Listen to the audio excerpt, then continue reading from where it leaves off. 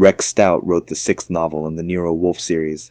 He called it Too Many Cooks. In this story, Wolfe faces perhaps the greatest challenge of his life, leaving home. But where he's going is no ordinary place. It's a gathering held once every 5 years, attended only by the 15 greatest chefs in the world, a place where reputations are everything, old rivalries run deep, and secrets are served alongside the finest food in existence. Then someone is murdered. And Wolfe, reluctant as ever, brilliant as always, must do what he does best, without his orchids, without his kitchen, and far, far from his beloved brownstone. One murder, 15 master chefs, and only one man who can find the truth. Welcome to Nero Wolfe Mysteries. Stay with us. The truth is closer than you think. Chapter 1. Walking up and down the platform alongside the train in the Pennsylvania station, having wiped the sweat from my brow, I lit a cigarette with the feeling that after it had calmed my nerves a little, I would be prepared to submit bids for a contract to move the Pyramid of Cheops from Egypt to the top of the Empire State Building with my bare hands, in a swimming suit, after what I had just gone through. But as I was drawing in the third puff, I was stopped by a tapping on a window I was passing, and, leaning to peer through the glass, I was confronted by a desperate glare from Nero Wolfe, from his seat in the bedroom which we had engaged in one of the new-style Pullmans, where I had at last got him deposited intact. He shouted at me through the closed window, "Archie, confound you! Get in here! They're going to start the train. You have the tickets!" I yelled back at him, "You said it was too close to smoke in there. It's only 9:32. I've decided not to go. Pleasant dreams." I sauntered on, tickets my eye. It wasn't tickets that bothered him. He was frantic with fear because he was alone on the train, and it might begin to move. He hated things that moved, and was fond of arguing that 9 times out of 10 the places that people were on their way to were no improvement whatever on those they were coming from. But by gum, I had got him to the station 20 minutes ahead of time, notwithstanding such items as 3 bags and 2 suitcases and 2 overcoats for a 4 days' absence in the month of April, Fritz Brenner standing on the stoop with tears in his eyes as we left the house, Theodore Horstman running out, after we had got Wolfe packed in the sedan, to ask a few dozen more questions about the orchids, and even tough little Saul Panzer, after dumping us at the station, choking off a tremolo as he told Wolfe goodbye. You might have thought we were bound for the stratosphere to shine up the moon and pick wild stars.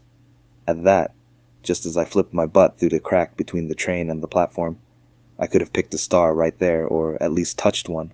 She passed by close enough for me to get a faint whiff of something that might have come from a perfume bottle but seemed only natural under the circumstances, and while her facial effect might have been technicolor, it too gave you the impression that it was intended that way from the outset, and needed no alterations. The one glance I got was enough to show that she was no factory job, but handmade throughout.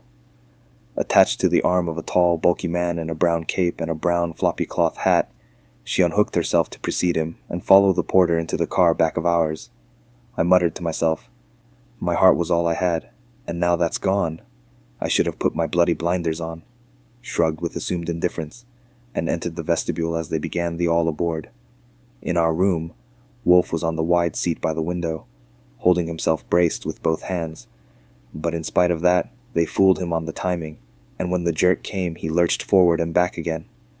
From the corner of my eye I saw the fury all over him. Decided it was better to ignore realities.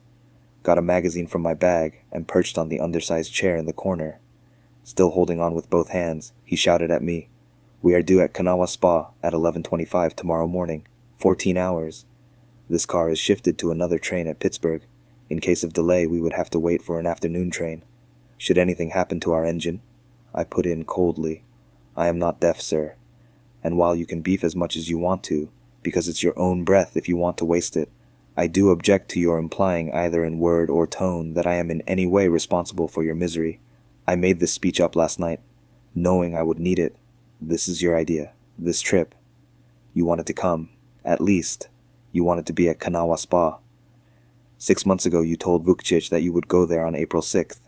Now you regret it. So do I. As far as our engine is concerned, they use only the newest and best on these crack trains, and not even a child. We had emerged from under the river and were gathering speed as we clattered through the Jersey yards. Wolfe shouted, "An engine has 2,309 moving parts." I put down the magazine and grinned at him, thinking I might as well. He had engine phobia, and there was no sense in letting him brood, because it would only make it worse for both of us. His mind had to be switched to something else. But before I could choose a pleasant subject to open up on, an interruption came which showed that while he may have been frantic with fear when I was smoking a cigarette on the platform, he had not been demoralized. There was a rap on the door, and it opened to admit a porter with a glass and 3 bottles of beer on a tray. He pulled out a trick stand for the glass and 1 bottle, which he opened, put the other 2 bottles in a rack with an opener, accepted currency from me in payment, and departed. As the train lurched on a curve, Wolfe scowled with rage. Then, as it took the straightaway again, he hoisted the glass and swallowed once, twice, 5 times, and set it down empty. He licked his lips for the foam, then wiped them with his handkerchief, and observed with no sign at all of hysterics. Excellent. I must remember to tell Fritz my first was precisely at temperature. You could wire him from Philadelphia. Thank you. I am being tortured and you know it. Would you mind earning your salary, Mr. Goodwin? By getting a book from my bag? Inside Europe, by John Gunther. I got the bag and fished it out. By the time the second interruption came, half an hour later, we were rolling smooth and swift through the night in Middle Jersey. The 3 beer bottles were empty. Wolfe was frowning at his book, but actually reading, as I could tell by the pages he turned, and I had waited nearly to the end of an article on collation of evidence in the Journal of Criminology. I hadn't got much from it, because I was in no condition to worry about collating evidence, on account of my mind being taken up with the problem of getting Nero Wolfe undressed. At home, of course, he did it himself, and equally, of course, I wasn't under contract as a valet, being merely secretary, bodyguard, office manager, assistant detective, and goat. But the fact remained that in 2 hours it would be midnight, and there he was with his pants on, and someone was going to have to figure out a way of getting them off without upsetting the train. Not that he was clumsy, but he had had practically no practice at balancing himself while on a moving vehicle, and to pull pants from under him as he lay was out of the question, since he weighed something between 250 and a ton. He had never, so far as I knew, been on a scale, so it was anybody's guess. I was guessing high that night, on account of the problem I was confronted with, and was just ready to settle on 310 as a basis for calculations, when there was a knock on the door and I yelled, "Come in." It was Marko Vukcic. I had known he would be on our train, through a telephone conversation between him and Wolfe a week before, but the last time I had seen him was when he had dined with us at Wolfe's house early in March, a monthly occurrence. He was one of the only 2 men whom Wolfe called by their first names, apart from employees. He closed the door behind him and stood there, not fat but huge, like a lion upright on its hind legs, with no hat covering his dense tangle of hair. Wolfe shouted at him, "Marko, haven't you got a seat or a bed somewhere? Why the devil are you galloping around in the bowels of this monster?" Vukcic showed magnificent white teeth in a grin. "Nero, you damn old hermit. I am not a turtle in aspic like you. Anyhow, you are really on the train. What a triumph. I have found you, and also a colleague, in the next car back, whom I had not seen for 5 years. I have been talking with him, and suggested he should meet you. He would be glad to have you come to his compartment." Wolfe compressed his lips. "That, I presume, is funny. I am not an acrobat. I shall not stand up until this thing is stopped and the engine unhooked." "Then how?" Vukcic laughed, and glanced at the pile of luggage. "But you seem to be provided with equipment. I did not really expect you to move, so instead, I'll bring him to you. If I may, that really is what I came to ask." "Now?" "This moment." Wolfe shook his head. "I beg off, Marko. Look at me. I am in no condition for courtesy or conversation." "Just briefly, then, for a greeting." "I have suggested it." "No, I think not. Do you realize that if this thing suddenly stopped, for some obstacle or some demoniac whim, we should all of us continue straight ahead at 80 miles an hour? Is that a situation for social niceties?" He compressed his lips again, and then moved them to pronounce firmly, "Tomorrow." Vukcic, probably almost as accustomed as Wolfe to having his own way, tried to insist, but it didn't get him anywhere. He tried to kid him out of it, but that didn't work either. I yawned. Finally, Vukcic gave it up with a shrug. "Tomorrow, then. If we meet no obstacle and are still alive. I'll tell Baron you have gone to bed." "Baron?" Wolfe sat up, and even relaxed his grip on the arm of his seat. "Not Jerome, Baron?" "Certainly. He is one of the 15. "Bring him." Wolfe half closed his eyes. "By all means. I want to see him." "Why the devil didn't you say it was Baron?" Vukcic waved a hand and departed. In 3 minutes he was back, holding the door open for his colleague to enter, only it appeared to be 2 colleagues. The most important one, from my point of view, entered first. She had removed her wrap, but her hat was still on, and the odor, faint and fascinating, was the same as when she had passed me on the station platform. I had a chance now to observe that she was as young as Love's Dream, and her eyes looked dark purple in that light, and her lips told you that she was a natural but reserved smiler. Wolfe gave her a swift, astonished glance, then transferred his attention to the tall, bulky man behind her, whom I recognized even without the brown cape and the floppy cloth hat. Vukcic had edged around. "Mr. Nero Wolfe, Mr. Goodwin, Mr. Jerome Baron, his daughter, Miss Constanza Baron." After a bow, I let them amplify the acknowledgments, while I steered the seating in the desired direction. It ended with the 3 big guys on the seats, and Love's Dream on the undersized chair with me, on a suitcase beside it. Then I realized that was bad staging, and shifted across with my back to the wall so I could see it better. She had favored me with one friendly, innocent smile, and then let me be. From the corner of my eye, I saw Wolfe wince as Vukcic got a cigar going, and Jerome Baron filled up a big old black pipe and lit it behind clouds. Since I had learned this was her father, I had nothing but friendly feelings for him. He had black hair with a good deal of gray in it, a trimmed beard with even more gray, and deep eyes, bright and black. He was telling Wolfe, "No, this is my first visit to America. Already I see the nature of her genius. No drafts on this train at all. None. And a motion as smooth as the sail of a gull. Marvelous." Wolfe shuddered, but he didn't see it. He went on. "But he had given me a scare with his first visit to America." I leaned forward and muttered at the dream star, "Can you talk English?" She smiled at me. "Oh yes, very much. We lived in London 3 years. My father was at the Tarleton." "Okay." I nodded and settled back for a better focus. I was reflecting, it only goes to show how wise I was not to go into harness with any of the temptations I have been confronted with previously. If I had, I would be gnashing my teeth now. So the thing to do is to hold everything until my teeth are too old to be gnashed. But there was no law against looking. Her father was saying, "I understand from Vukcic that you are to be Servan's guest. Then the last evening will be yours. This is the first time an American has had that honor. In 1932, in Paris, when Armand Fleury was still alive and was our dean, it was the Premier of France who addressed us. In 1927, it was Farid Kalda, who was not then a professional. Vukcic tells me you are an agent de sûreté." "Really?" He surveyed Wolfe's area. Wolfe nodded. "But not precisely. I am not a policeman. I am a private detective. I entrap criminals and find evidence to imprison them or kill them, for hire." "Marvelous. Such dirty work." Wolfe lifted his shoulders half an inch for a shrug, but the train jiggled him out of it. He directed a frown, not at Baron, but at the train. "Perhaps. Each of us finds an activity he can tolerate. The manufacturer of baby carriages caught himself in the system's web, and with no monopoly of greed, entraps his workers in the toils of his necessity. Dolichocephalic patriots and brachycephalic patriots kill each other, and the brains of both rot before their statues can get erected. A garbage man collects table refuse, while a senator collects evidence of the corruption of highly placed men. Might one not prefer the garbage as less unsavory? Only the table scavenger gets less pay. That is the real point. I do not soil myself cheaply. I charge high fees." Baron passed it. He chuckled. "But you are not going to discuss table refuse for us, are you?" "No. Mr. Servan has invited me to speak on, as he stated, the subject, Contributions Américaines à la haute cuisine." "Bah!" Baron snorted.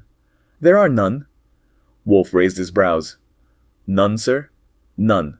I am told there is good family cooking in America. I haven't sampled it.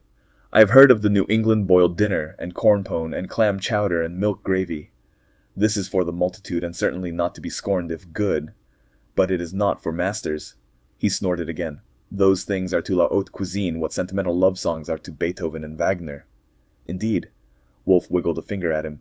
Have you eaten terrapins stewed with butter and chicken broth and sherry? No.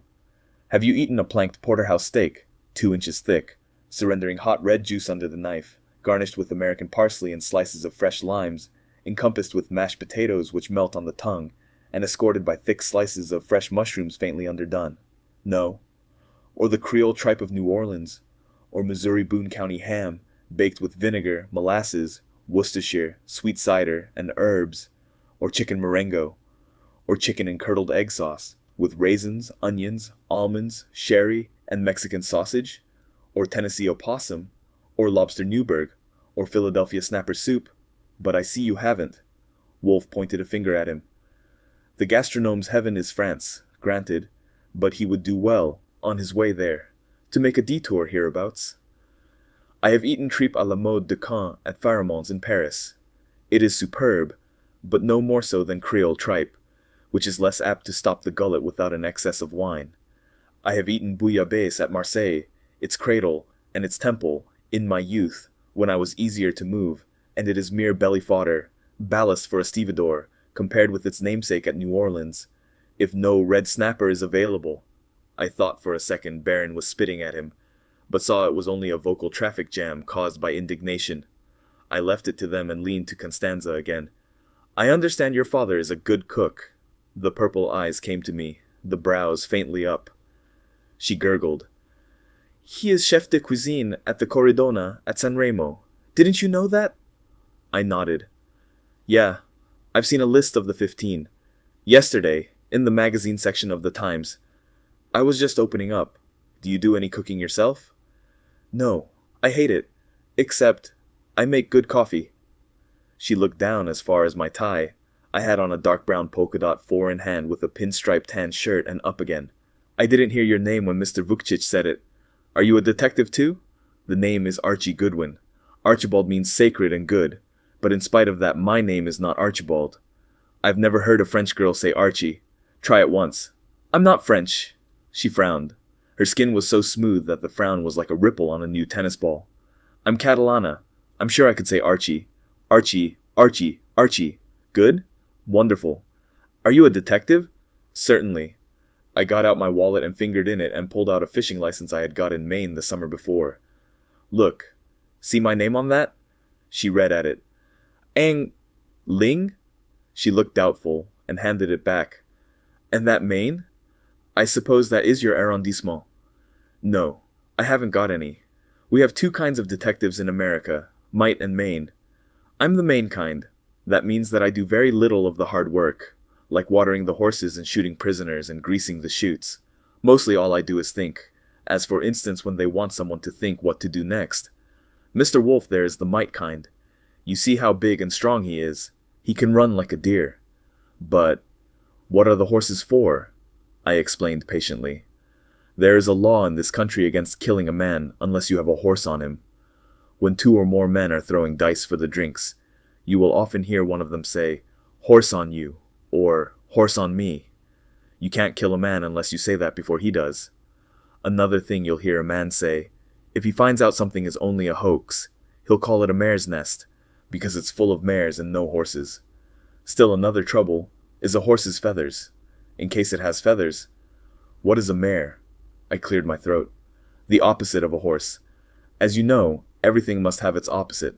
There can't be a right without a left, or a top without a bottom, or a best without a worst. In the same way, there can't be a mare without a horse, or a horse without a mare. If you were to take, say, 10 million horses, I was stopped, indirectly, by Wolfe. I had been too interested in my chat with the Catalana girl to hear the others talk. What interrupted me was Vukcic rearing himself up and inviting Miss Barron to accompany him to the club car. It appeared that Wolfe had expressed a desire for a confidential session with her father, and I put the eye on him, wondering what kind of a charade he was arranging. One of his fingers was tapping gently on his knee, so I knew it was a serious project.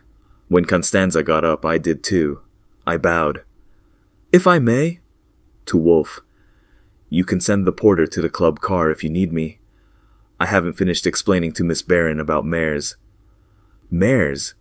Wolfe looked at me suspiciously. There is no information she can possibly need about mares which Marco can't supply.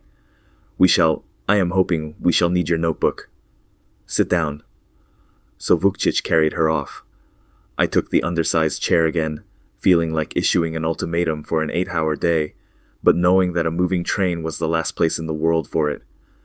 Vukcic was sure to disillusion her about the horse lesson, and might even put a crimp in my style for good. Baron had filled his pipe again. Wolfe was saying, in his casual tone that meant look out for an attack in force, I wanted, for one thing, to tell you of an experience I had 25 years ago. I trust it won't bore you. Baron grunted. Wolfe went on. It was before the war, in Figueres. Baron removed his pipe. Huh, so? Yes, I was only a youngster, but even so, I was in Spain on a confidential mission for the Austrian government. The track of a man led me to Figueres, and at 10 o'clock, one evening, having missed my dinner, I entered a little inn at a corner of the plaza and requested food. The woman said there was not much, and brought me wine of the house, bread, and a dish of sausages. Wolfe leaned forward. Sir, Lucullus never tasted sausage like that, nor Brilla Savarin. Nor did Vatel or Escoffier ever make any. I asked the woman where she got it. She said her son made it. I begged for the privilege of meeting him. She said he was not at home. I asked for the recipe. She said no one knew it but her son. I asked his name. She said Jerome Baron. I ate 3 more dishes of it, and made an appointment to meet the son at the inn the next morning. An hour later, my quarry made a dash for Port Vandres, where he took a boat for Algiers, and I had to follow him.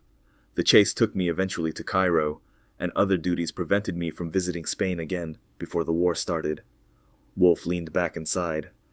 I can still close my eyes and taste that sausage. Baron nodded, but he was frowning. A pretty story, Mr. Wolfe. A real tribute, and thank you. But of course saucisse minuit. It was not called saucisse minuit then. It was merely sausage of the house in a little inn in a little Spanish town. That is my point, my effort to impress you. In my youth, without a veteran palate, under trying circumstances, in an obscure setting, I recognized that sausage as high art. I remember well, the first one I ate, I suspected, and feared that it was only an accidental blending of ingredients carelessly mixed, but the others were the same, and all those in the subsequent 3 dishes. It was genius. My palate hailed it in that place. I am not one of those who drive from Nice or Monte Carlo to the Corridona at San Remo for lunch, because Jerome Baron is famous, and Saucisse Minuit is his masterpiece. I did not have to wait for fame to perceive greatness. If I took that drive, it would be not to smirk, but to eat. Baron was still frowning. He grunted. I cook other things besides sausages. Of course. You are a master. Wolfe wiggled a finger at him. I seem to have somehow displeased you. I must have been clumsy, because this was supposed to be a preamble to a request. I won't discuss your consistent refusal, for 20 years, to disclose the recipe for that sausage. A chef de cuisine has himself to think of as well as humanity. I am acquainted of the efforts that have been made to imitate it all failures. I can... Failures? Baron snorted. Insults! Crimes! To be sure, I agree. I can see that it is reasonable of you to wish to prevent the atrocities that would be perpetrated in 10,000 restaurant kitchens all over the world if you were to publish that recipe. There are a few great cooks, a sprinkling of good ones, and a pestiferous host of bad ones. I have in my home a good one, Mr. Fritz Brenner. He is not inspired, but he is competent and discriminating. He is discreet, and I am too. I beseech you, this is the request I have been leading up to. I beseech you, tell me the recipe for saucisse minuit. God above! Baron nearly dropped his pipe. He gripped it and stared. Then he laughed. He threw up his hands and waved them around, and shook all over, and laughed as if he never expected to hear a joke again, and would use it all up on this one. Finally he stopped, and stared in scorn. To you? He wanted to know. It was a nasty tone. Especially was it nasty, coming from Constanza's father. Wolfe said quietly, Yes, sir. To me. I would not abuse the confidence. Wolfe said quietly, Yes, sir. To me. I would not abuse the confidence. I would impart it to no one. It would be served to no one except Mr. Goodwin and myself. I do not want it for display. I want it to eat. I have. God above. Astounding. You really think? No, I don't think. I merely ask. You would, of course, want to investigate me. I would pay the expense of that. I have never violated my word. In addition to the expense, I would pay $3,000. I recently collected a sizable fee. Ha! I have been offered 500,000 francs. For commercial purposes. This is for my guaranteed private use. It will be made under my own roof, and the ingredients bought by Mr. Goodwin, whom I warrant immune to corruption. I have a confession to make. 4 times, from 1928 to 1930, when you were at the Tarleton, a man in London went there, ordered saucisse minuet, took away some in his pocket, and sent it to me. I tried analysis my own, a food expert's, a chef's, a chemist's. The results were utterly unsatisfactory. Apparently it is a combination of ingredients and method. I have, Baron demanded with a snarl. Was it Lassio? Lassio? Philip Lassio. He said it as if it were a curse. You said you had an analysis by a chef. Oh, not Lassio. I don't know him. I have confessed that attempt to show you that I was zealous enough to try to surprise your secret, but I shall keep inviolate an engagement not to betray it. I confess again. I agreed to this outrageous journey, not only because of the honor of the invitation. Chiefly my purpose was to meet you. I have only so long to live, so many books to read, so many ironies to contemplate, so many meals to eat. He sighed, half closed his eyes, and opened them again. $5,000. I detest haggling. No. Baron was rough. Did Vukcic know of this? Was it for this he brought me? Sir, if you please, I have spoken of confidence. This enterprise has been mentioned to no one. I began by beseeching you. I do so again. Will you oblige me? No? Under no conditions? No. Wolfe sighed, clear to his belly. He shook his head. I am an ass. I should never have tried this on the train. I am not myself. He reached for the button on the casing. Would you like some beer? No. Baron snorted. I am wrong. I mean, yes. I would like beer. Good. Wolfe leaned back and closed his eyes. Baron got his pipe lit again. The train bumped over a switch and swayed on a curve, and Wolfe's hand groped for the arm of his seat and grasped it. The porter came and received the order, and soon afterward was back again with glasses and bottles, and served, and again I coughed up some jack. I sat and made pictures of sausages on a blank page of my expense book as the beer went down. Wolfe said, Thank you, sir, for accepting my beer. There is no reason why we should not be amicable. I seem to have put the wrong foot forward with you. Even before I made my request, while I was relating a tale which could have been only flattering to you, you had a hostile eye. You growled at me. What was my misstep? Baron smacked his lips as he put down his empty glass, and his hand descended in an involuntary movement for the comer of an apron that wasn't there. He reached for a handkerchief and used it, leaned forward and tapped a finger on Wolfe's knee, and told him with emphasis, You live in the wrong country. Wolfe lifted his brows. Yes? Wait till you taste Terrapin, Maryland, or even, if I may say so, oyster pie a la Nero Wolfe, prepared by Fritz Brenner. In comparison with American oysters, those of Europe are mere blobs of coppery protoplasm. I don't speak of oysters.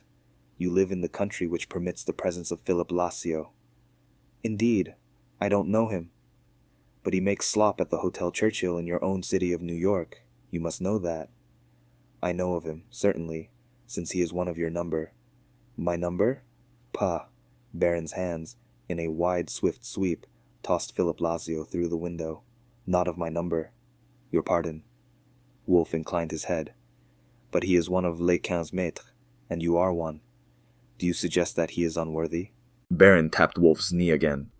I grinned as I saw Wolfe, who didn't like being touched, concealing his squirm for the sake of sausages. Baron said slowly through his teeth, Lassio is worthy of being cut into small pieces and fed to pigs. But no, that would render the hams inedible. Merely cut into pieces. He pointed to a hole in the ground. And buried. I tell you, I have known Lassio many years. He is maybe a Turk? No one knows. No one knows his name. He stole the secret of Rognons aux Montagnes in 1920 from my friend Zelota of Tarragona and claimed the creation. Zalota will kill him. He has said so. He has stolen many other things. He was elected one of les 15 maîtres in 1927, in spite of my violent protest. His young wife, have you seen her? She is Dina, the daughter of Domenico Rossi of the Empire Café in London. I have had her many times on this knee. He slapped the knee. As you no doubt know, your friend Vukcic married her, and Lazio stole her from Vukcic. Vukcic will kill him, undoubtedly. Only he waits too long. Baron shook both fists. He is a dog, a snake. He crawls in slime. You know Leon Blanc, our beloved Leon, once great? You know he is now stagnant in an affair of no reputation called the Willow Club in a town by the name of Boston? You know that for years your Hotel Churchill in New York was distinguished by his presence as chef de cuisine. You know that Lazio stole that position from him, by insinuation, by lies, by chicanery, stole it. Dear old Leon will kill him. Positively. Justice demands it, Wolfe murmured. Thrice dead, Lazio. Do other deaths await him? Baron sank back and quietly growled. They do. I will kill him myself. Indeed. He stole from you too? He has stolen from everyone. God apparently created him to steal. Let God defend him. Baron sat up. I arrived in New York Saturday, on the Rex. That evening I went with my daughter to dine at the Churchill, driven by an irresistible hatred. We went to a salon which Lazio calls the resort room. I don't know where he stole the idea. The waiters wear the liveries of the world-famous resorts, each one different. Shepherds of Cairo, Les Figuiers of Juan Les Pins, the Continental of Biarritz, the Del Monte of your California, the Kanawha Spa where this train carries us, many of them. Dozens. Everything is big here. We sat at a table, and what did I see? A waitera waiter, carrying Lazio slop in the livery of my own Corridona. Imagine it. I would have rushed to him and demanded that he take it off. I would have torn it from him with these hands. He shook them violently at Wolfe's face. But my daughter held me. She said I must not disgrace her. But my own disgrace? No matter. That? Wolfe shook his head, visibly, in sympathy, and reached to pour beer. Baron went on. Luckily his table was far from us, and I turned my back on it. But wait, hear this. I looked at the menu. Fourth of the entrees. What did I see? What? Not, I hope, saucisse minuet. Yes, I did. Printed fourth of the entrees. Of course I had been informed of it before. I knew that Lazio had for years been serving minced leather spiced with God knows what, and calling it saucisse minuet, but to see it printed there, as on my own menu, the whole room, the tables and chairs, all those liveries, danced before my eyes. Had Lazio appeared at that moment, I would have killed him with these hands. But he did not. I ordered 2 portions of it from the waiter. My voice trembled as I pronounced it. It was served on porcelain bay, and looked like, I shall not say what. This time I gave my daughter no chance to protest. I took the services, one in each hand, arose from my chair, and with calm deliberation turned my wrists and deposited the vile mess in the middle of the carpet. Naturally, there was comment. My waiter came running. I took my daughter's arm and departed. We were intercepted by a chef de garçon. I silenced him.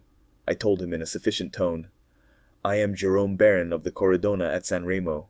Bring Philip Lazio here and show him what I have done, but keep me from his throat. I said little more.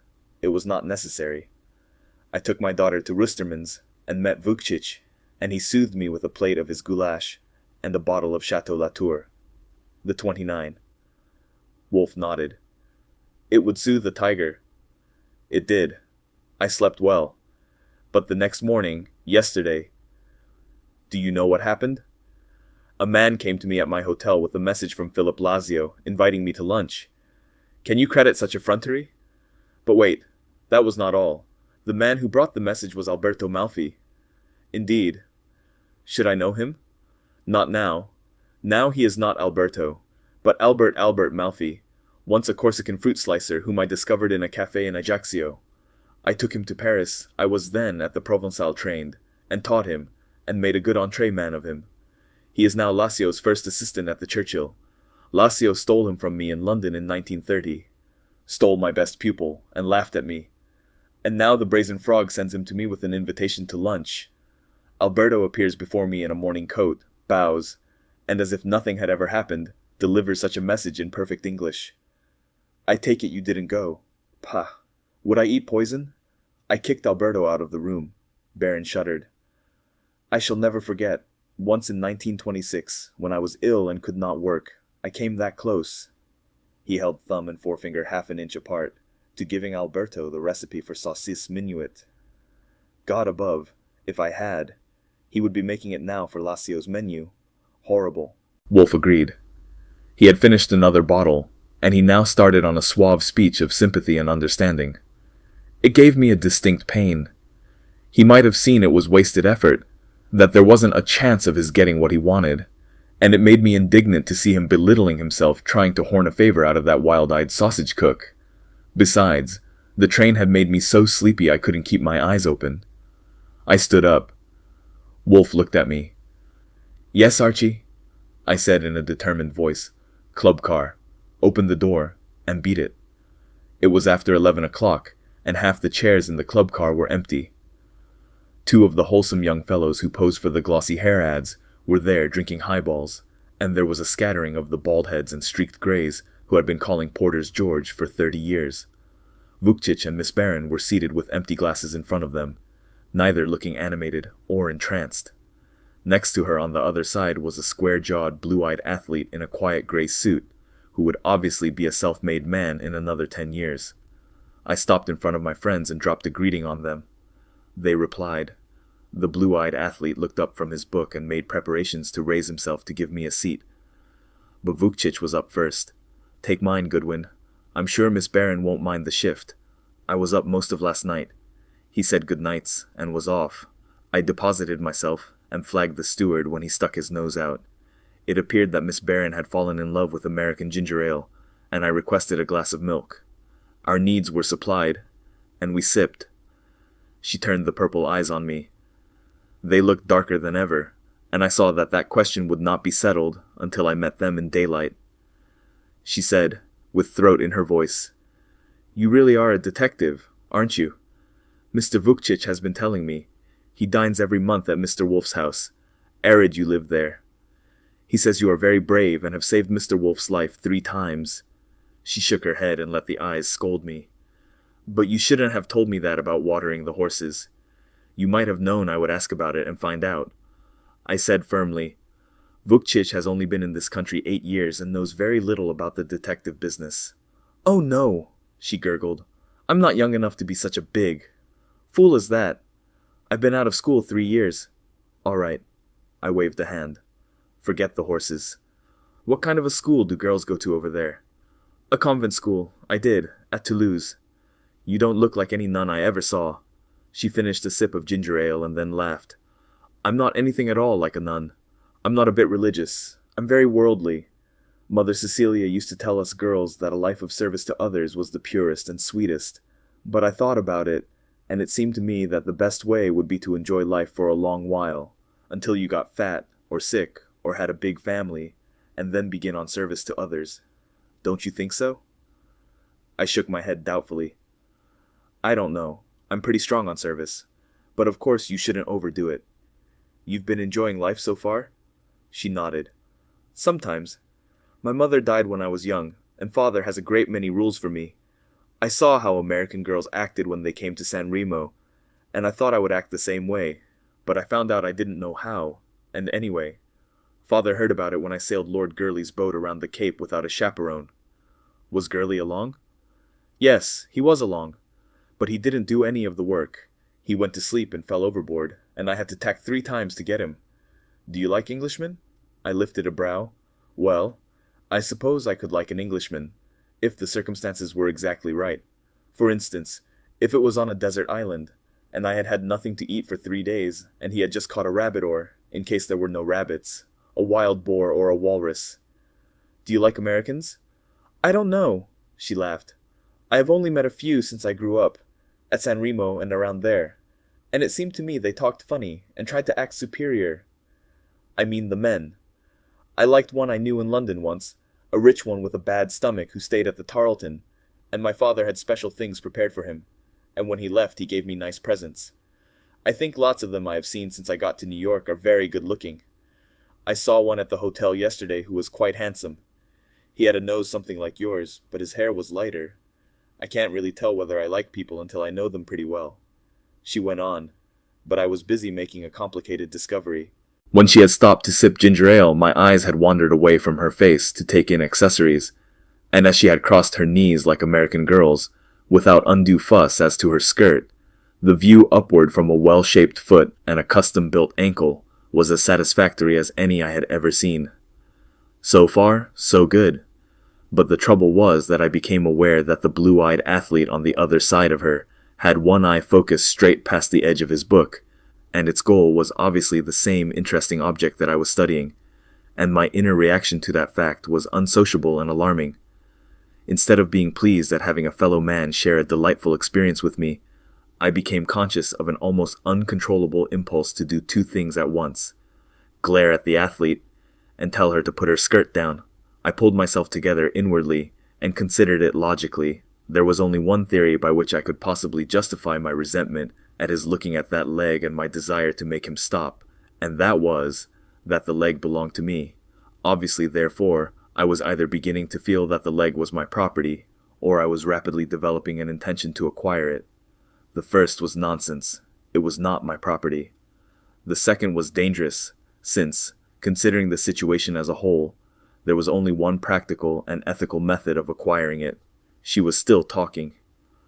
I gulped down the rest of the milk, which was not my habit, waited for an opening, and then turned to her without taking the risk of another dive into the dark purple eyes. "Absolutely," I said. "It takes a long time to know people. How are you going to tell about anyone until you know them? Take love at first sight, for instance. It's ridiculous. That's not love. It's just an acute desire to get acquainted. I remember the first time I met my wife, out on Long Island. I hit her with my roadster. She wasn't hurt much, but I lifted her in and drove her home. It wasn't until after she sued me for $20,000 damages that I fell in what you might call love with her. Then the inevitable happened, and the children began to come. Clarence and Merton and Isabel and Melinda and Patricia and... I thought Mr. Vukcic said you weren't married." I waved a hand. "I'm not intimate with Vukcic. He and I have never discussed family matters. Did you know that in Japan it is bad form to mention your wife to another man, or to ask him how his is? It would be the same as if you told him he was getting bald or asked him if he could still reach down to pull his socks on." "Then you are married?" "I sure am. Very happily." "What are the names of the rest of the children?" "Well, I guess I told you the most important ones. The others are just tots." I chattered on, and she chattered back, in the changed atmosphere, with me feeling like a man just dragged back from the edge of a perilous cliff, but with sadness in it too. Pretty soon something happened. I wouldn't argue about it. I am perfectly willing to admit the possibility that it was an accident, but all I can do is describe it as I saw it. As she sat talking to me, her right arm was extended along the arm of her chair on the side next to the blue-eyed athlete, and in that hand was her half-full glass of ginger ale. I didn't see the glass begin to tip, but it must have been gradual and unobtrusive, and I'll swear she was looking at me. When I did see it, it was too late. The liquid had already begun to trickle onto the athlete's quiet gray trousers. I interrupted her and reached across to grab the glass. She turned and saw it, and let out a gasp. The athlete turned red and went for his handkerchief. As I say, I wouldn't argue about it. Only it was quite a coincidence that 4 minutes after she found out that one man was married, she began spilling ginger ale on another one. "Oh, I hope does it stain? Si gauche. I am so sorry. I wasn't thinking. I wasn't looking." The athlete. "Quite all right. Really, really right. All kite it didn't stain." More of the same. I enjoyed it. But he was quick on the recovery, for in a minute he quit talking Chinese, collected himself, and spoke to me in his native tongue. "No damage at all, sir. You see there isn't." "Really? Permit me. My name is Tolman. Barry Tolman, prosecuting attorney of Marlin County, West Virginia." So, he was a trouble vulture and a politician. But, in spite of the fact that most of my contacts with prosecuting attorneys had not been such as to induce me to keep their photographs on my dresser, I saw no point in being churlish. I described my handle to him, and presented him to Constanza, and offered to buy a drink as compensation for us spilling one on him. For myself, another milk, which would finish my bedtime quota. When it came, I sat and sipped it, and restrained myself from butting in on the progress of the new friendship that was developing on my right, except for occasional grunts to show that I wasn't sulking. By the time my glass was half empty, Mr. Barry Tolman was saying, "I heard you, forgive me, but I couldn't help hearing. I heard you mention San Remo. I've never been there. I was at Nice and Monte Carlo back in 1931, and someone, I forget who, told me I should see San Remo because it was more beautiful than any other place on the Riviera, but I didn't go. Now, I can well believe it. Oh, you should have gone." There was throat in her voice again, and it made me happy to hear it. "The hills and the vineyards and the sea. Yes, of course. I'm very fond of scenery. Aren't you, Mr. Goodwin? Fond of—" There was a concussion of the air, and a sudden obliterating roar as we thundered past a train on the adjoining track. It ended. "Fond of scenery?" "You bet."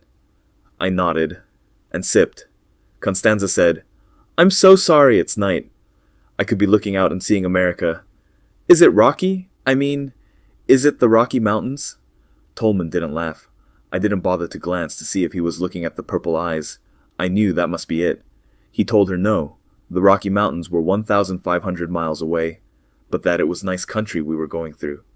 He said he had been in Europe 3 times, but that, on the whole, there was nothing there, except, of course, the historical things, that could compare with the United States. Right where he lived, in West Virginia, there were mountains that he would be willing to put alongside Switzerland and let anyone take their pick. He had never seen anything anywhere as beautiful as his native valley, especially the spot in it where they had built Kanawha Spa, the famous resort. That was in his county. Constanza exclaimed, "But that's where I'm going. Of course it is. Kanawha Spa." I hope so." His cheek showed red. "I mean, 3 of these Pullmans are Kanawha Spa cars, and I thought it possible I might have a chance of meeting you, though of course I'm not in the social life there. And then we met on the train. Of course, I won't be there very long, but since you think it's nicer than Europe, I can hardly wait to see it.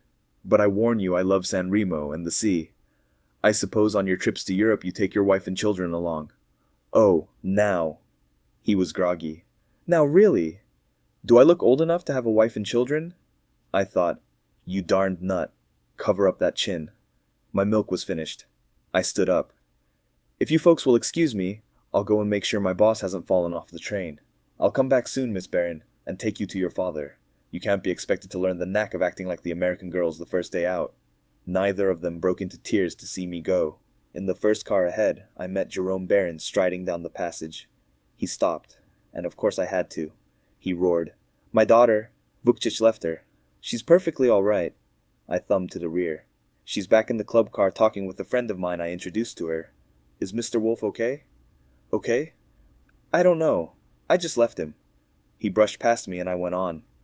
Wolfe was alone in the room, still on the seat, the picture of despair, gripping with his hands, his eyes wide open. I stood and surveyed him. I said, "See America first. Come and play with us in vacation land, not a draft on the train and sailing like a gull." He said, "Shut up." He couldn't sit there all night. The time had come when it must be done. I rang the bell for the porter to do the bed. Then I went up to him. But no. I remember in an old novel I picked up somewhere, it described a lovely young maiden going into her bedroom at night and putting her lovely fingers on the top button of her dress, and then it said, "But now we must leave her. There are some intimacies which you and I, dear reader, must not venture to violate. Some girlish secrets which we must not betray to the vulgar gaze. Night has drawn its protecting veil. Let us draw ours. Okay by me." Chapter 2, I said. I wouldn't have thought this was a job for a house dick, watching for a kid to throw stones, especially a ritzy house dick like you. Gershom Odell spit through his teeth at a big fern 10 feet away from where we sat on a patch of grass. "It isn't. But I told you, these birds pay from $15 to $50 a day to stay at this caravansary and to write letters on Kanawha Spa stationery, and they don't like to have niggers throwing stones at them when they go horseback riding. I didn't say a kid, I said a nigger. They suspect it was one that got fired from the garage about a month ago." The warm sun was on me through a hole in the trees, and I yawned. I asked, to show I wasn't bored, "You say it happened about here?" He pointed. "Over yonder, from the other side of the path. It was old Chrysler that got it both times, you know. The fountain pen Chrysler. His daughter married Ambassador Willits." There were sounds from down the way. Soon the hoofbeats were plainer, and in a minute, a couple of genteel but good-looking horses came down the path from around a curve and trotted by, close enough so that I could have tripped them with a fishing pole. On one of them was a dashing chap in a loud check jacket, and on the other, a dame plenty old and fat enough to start on service to others any time the spirit moved her. Odell said, "That was Mrs. James Frank Osborne, the Baltimore Osborne, ships and steel, and Dale Chatwin, a good bridge player on the make. See him worry his horse? He can't ride worth a damn." "Yeah? I didn't notice. You sure are right there on the social list." "Got to be, on this job." He spit at the fern again, scratched the back of his head, and plucked a blade of grass and stuck it in his mouth. "I guess 9 out of 10 that come to this joint, I know 'em without being told. Of course, sometimes they're strangers. For instance, take your crowd. Who the hell are they? I understand they're a bunch of good cooks that the chef invited. Looks funny to me.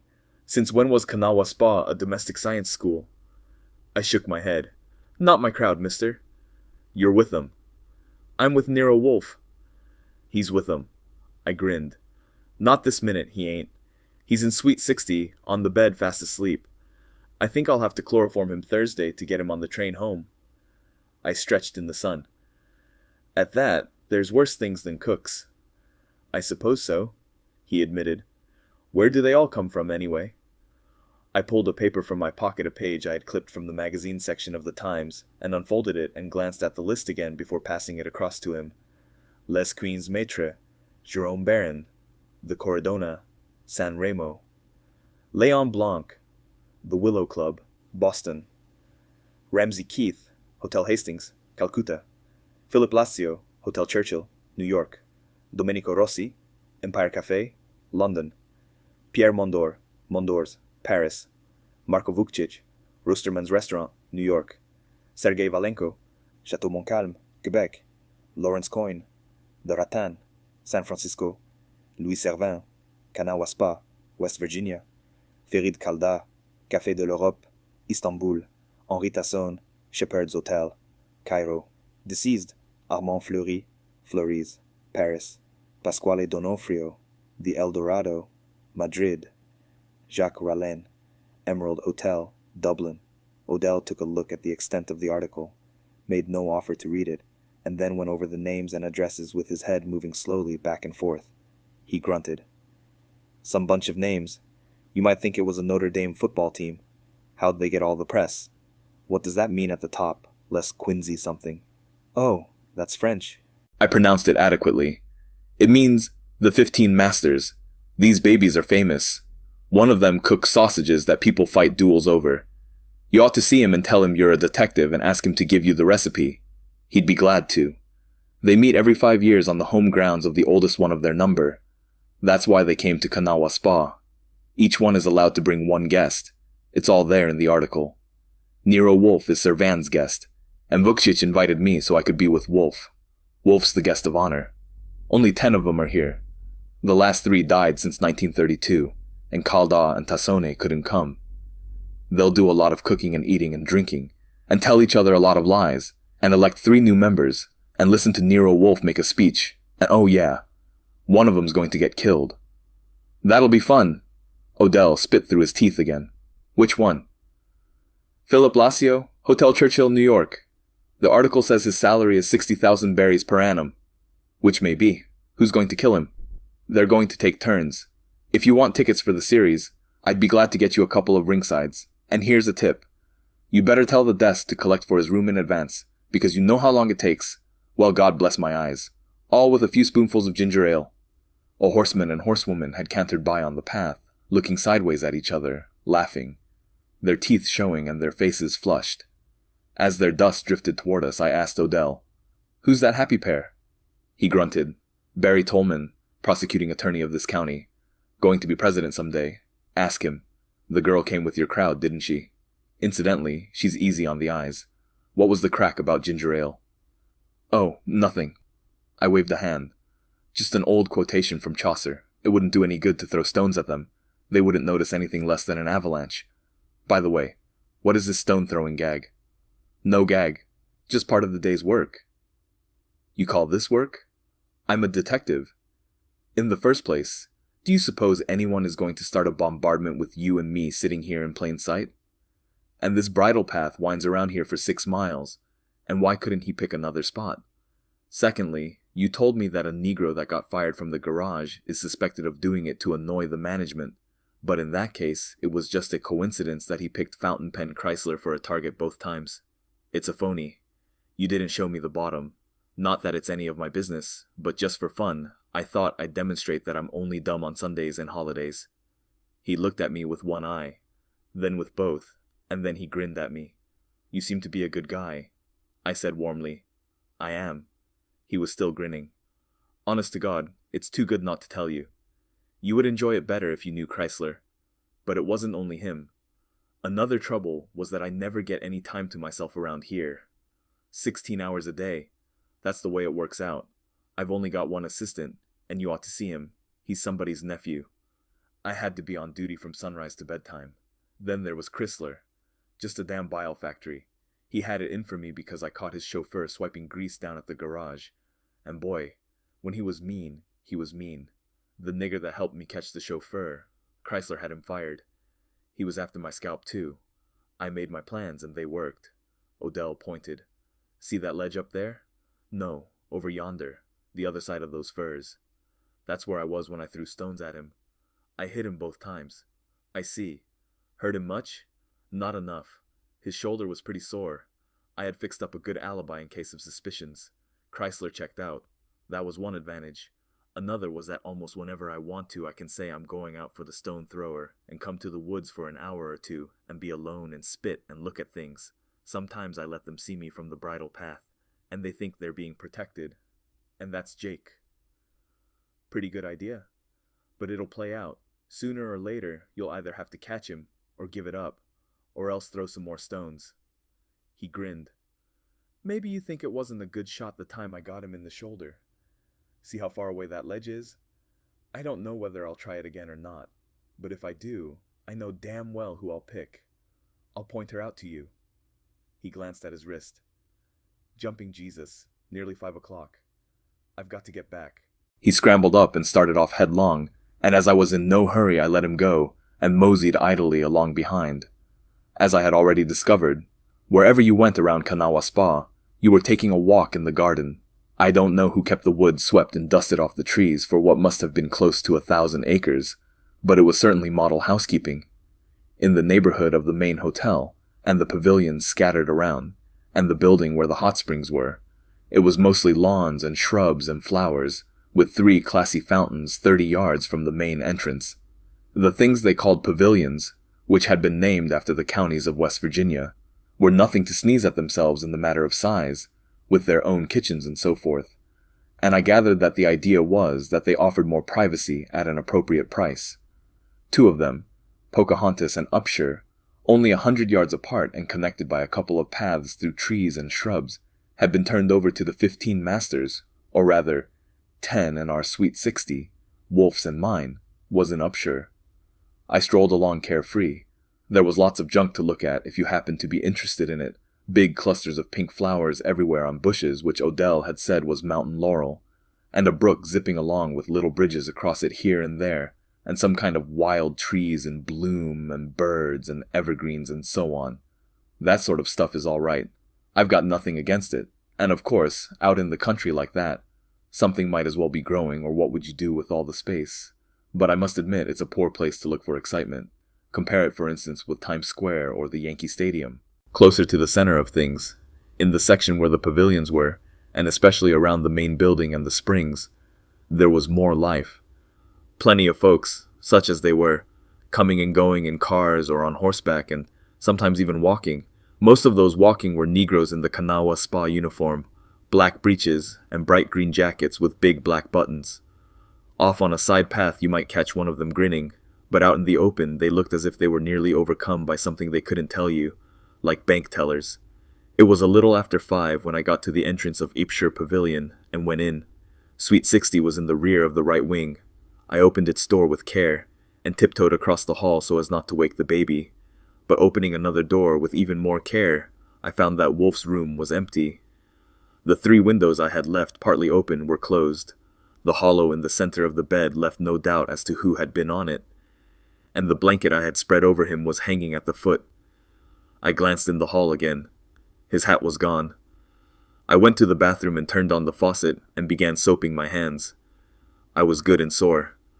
For 10 years I had been accustomed to being as sure of finding Nero Wolfe where I had left him as if he had been the Statue of Liberty, unless his house had burned down, and it was upsetting, not to mention humiliating, to find him flitting around like a hummingbird for a chance to lick the boots of a Dago sausage cook.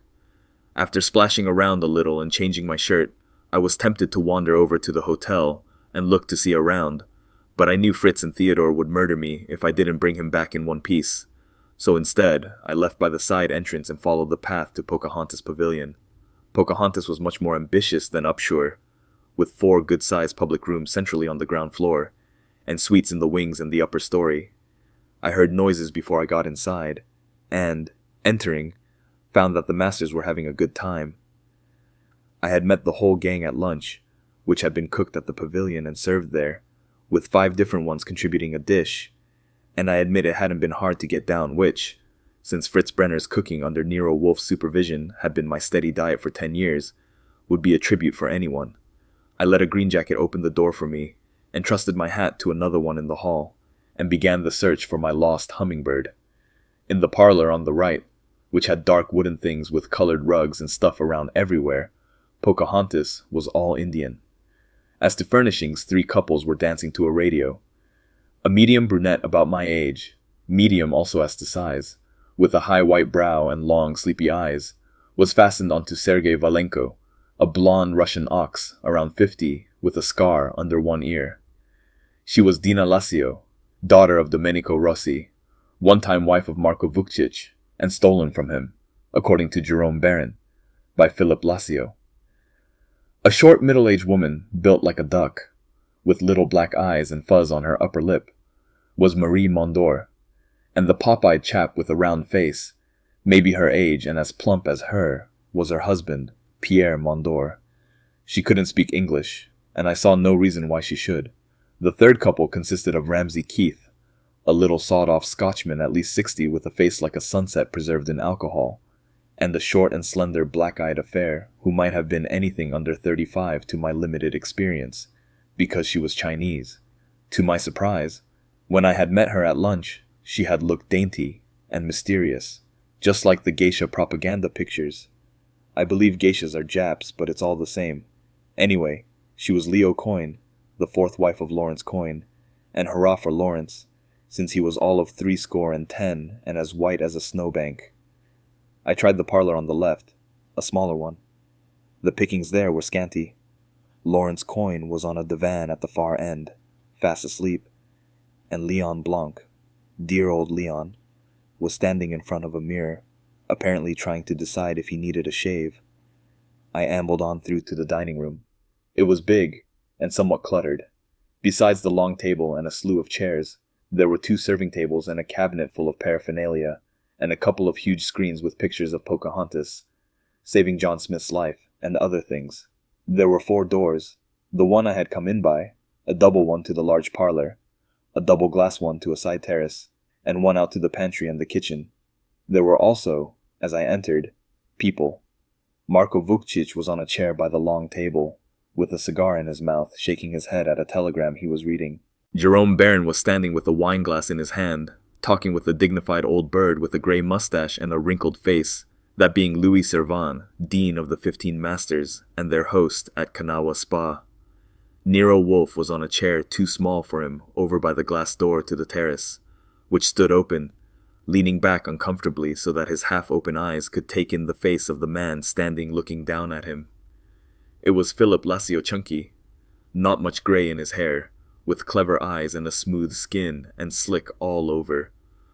Alongside Wolfe's chair was a little stand with a glass and a couple of beer bottles, and at his other elbow, almost sitting on his knee, with a plate of something in her hand, was Lisette Putty. Lisette was as cute as they come, and had already made friends, in spite of a question of irregularity regarding her status. She was the guest of Ramsay Keith, who, coming all the way from Calcutta, had introduced her as his niece.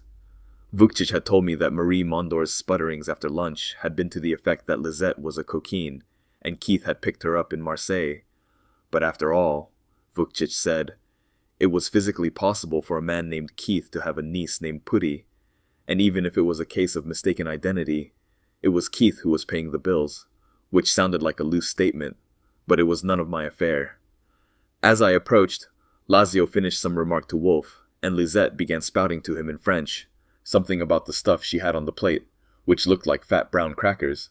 But just then there was a yell from the direction of the kitchen, and we all turned to see the swinging door open, and Domenico Rossi come leaping through with a steaming dish in one hand and a long-handled spoon in the other. "It curdled!" he shrieked. He rushed across to us and thrust the dish at Lazio. "Look at that dirty mud. What did I tell you? By God, look! You owe me 100 francs. A devil of a son-in-law you are, and twice as old as I am anyhow, and ignorant of the very first essentials." Lazio quietly shrugged. "Did you warm the milk?" "Me? Do I look like an egg freezer?" "Then perhaps the eggs were old." "Louis!" Rossi whirled and pointed the spoon at Servin. "Do you hear that? He says you have old eggs." Servin chuckled. "But if you did it the way he said to, and it curdled, you have won 100 francs. Where is the objection to that?" "But everything wasted." "Look, mud," Rossi puffed. "These damn modern ideas. Vinegar is vinegar," Lazio said quietly. "I'll pay. Tomorrow I'll show you how." He turned abruptly and went to the door to the large parlor, and opened it, and the sound of the radio came through. Rossi trotted around the table with the dish of mud to show it to Servan and Baron. Vukcic stuffed his telegram in his pocket, and went over to look at it. Lisette became aware of my presence, and poked the plate at me and said something. I grinned at her and replied, "Jack Sprat could eat no fat, his wife could." "Archie!" Wolfe opened his eyes. "Miss Putty says that those wafers were made by the 2 hands of Mr. Keith, who brought the ingredients from India. Did you try them?" "Yes." "Are they any good?" "No." "Then, will you kindly tell her that I never eat between meals?" I wandered over to the parlor door and stood beside Philip Lazio, looking at the 3 couples dancing, only it was apparent that he was only seeing one. Mama and Papa Mondor were panting, but game. Ramsay Keith and the geisha were funny to look at, but obviously not concerned with that aspect of the matter. And Dina Lazio and Valenko apparently hadn't changed hold since my previous view. However, they soon did. Something was happening beside me. Lazio said nothing, and made no gesture that I saw, but he must have achieved some sort of communication, for the 2 stopped abruptly, and Dina murmured something to her partner, and then alone crossed the floor to her husband. I sidestepped a couple of paces to give them room, but they weren't paying any attention to me. She asked him, "Would you like to dance, dear?" "You know I wouldn't." "You weren't dancing." "But what?" She laughed. "They call it dancing, don't they?" "They may, but you weren't dancing." He smiled, that is, technically. It looked more like a smile to end smiles. Valenko came up. He stopped close to them, looked from his face to hers and back again, and all at once burst out laughing. "Ah, Lazio." He slapped him on the back, not gently. "Ah, my friend." He bowed to Dina. "Thank you, madame." He strode off. She said to her husband, "Philip dear, if you don't want me to dance with your colleagues, you might have said so. I don't find it so great a pleasure." It didn't seem likely that they would need me to help out, so I went back out to the dining room and sat down. For half an hour I sat there and watched the zoo. Lawrence Coyne came in from the small parlor, rubbing his eyes and trying to comb his white whiskers with his fingers. He looked around and called "Leo!" in a roar that shook the windows, and his Chinese wife came trotting from the other room, got him in a chair and perched on his knee. Leon Blanc entered, immediately got into an argument with Baron and Rossi, and suddenly disappeared with them into the kitchen. It was nearly 6 o'clock when Constanza blew in. She had changed from her riding things. She looked around and offered a few greetings which nobody paid much attention to, then saw Vukcic and me and came over to us and asked where her father was. I told her, in the kitchen fighting about lemon juice. In the daylight, the dark purple eyes were all and more than I had feared. I observed, "I saw you and the horses a couple of hours ago. Will you have a glass of ginger ale?" "No, thanks." She smiled as to an indulgent uncle. "It was very nice of you to tell father that Mr. Tolman is your friend. Don't mention it. I could see you were young and helpless, and thought I might as well lend a hand. Are things beginning to shape up?" "Shape up? It doesn't matter." I waved a hand. "As long as you're happy." "Certainly I'm happy. I love America. I believe I'll have some ginger ale after all." "No, don't move. I'll get it." She moved around the table toward a button. I don't believe Vukcic, right next to me, heard any of it, because he had his eyes on his former wife as she sat with Lacio and Servan, talking to Wolfe. I had noticed that tendency in him during lunch. I had also noticed that Leon Blanc unobtrusively avoided Lacio, and had not once spoken to him who, according to Baron, had stolen Blanc's job at the Hotel Churchill, whereas Baron himself was inclined to find opportunities for glaring at Lacio at close quarters, but also without speaking. There was undoubtedly a little atmosphere around, what with Mama Mondor's sniffs at Lisette Putti, and a general air of comradely jealousy, and arguments about lettuce and vinegar, and the thumbs-down click on Lacio, and last but not least, the sultry mist that seemed to float around Dina Lacio. I have always had a belief that the swamp woman, the kind who can move her eyelids slowly 3 times, and you're stuck in a marsh, and might as well give up, is never any better than a come-on for suckers. But I could see that if Dina Lacio once got you alone, and she had her mind on her work, and it was raining outdoors, it would take more than a sense of humor to laugh it off. She was way beyond the stage of spilling ginger ale on lawyers. I watched the show and waited for Wolfe to display signs of motion. A little after 6 he made it to his feet, and I followed him onto the terrace and along the path to Upshur. Considering the terrible hardships of the train, he was navigating fine. In Suite 60 there had been a chambermaid around, for the bed was smoothed out again, and the blanket folded up and put away. I went to my room, and a little later rejoined Wolfe in his. He was in a chair by the window, which was almost big enough for him, leaning back with his eyes closed and a furrow in his brow, with his fingers meeting at the center of his paunch. It was a pathetic sight. No Fritz, no atlas to look at, no orchids to tend to, no bottle caps to count. I was sorry that the dinner was to be informal, since 3 or 4 of the masters were cooking it, because the job of getting into dinner clothes would have made him so mad that it would have taken his mind off of other things and really been a relief to him. As I stood and surveyed him, he heaved a long, deep, shuddering sigh, and to keep the tears from coming to my eyes, I spoke. "I understand Baron is going to make saucisses minuet for lunch tomorrow." "Huh?" "No score," I said. "How would you like to go back in an airplane? They have a landing field right here. Special service. On call, $60 to New York, less than 4 hours." "Nothing doing," I said.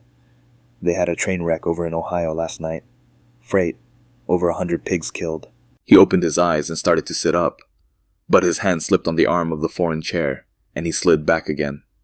He declared, "You are dismissed from your job, to take effect upon our arrival at my house in New York. I think you are. It can be discussed after we get home." That was more like it. I grinned at him. That will suit me fine. I'm thinking of getting married anyhow. The little Baron girl. What do you think of her? Phooey! Go on and phooey! I suppose you think living with you for 10 years has destroyed all my sentiment. I suppose you think I am no longer subject. Phooey! Very well. But last night in the club car, it came to me. I don't suppose you realize what a pippin she is, because you seem to be immune. And of course I haven't spoken to her yet, because I couldn't very well ask her to marry a detective. But I think if I can get into some other line of work and prove that I can make myself worthy of her. Archie, he was sitting up now, and his tone was a menacing murmur. You are lying. Look at me. I gave him as good a gaze as I could manage, and I thought I had him. But then I saw his lids begin to droop, and I knew it was all off. So the best I could do was grin at him. Confound you! But he sounded relieved at that. Do you realize what marriage means?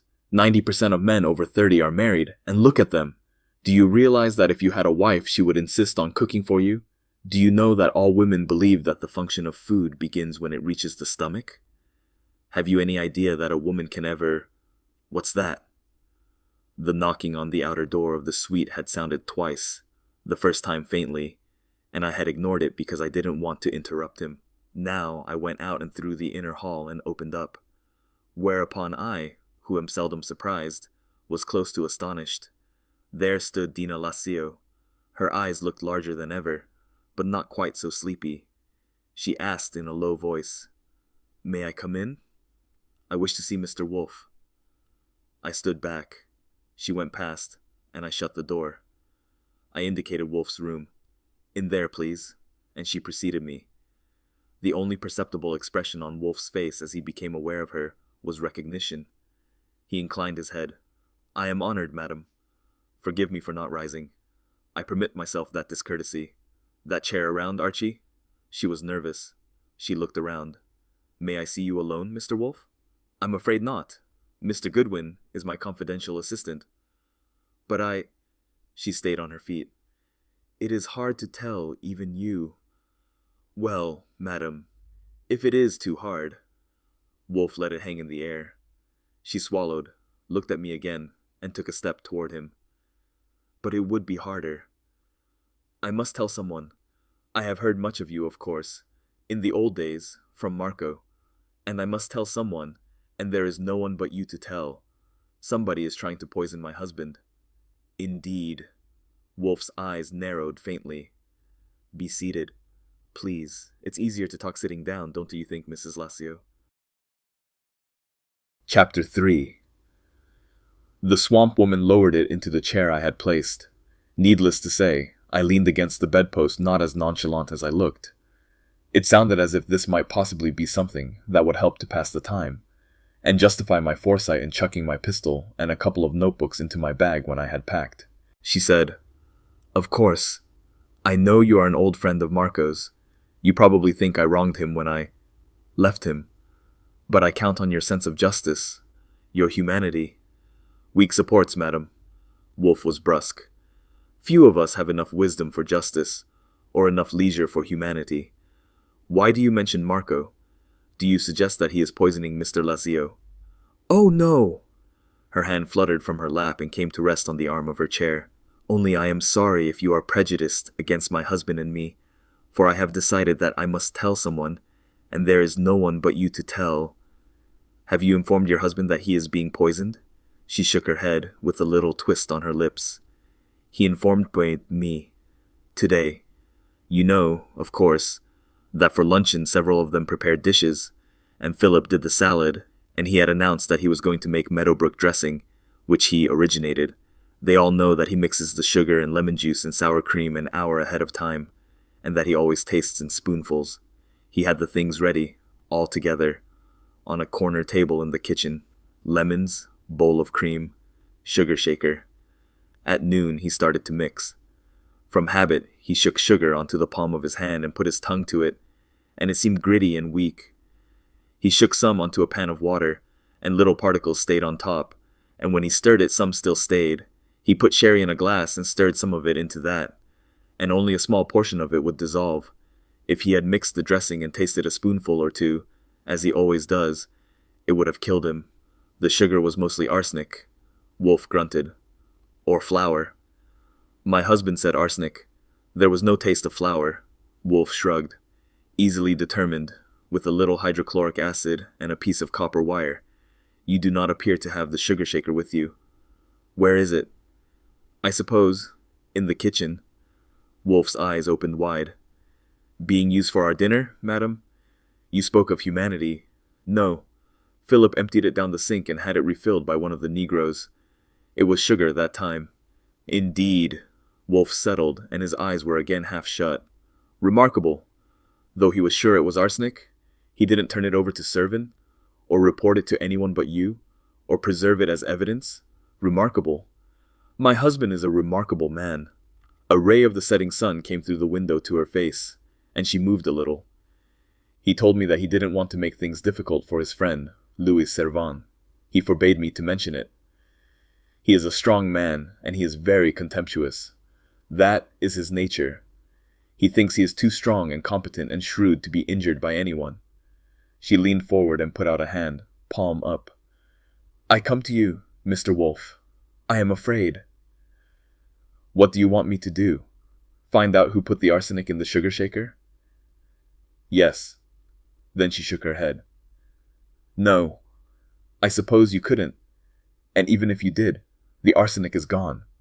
I want to protect my husband. My dear madam, Wolfe grunted. If anyone not a moron has determined to kill your husband, he will be killed. Nothing is simpler than to kill a man. The difficulties arise in attempting to avoid the consequences. I'm afraid I have nothing to suggest to you. It is doubly difficult to save a man's life against his will. Do you think you know who poisoned the sugar? No. Surely there is something. Does your husband think he knows? No, surely you can... Marco. I can ask Marco if he did it. No, not Marco. You promised me you wouldn't mention... I promised nothing of the sort. Nothing whatever. I am sorry, Mrs. Lazio, if I seem rude, but the fact is that I hate to be taken for an idiot. If you think your husband may be poisoned, what you need is a food taster, and that is not my profession. If you fear bodily violence for him, the best thing is a bodyguard, and I am not that either. Before he gets into an automobile, every bolt and nut and connection must be thoroughly tested. When he walks the street, windows and tops of buildings must be guarded, and passers-by kept at a distance. Should he attend the theater? The swamp woman got up. You make a joke of it. I'm sorry. It was you who started the joke. But she wasn't staying for it. I moved to open the door, but she had the knob before I got to it, and since she felt that way about it, I let her go on and do the outside one too. I saw that it was closed behind her, and then returned to Wolfe's room and put on a fake frown for him, which was wasted, because he had his eyes shut. I told his big round face, "That's a fine way to treat a lady client who comes to you with a nice straight open and shut proposition like that. All we would have to do would be go down to the river, where the sewer empties, and swim around until we tasted arsenic. Arsenic has no taste." Okay. I sat down. Is she fixing up to poison him herself and preparing a line of negative presumptions in advance? Or is she on the level and just poking around trying to protect her man? Or is Lazio making up tales to show her how cute he is? You should have seen him looking at her when she was dancing with Valenko. I suppose you've observed Vukcic lamping her with the expression of a moth in a cage surrounded by Klieg lights. Or was someone really gump enough to endanger all our lives by putting arsenic in the sugar shaker? Incidentally, it'll be dinner time in 10 minutes, and if you intend to comb your hair and tuck your shirt in, did you know that you can have one of these green jackets for a valet for an extra $5 per diem? I swear to God, I think I'll try it for half a day. I'd be a different person if I took proper care of myself. I stopped to yawn. Insufficient sleep and outdoor sunshine had got me. Wolfe was silent, but presently he spoke. Archie, have you heard of the arrangement for this evening? No. Anything special? Yes. It seems to have come about through a wager between Mr. Servan and Mr. Keith. After the digestion of dinner, there is to be a test. The cook will roast squabs, and Mr. Lazio, who volunteered for the function, will make a quantity of sauce printemps. That sauce contains 9 seasonings, besides salt: cayenne, celery, shallots, chives, chervil, tarragon, peppercorn, thyme, and parsley. 9 dishes of it will be prepared, and each will lack one of the seasonings, a different one. The squabs and sauce dishes will be arrayed in the dining room, and Mr. Lazio will preside. The gathering will be in the parlor, and each will go to the dining room, singly to prevent discussion, taste the sauces on bits of squab, and record which dish lacks chives, which peppercorn, and so on. I believe Mr. Servan has wagered on an average of 80% correct. Well, I yawned again. I can pick the one that lacks squab. You will not be included. Only the members of Les Quinze Maîtres and myself. It will be an instructive and interesting experiment.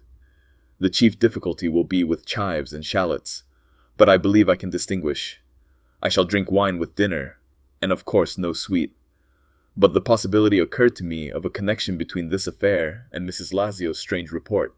Mr. Lazio is to make the sauce. You know I am not given to trepidation, but I came here to meet able men, not to see one or more of them murdered.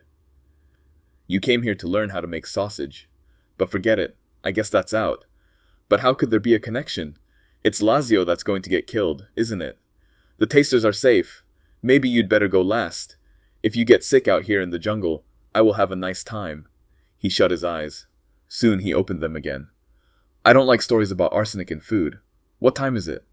Too darned lazy to reach in his pocket.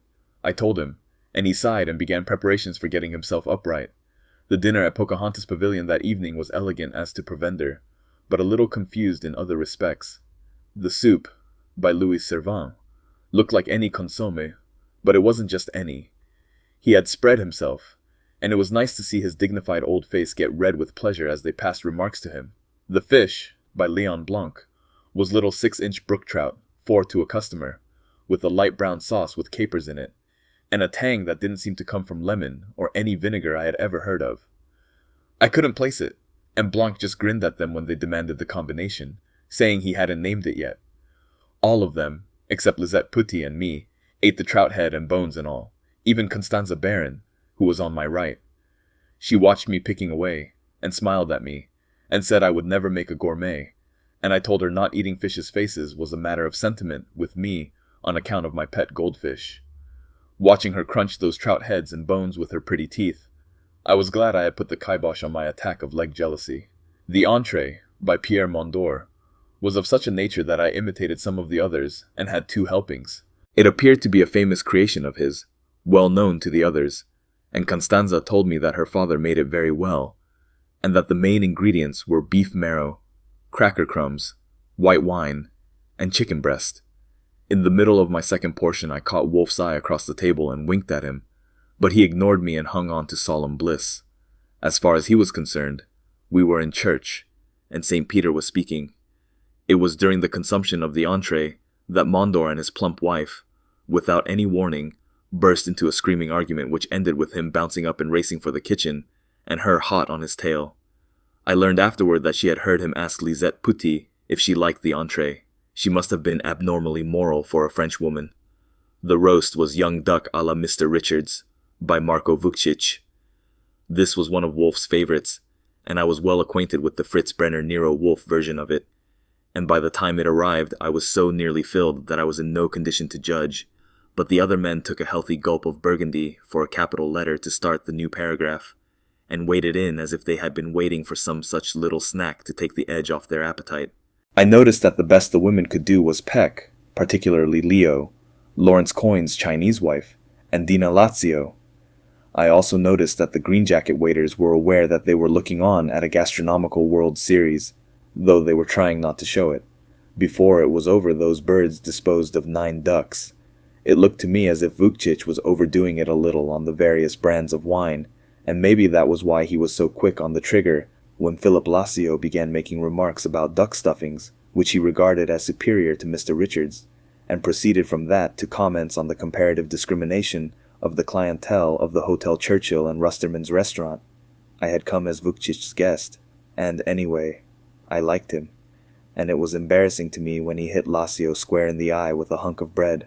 The others seemed to resent it chiefly as an interruption, and Servan, next to Lassio, soothed him, and Vukcic glared at their remonstrances and drank more Burgundy, and a green jacket retrieved the bread from the floor, and they went back to the duck.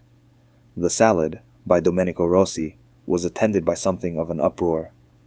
In the first place, Philip Lassio left for the kitchen while it was being served, and Rossi had feelings about that, and continued to express them after Servan had explained that Lassio must attend to the preparation of the sauce printemps for the test that had been arranged.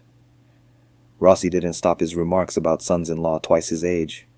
Then he noticed that Pierre Mondor wasn't pretending to eat, and wanted to know if perchance he had discovered things crawling on the lettuce. Mondor replied, friendly but firm, that the juices necessary to impart a flavor to salads, especially vinegar, were notoriously bad companions for wine, and that he wished to finish his Burgundy.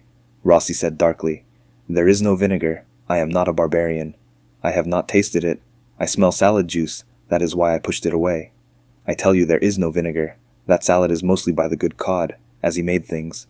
Mustard sprouts, cress sprouts, lettuce, onion juice with salt, bread crusts rubbed with garlic. In Italy we eat it from bowls, with Chianti, and we thank God for it." Mondor shrugged. "In France we do not. France, as you well know, my dear Rossi, is supreme in these things.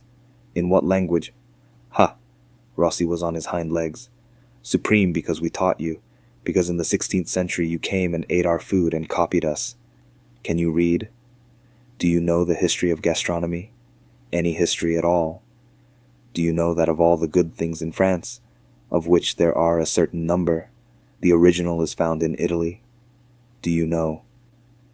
I suppose that's how the war will start. On that occasion it petered out. They kept Mondor from firing up and got Rossi started on his own salad, and we had peace. Coffee was served in the 2 parlors. 2, because Lawrence Coyne got stretched out on the divan in the small one again, and Keith and Leon Blanc sat by him and talked. I'm always more comfortable on my feet after a meal, and I wandered around. Back in the large parlor, Wolfe and Vukcic and Baron and Mondor were in a group in a corner, discussing the duck. Mama Mondor came waddling in from the hall with a bag of knitting and got settled under a light. Leo Coyne was on a big chair with her feet tucked under her, listening to Valenko tell her stories. Lisette Putti was filling Servan's coffee cup, and Rossi stood frowning at an Indian blanket thrown over a couch as if he suspected it was made in France. I couldn't see Dina Lassio anywhere, and wondered idly whether she was off somewhere mixing poison or had merely gone to her room, which was in the left wing of Pocahontas, for some bicarbonate, or maybe out in the kitchen helping her husband. I moseyed out there.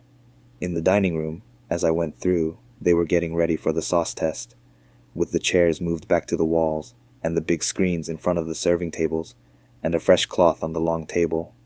I sidestepped a couple of green jackets and proceeded. Dina wasn't in the kitchen. Half a dozen people in white aprons paid no attention to me, since in the past 12 hours they had got accustomed to the place being cluttered up with foreign matter. Lassio, also in an apron, was at the big range stirring and peering into a pan, with a shine at each elbow waiting for commands. The place smelled sort of unnecessary on account of what I still had in me, and I went out again and down the pantry hall and back to the parlor. Liqueurs were being passed, and I snared myself a stem of cognac and sought a seat and surveyed the scene. It occurred to me that I hadn't noticed Constanza around. In a little while she came in, from the hall, ran her eyes over the room, and came and sat down beside me, and crossed her knees flagrantly. I saw signs on her face, and leaned toward her to make sure. "You've been crying," she nodded. "Of course I have. There's a dance at the hotel, and Mr. Tolman asked me to go, and my father won't let me. Even though we're in America, I've been in my room crying." She hitched her knee up a little. "Father doesn't like me to sit like this, that's why I'm doing it." I grunted. "Leg jealousy. Parental type." "What?" "Nothing. You might as well make yourself comfortable. He isn't looking at you. Can I get you some cognac?" We whiled away a pleasant hour, punctuated by various movements and activities outside our little world. Dina Lassio came in from the hall, got herself a liqueur, stopped for a few words with Mama Mondor, and then moved on to the little stool in front of the radio. She sipped the liqueur and monkeyed with the dials, but got nothing on it.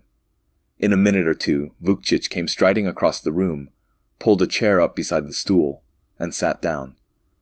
Her smile at him, as he spoke to her, was very good, and I wondered if he was in any condition to see how good it was. Coyne and Keith and Blank came in from the small parlor. Around 10 o'clock we had a visitor, nothing less than Mr. Clay Ashley, the manager of Kanawha Spa. He was 50, black-haired with no gray, polished inside and out, and had come to make a speech. He wanted us to know that Kanawha Spa felt itself deeply honored by this visit from the most distinguished living representatives of one of the greatest of the arts. He hoped we would enjoy, and so forth. Servan indicated Nero Wolfe, the guest of honor, as the appropriate source of the reply, and for once Wolfe had to get up out of his chair without intending to go anywhere. He offered a few remarks, and thanks to Mr. Ashley, saying nothing about train rides and sausages, and Mr. Ashley went, after being presented to those he hadn't met. It was then time for another little speech, this time by Louis Servan. He said everything was in readiness for the test, and explained how it would be. On the dining table would be 9 dishes of sauce printemps on warmers, each lacking one of the 9 seasonings, also a server of squabs, and plates and other utensils. Each taster would slice his own bits of squab. It was not permitted to taste any sauce without squab. Water would be there to wash the palate. Only 1 taste from each dish was allowed. In front of each dish would be a number on a card, from 1 to 9. Each taster would be provided with a slip of paper on which the 9 seasonings were listed, and after each seasoning he would write the number of the dish in which that was lacking. Lacio, who had prepared the sauce, would be in the dining room to preside. Those who had tasted were not to converse with those who had not tasted until all were finished. To avoid confusion, the tasting would be done in this order. Servan read it from a slip. Mondor, Coin, Keith, Blanc, Servan, Baron, Vukcic, Valenko, Rossi, Wolfe. Right away there was a little hitch. When the slips were passed out and it came to Leon Blanc, he shook his head. He told Servan apologetically but firmly, "No, Louis, I'm sorry. I have tried not to let my opinion of Philip Lacio make discomfort for any of you, but under no circumstances will I eat anything prepared by him. He is, all of you know, but I better not say." He turned on his heel and beat it from the room, to the hall. The only thing that ruptured the silence was a long, low growl from Jerome Barron, who had already accepted his slip. Ramsay Keith said, "Too bad for him. Dear old Leon. We all know but what the devil. Are you first, Pierre? I hope to God you miss all of 'em. Is everything ready in there, Louis?" Mamma Mondor came trotting up to face her husband, holding her knitting against her tummy, and squeaked something at him in French. I asked Constanza what it was, and she said she told him if he made one mistake on such a simple thing, there would be no forgiveness, either by God or by her.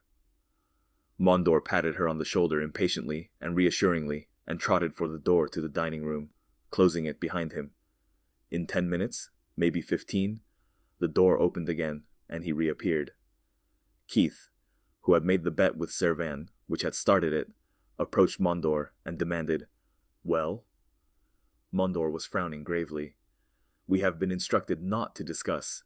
I can say, I warned Lacio against an excess of salt, and he ignored it. Even so, it will be utterly astounding if I have made a mistake." Keith turned and roared across the room, "Lisette, my dearest niece, give all of them cordials. Insist upon it. Seduce them." Servan, smiling, called to Coin, "You next, Lawrence." The old snowbank went. I could see it would be a long, drawn-out affair. Constanza had been called across to her father. I wondered what it would be like to dance with a swamp woman, and went to where Dina Lacio still sat on the radio stool and Vukcic beside her, but got turned down. She gave me an indifferent glance from the long, sleepy eyes and said she had a headache. That made me stubborn, and I looked around for another partner, but it didn't look promising. Coin's Chinese wife, Leo, wasn't there, though I hadn't noticed her leave the room. Lisette had taken Keith's command literally and was on a selling tour with a tray of cordials. I didn't care to tackle Mama Mondor for fear Pierre would get jealous. As for Constanza, well, I thought of all the children at home, and then I considered her, with her eyes close to me and my arm around her, and that faint fragrance, which made it seem absolutely necessary to get closer so you could smell it better, and I decided it wouldn't be fair to my friend Tolman. I cast another disapproving glance at Vukcic as he sat glued to the chair alongside Dina Lacio, and went over and copped the big chair where Leo Coin had been. I'm pretty sure I didn't go to sleep, because I was conscious of the murmur of the voices all the time, but there's no question that my eyes were closed for a spell, and I was so comfortable otherwise that it annoyed me that I couldn't keep from worrying about how those guys could swallow the squabs and sauces less than 3 hours after the flock of ducks had gone down. It was the blare of the radio starting that woke me. Made me open my eyes. Dina Lacio was on her feet, leaning over twisting the dial, and Vukcic was standing waiting for her. She straightened up and melted into him, and off they went. In a minute, Keith and Lisette Putti were also dancing, and then Louis Servan with Constanza. I looked around. Jerome Barron wasn't there, so apparently they had got down to him on the tasting list.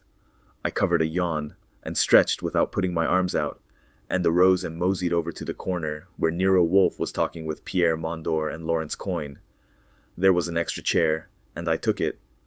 Pretty soon Baron entered from the dining room and crossed the room to our corner. I saw Servan, without interrupting his dancing, make a sign to Vukcic that he was next, and Vukcic nodded back but showed no inclination to break his clinch with Dina. Baron was scowling. Coin asked him, "How about it, Jerome? We've both been in. Number 3 is shallots." "No?" Mondor protested. Mr. Wolfe hasn't tried it yet. He goes last. Baron growled. I don't remember the numbers.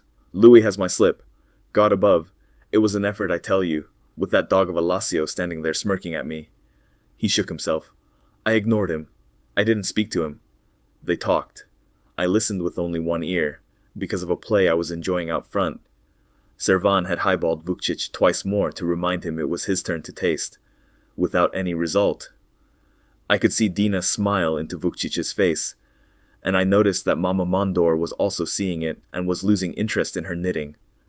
Finally, Servan parted from Constanza, bowed to her, and approached the other couple. He was too polite and dignified to grab, so he just got in their way, and they had to stop. They untwined. Servan said, Please, it is best to keep the order of the list, if you don't mind. Apparently Vukcic was no longer lit, and anyway he wouldn't have been rude to Servan. With a toss of his head he shook his hair tangle back, and laughed. But I think I won't do it. I think I shall join the revolt of Leon Blanc.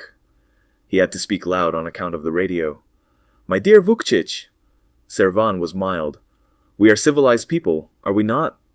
We are not children. Vukcic shrugged. Then he turned to his dancing partner.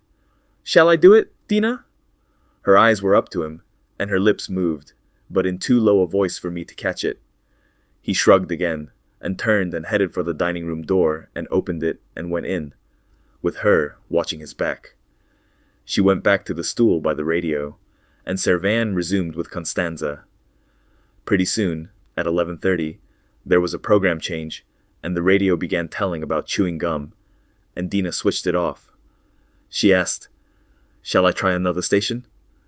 Apparently they had had enough, so she left it dead. In our corner, Wolfe was leaning back with his eyes shut, and Coyne was telling Baron about San Francisco Bay, when his Chinese wife entered from the hall, looked around, and saw us and trotted over, and stuck her right forefinger into Coyne's face, and told him to kiss it because she had got it caught in a door, and it hurt. He kissed it. But I thought you were outside looking at the night. I was, but the door caught me. Look, it hurts. He kissed the finger again. My poor little blossom. More kisses. My flower of Asia. Now we're talking. Run away, and let us alone. She went off pouting. Vukcic entered from the dining room, and came straight across to Dina Lacio. Servan told Valenko he was next. Vukcic turned to him. Here's my slip. I tasted each dish once. That's the rule, eh? Lacio isn't there. Servan's brows went up. Not there? Where is he? Vukcic shrugged. I didn't look for him. Perhaps in the kitchen. Servan called to Keith. Ramsey! Philip has left his post. Only Valenko and Rossi and Mr. Wolfe are left. What about it? Keith said he would trust them if Servan would. And Valenko went in. In due time he was back, and it was Rossi's turn. Rossi hadn't been in a scrap for over 3 hours, and I pricked my ears in expectation of hearing through the closed door some hot remarks about sons-in-law, in case Lacio had got back on the job, but there was so much jabber in the parlor that I wouldn't have heard it anyway. When Rossi returned, he announced at a gathering that no one but a fool would put as much salt as that in sauce printemps, but no one paid any attention to him.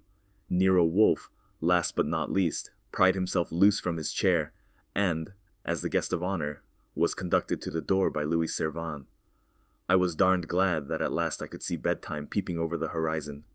In 10 minutes, the door opened, and Wolfe reappeared. He stood on the threshold and spoke. Mr. Servan, since I am the last, would you mind if I try an experiment with Mr. Goodwin?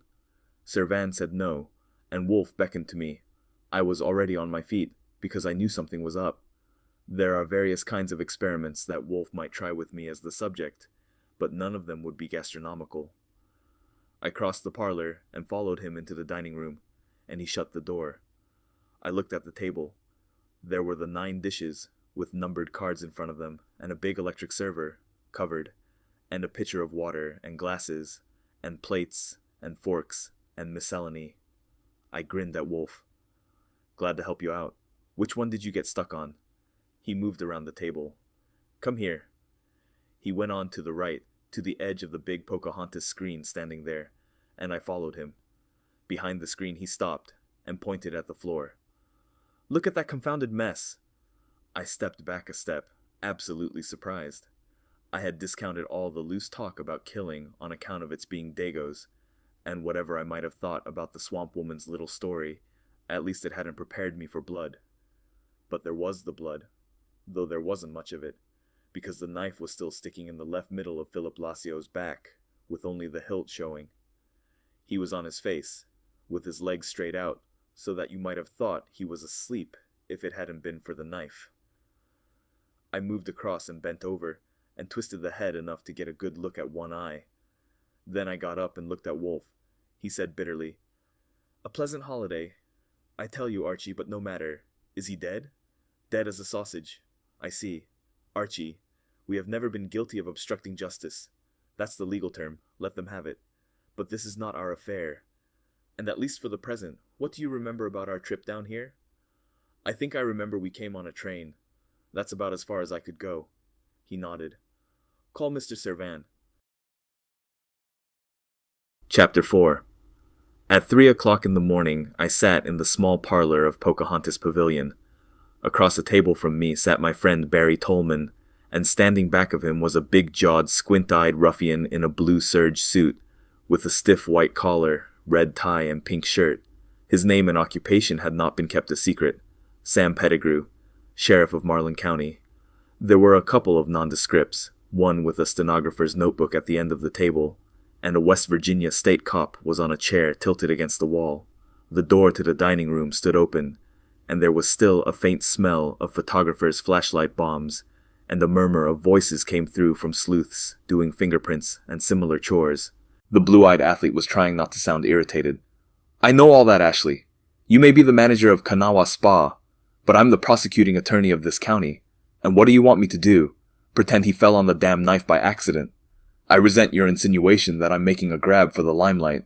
All right, Barry, forget it." Clay Ashley, standing beside me, slowly shook his head. "Of all the rotten breaks. I know you can't suppress it, of course. But for God's sake, get it over with and get him out of here, all right. I know you will as soon as you can. Excuse me if I said things. I'm going to try to get some sleep. Have them call me if I can do anything." He beat it. Someone came from the dining room to ask Pettigrew a question, and Tolman shook himself and rubbed his bloodshot eyes with his fingers. Then he looked at me. "I sent for you again, Mr. Goodwin, to ask if you have thought of anything to add to what you told me before." I shook my head. "I gave you the crop.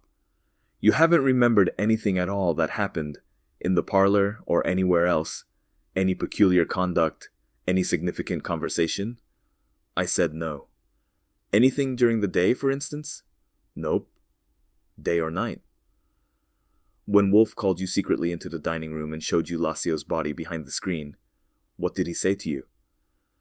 "He didn't call me secretly. Everybody heard him." "Well, he called you alone. Why?" I lifted the shoulders and let them drop. "You'll have to ask him." "What did he say?" "I've already told you. He asked me to see if Lasio was dead, and I saw he was, and he asked me to call Servan." "Was that all he said?" "I think he remarked something about it being a pleasant holiday. Sometimes he's sarcastic.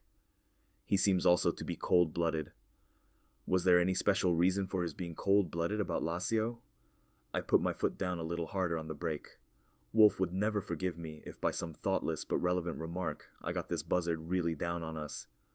I knew why Wolfe had bothered to get me in the dining room alone and inquire about my memory before broadcasting the news. It had occurred to him that in a murder case, a material witness may be required to furnish bond, not to leave the state without permission, or to return to testify at the trial, and it was contrary to his idea of the good life to do either one. It wasn't easy to maintain outward respect for a guy who had been boob enough to fall for that ginger ale act in the club car, but while I had nothing at all against West Virginia, I wasn't much more anxious to stay there or return there than Wolfe was. I said, "Certainly not. He had never met Lasio before." "Had anything happened during the day to make him, indifferent to Lasio's welfare?" "Not that I know of." "And had you or he knowledge of a previous attempt on Lasio's life?" "You'll have to ask him. Me, no." My friend Tolman forsook friendship for duty. He put an elbow on the table and pointed a finger at me and said in a nasty tone, "You're lying. I also noticed that the squint-eyed sheriff had a scowl on him not to be sneezed at, and the atmosphere of the whole room was unhealthy. I put my brows up. Me lying? Yes, you. What did Mrs. Lazio tell you and Wolfe when she called at your suite yesterday afternoon? I hope I didn't gulp visibly. I know my brain gulped, but only once. No matter how he had found out, or how much, there was but one thing to do. I said, she told us that her husband told her that he found arsenic in the sugar shaker and dumped it in the sink, and she wanted Wolfe to protect her husband. She also said that her husband had instructed her not to mention it to anyone. What else? That's all. And you just told me that you had no knowledge of a previous attempt on Lacio's life, didn't you? I did. Well? He stayed nasty. I grinned at him. Look, Mr. Tolman, I don't want to try to get smart with you, even if I knew how. But consider a few things. In the first place, without any offense, you're just a young fellow in your first term as a prosecutor. Nero Wolfe has solved more tough ones than you've even heard about. You know that. You know his reputation. Even if either of us knew anything that would give you a trail, which we don't, it wouldn't pay you to waste time trying to squeeze juice out of us without our consent, because we're old hands. I'm not bragging, I'm just stating facts. For instance, about my knowing about an attempt to kill Lacio, I repeat, I didn't. All I knew was that Mrs. Lacio told us that her husband told her that he found something in the sugar shaker besides sugar. How could he have been sure it was arsenic? Lacio wasn't poisoned. He was stabbed. In my experience, I'm not interested in your experience. Still nasty. I asked you if you remember anything that might have any significance regarding this murder. Do you? I've told you what Mrs. Lacio told us. So has she. Past that for the moment. Anything else? No. You're sure? Yes. Tolman told the state cop, "Bring Odell in." It came to me. So that was it. A fine bunch of friends I had made since entering the dear old Panhandle state, which nickname I had learned from my pal Gershom Odell, House Dick of Kanawha Spa. My brain was gulping again, and this time I wasn't sure whether it would get it down or not. The process was interrupted by the entry of my pal, ushered in by the cop. I turned to stare on him, which he did not meet. He came and stood near me at the table, so close I could have smacked him one without getting up. Tolman said, "Odell, what was it this man told you yesterday afternoon?" The house dick didn't look at me. He sounded gruff. He told me Philip Lacio was going to be killed by somebody, and when I asked him who was going to do it, he said they were going to take turns. What else? That's all he said. Tolman turned to me, but I beat the gun. I gave Odell a dig in the ribs that made him jump. "Oh, that's it." I laughed.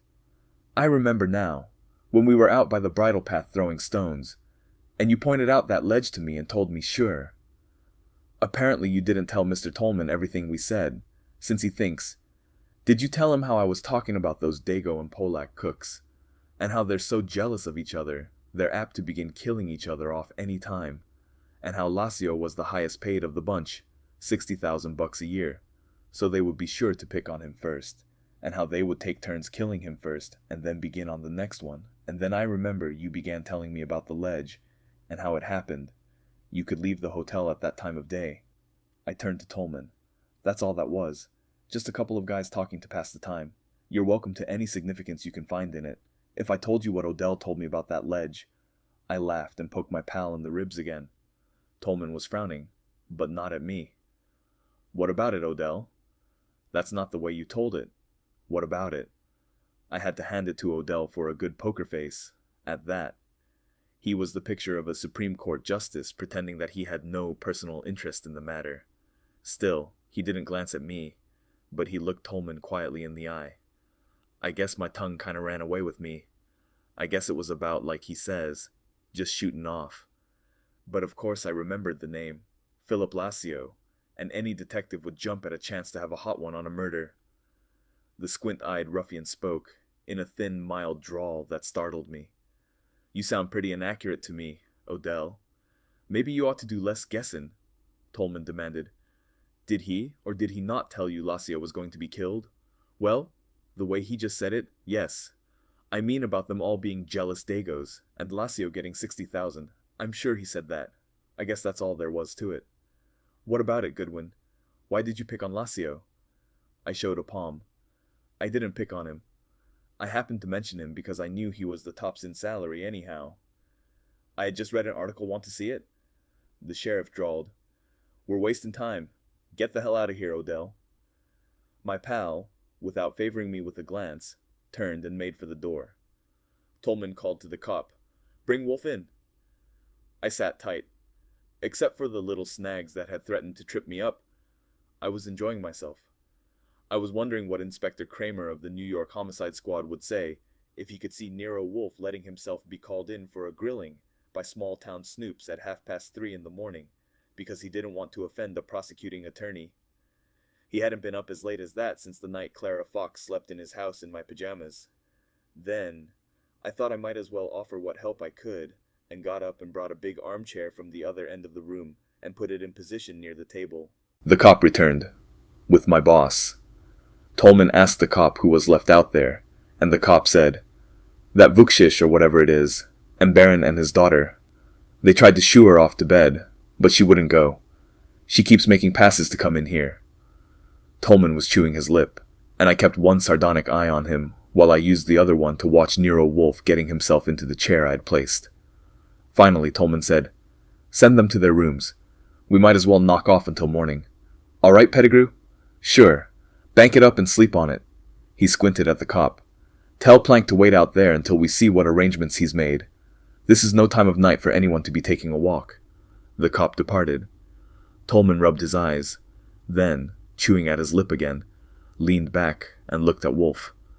Wolfe seemed placid enough, but I saw his forefinger tapping on the arm of his chair and knew what a fire was raging inside of him. He offered as a bit of information. It's nearly 4 o'clock, Mr. Tolman. Thanks. Tolman sounded peevish. We won't keep you long.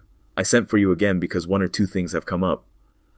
I observed that he and the sheriff both had me in the corner of their eyes, and I'd have sworn they were putting over a fast one and trying to catch me passing some kind of a sign to Wolfe. I let myself look sleepy, which wasn't hard. Wolfe said, More than 1 or 2, I imagine. For instance, I suppose Mrs. Lassio has repeated to you the story she told me yesterday afternoon, hasn't she? What story was that? Come now, Mr. Tolman. Wolfe stopped tapping with the finger and wiggled it at him. Don't be circuitous with me. She was in here with you over half an hour. She must have told you that story. I figured she would. That was why I didn't mention it. It seemed preferable that you should get it fresh from her. What do you mean, you figured she would? Only an assumption. Wolfe was mild and inoffensive. After all, she is a participant in this tragedy, while I am merely a bystander. Participant? Tolman was frowning. Do you mean she had a hand in it? You didn't say that before. Nor do I say it now.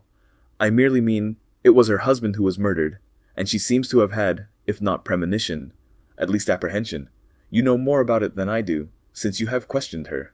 She informed you, I presume, that her husband told her that at noon yesterday, in the kitchen of this place, he found arsenic in a sugar shaker which was intended for him, and that without her husband's knowledge or consent she came to ask my assistance in guarding him from injury, and I refused it. Why did you refuse it? Because of my incompetence for the task. As I told her, I am not a food taster or a bodyguard. Wolfe stirred a little. He was boiling. May I offer advice, Mr. Tolman? Don't waste your energy on me. I haven't the faintest idea who killed Mr. Lassio, or why. It may be that you have heard of me. I don't know. If so, you have perhaps got the impression that when I am engaged on a case I am capable of sinuosities, though you wouldn't think it to look at me. But I am not engaged on this case. I haven't the slightest interest in it. I know nothing whatever about it, and you are as apt to receive pertinent information from the man in the moon as you are from me. My connection with it is threefold. First, I happen to be here. That is merely my personal misfortune. Second, I discovered Mr. Lassio's body. As I told you, I was curious as to whether he was childishly keeping secret surveillance over the table, and I looked behind the screen. Third, Mrs. Lassio told me someone was trying to poison her husband and asked me to prevent it. You have that fact. If there is a place for that piece in your puzzle, fit it in. You have, gentlemen, my sympathy and my best wishes. Tolman, who after all wasn't much more than a kid, twisted his head to get a look at the sheriff, who was slowly scratching his cheek with his middle finger. Pettigrew looked back at him and finally turned to Wolfe. "Look, mister, you've got us wrong, I think. We're not aiming to make you any trouble or any inconvenience. We don't regard you as one of that bunch, that if they knew anything, they wouldn't tell us if they could help it. But you say maybe we've heard of you. That's right. We've heard of you. After all, you was around with this bunch all day talking with them. You know? I don't know what Tolman here thinks, but it's my opinion it wouldn't hurt any to tell you what we've found out and get your slant on it. Since you say you've got no interest in it, that might conflict." "All right, Barry," Wolfe said. "You'd be wasting your time. I'm not a wizard. When I get results, I get them by hard work, and this isn't my case, and I'm not working on it." I covered a grin. Tolman put in, "The sooner this thing is cleaned up, the better for everybody. You realize that?" "If the sheriff," Wolfe said brusquely.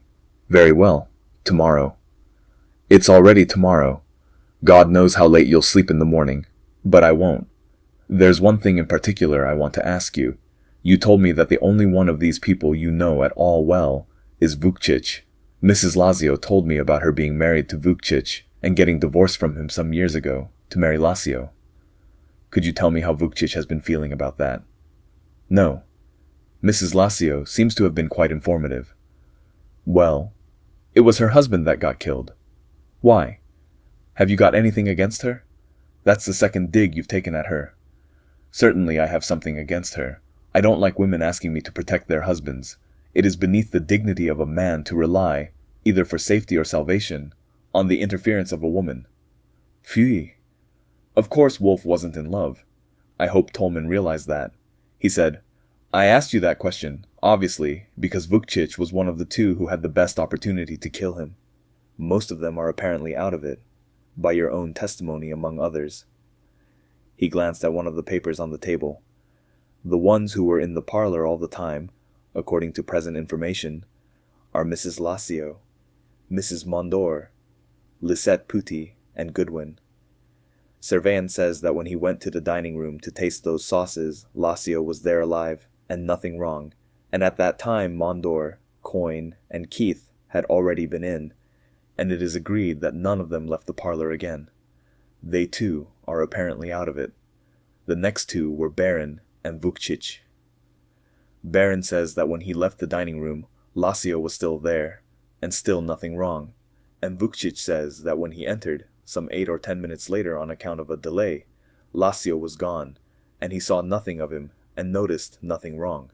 The three who went last, Valenko and Rossi and you, are also apparently out of it, but not as conclusively as the others, since it is quite possible that Lazio had merely stepped out to the terrace or gone to the toilet, and returned after Vukcic left the dining room. According to the cooks, he had not appeared in the kitchen, so he had not gone there." Tolman glanced at the paper again. "That makes 2 probabilities, Baron and Vukcic, and 3 possibilities, Valenko and Rossi and you. Besides that, there are 3 other possibilities. Someone could easily have entered the dining room from the terrace at any time. The glass doors were closed and the shades drawn, but they were not locked. And there were 3 people who could have done that. Leon Blanc, who refused to take part on account of animosity toward Lazio and was absent. Mrs. Coyne, who was outdoors alone for nearly an hour, including the interval between Baron's visit to the dining room and that of Vukcic, and Miss Baron. Blanc claims he went to his room and didn't leave it, and the hall attendants didn't see him go out, but there is a door to the little side terrace at the end of the left-wing corridor, which he could have used without observation. Mrs. Coyne says she was on the paths and lawns throughout her absence, was not on the dining room terrace, and re-entered by the main entrance and went straight to the parlor. As for Miss Baron, she returned to the parlor, from the room, before the tasting of the sauces began, and did not again leave. I mentioned her absence only to have the record complete. I thought to myself, you cold-blooded hound. She was in her room crying for you. That was her absence, and you make it just part of a list. You were there, Mr. Wolfe. That covers it, doesn't it? Wolfe grunted. Tolman resumed. As for motive, with some of them, there was enough. With Vukcic, the fact that Lazio had taken his wife. And immediately preceding Vukcic's trip to the dining room, He had been talking with Mrs. Lacio, and gazing at her and dancing with her, Wolfe said sharply. A woman told you that? By God, the sheriff drawled. You seem to resent the few little things we have found out. I thought you said you weren't interested. Vukcic is my friend. I'm interested in him. I'm not interested in this murder, with which he had no connection. Maybe not. Tolman looked pleased. I suppose because he had got a rise out of Nero Wolfe. Anyway, my talk with Mrs. Mondor was my first chance to make official use of my French. Next there's Baron. I got this not from Mrs. Mondor, but from him. He declares that Lacio should have been killed long before now, that he himself would have liked to do it, and that if he has any opportunity to protect the murderer, he will do so. Wolfe murmured. Baron talks. I'll say he does. So does that little Frenchman Leon Blanc, but not the same style. He admits that he hated Lacio because he cheated him out of his job at the Hotel Churchill some years ago, but he says he wouldn't murder anybody for anything. He says that it does not even please him that Lacio is dead, because death doth not heal. It amputates. Those were his words. He's soft-spoken, and he certainly doesn't seem aggressive enough to stab a man through the heart, but he's no fool, and possibly he's smooth. There's the 2 probabilities and 1 possibility with motives. Of the 4 other possibilities, I guess you didn't do it. If Rossi or Valenko had any feelings that might have gone as far as murder, I haven't learned it yet. As for Mrs. Coyne, she never saw Lacio before, and I can't discover that she has spoken to him once. So until further notice, we have Baron, and Vukcic, and Blanc. Any of them could have done it, and I think one of them did. What do you think? Wolfe shook his head. Thank heaven, it isn't my problem, and I don't have to think. Pettigrew put in his mild drawl. Do you suppose there's any chance you suspect your friend Vukcic did it, and so you'd rather not think about it? Chance? Certainly. Remote. If Vukcic did it, I hope with all my heart he left no rope for you to hang him by. And as for information regarding it, I have none, and if I had, I wouldn't reveal it. Tolman nodded. That's frank, but not very helpful. I don't have to point out to you that if you're interested in your friend Vukcic and think he didn't do it, the quickest way to clear him is to find out who did. You were right there on the spot. You saw everyone and heard everything that was said. It seems to me that under those circumstances, a man of your reputation and ability should find it possible to offer some help. If you don't, it's bound to put more suspicion on your friend Vukcic, isn't it? I don't know. Your suspicions are your affair. I can't regulate them. Confound it. It's 4 o'clock in the morning. Wolfe sighed. Then he compressed his lips.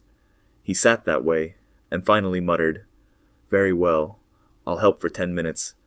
Tell me about the routine. The knife. Fingerprints. Anything found? Nothing. There were 2 knives on the table for slicing the squab, and it was one of them.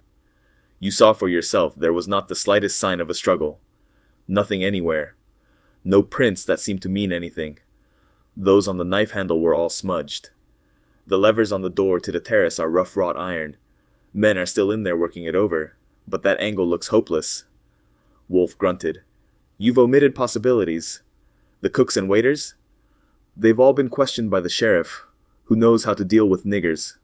None of them went to the dining room, and they didn't see or hear anything. Lacio had told them he would ring if anything was wanted. Someone could have gone from the large parlor to the small one, and from there entered the dining room and killed him. You should establish beyond doubt the presence of everyone in the large parlor, especially during the interim between Baron's leaving the dining room and Vukcic's entering it, which, as you say, was some 8 or 10 minutes. I have done so. Of course, I covered everybody pretty fast. Then cover them again. Another possibility. Someone could have been concealed behind either of the screens, and struck from there when the opportunity offered. Yeah? Who? I'm sure I couldn't say. Wolfe frowned. I may as well tell you, Mr. Tolman, I am extremely skeptical regarding your 2 chief suspects, Mr. Baron and Mr. Vukcic. That is putting it with restraint. As for Mr. Blank, I am without an opinion. As you have pointed out, he could unquestionably have left his room, made an exit at the end of the left-wing corridor, circled the building, entered by the dining room terrace, achieved his purpose, and returned the way he had come. In that case, might he not have been seen by Mrs. Coyne, who was outdoors at the time, looking at the night? Tolman shook his head. She says not. She was at the front, and the side, both. She was no one but a nigger in uniform, and stopped him, and asked him what the sound of a whippoorwill was. We found him, one of the boys from the spring, on his way to Mingo Pavilion. So, as for Baron and Vukcic, if I were you, I would pigeonhole them for the present. Or at least, I offer a suggestion. Get the slips, the tasting reports, from Mr. Servan. I have them. Good. Compare them with the correct list, which you also got from Mr. Servan, no doubt. He didn't have it. It was in Lacio's pocket. Very well. Compare each list with it, and see how nearly each taster was correct. Sheriff Pettigrew snorted. Tolman asked dryly, You call that being helpful, do you? I do. I am already, by the way. Wolfe straightened a little. If you have the correct list there, the one you took from Lacio's pocket, do you mind if I look at it a moment? Tolman, with his brows up, shuffled through the papers before him, extracted one, handed it to me, and I passed it to Wolfe. Wolfe looked at it with his forehead wrinkled and exclaimed, Good God! He looked at it again, and turning to me, shaking the paper in his hand. Archie, Coyne was right. Number 3 was shallots. Tolman asked sarcastically. Comedy relief? Much obliged for that help. I grinned at him. Comedy hell. He won't sleep for a week, he guessed wrong. Wolfe reproved me. It was not a guess. It was a deliberate conclusion, and it was wrong. He handed me the paper. Pardon me, Mr. Tolman. I've had a blow. Actually, I wouldn't expect you to appreciate it. As I was saying, I am already more than skeptical regarding Baron and Vukcic. I have known Mr. Vukcic all my life. I can conceive of his stabbing a man, under hypothetical conditions, but I am sure that if he did, you wouldn't find the knife in the man's back. I don't know Mr. Baron well, but I saw him at close range, and heard him speak less than a minute after he left the dining room last night, and I would stake something that he wasn't fresh from the commission of a cowardly murder. He had but a moment before sunk a knife in Mr. Lacio's back, and I detected no residue of that experience in his posture, his hands, his eyes, his voice. I don't believe it. And about comparing these lists, I'm coming to that. I take it that Mr. Servan has described the nature of that test to you, each sauce lacking one or another of the seasonings. We were permitted but one taste from each dish, only one. Have you any conception of the delicacy and sensitivity required? It took the highest degree of concentration and receptivity of stimuli. To detect a single false note in one of the woodwinds in a symphonic passage by full orchestra would be the same. So, compare those lists. If you find that Baron and Vukcic were substantially correct, say 7 or 8 out of 9, they are eliminated. Even 6. No man about to kill another, or just having done so, could possibly control his nervous system sufficiently to perform such a feat. I assure you this is not comedy. Tolman nodded. All right, I'll compare them. It would be instructive to do so now. I'll attend to it. Any other suggestions? No.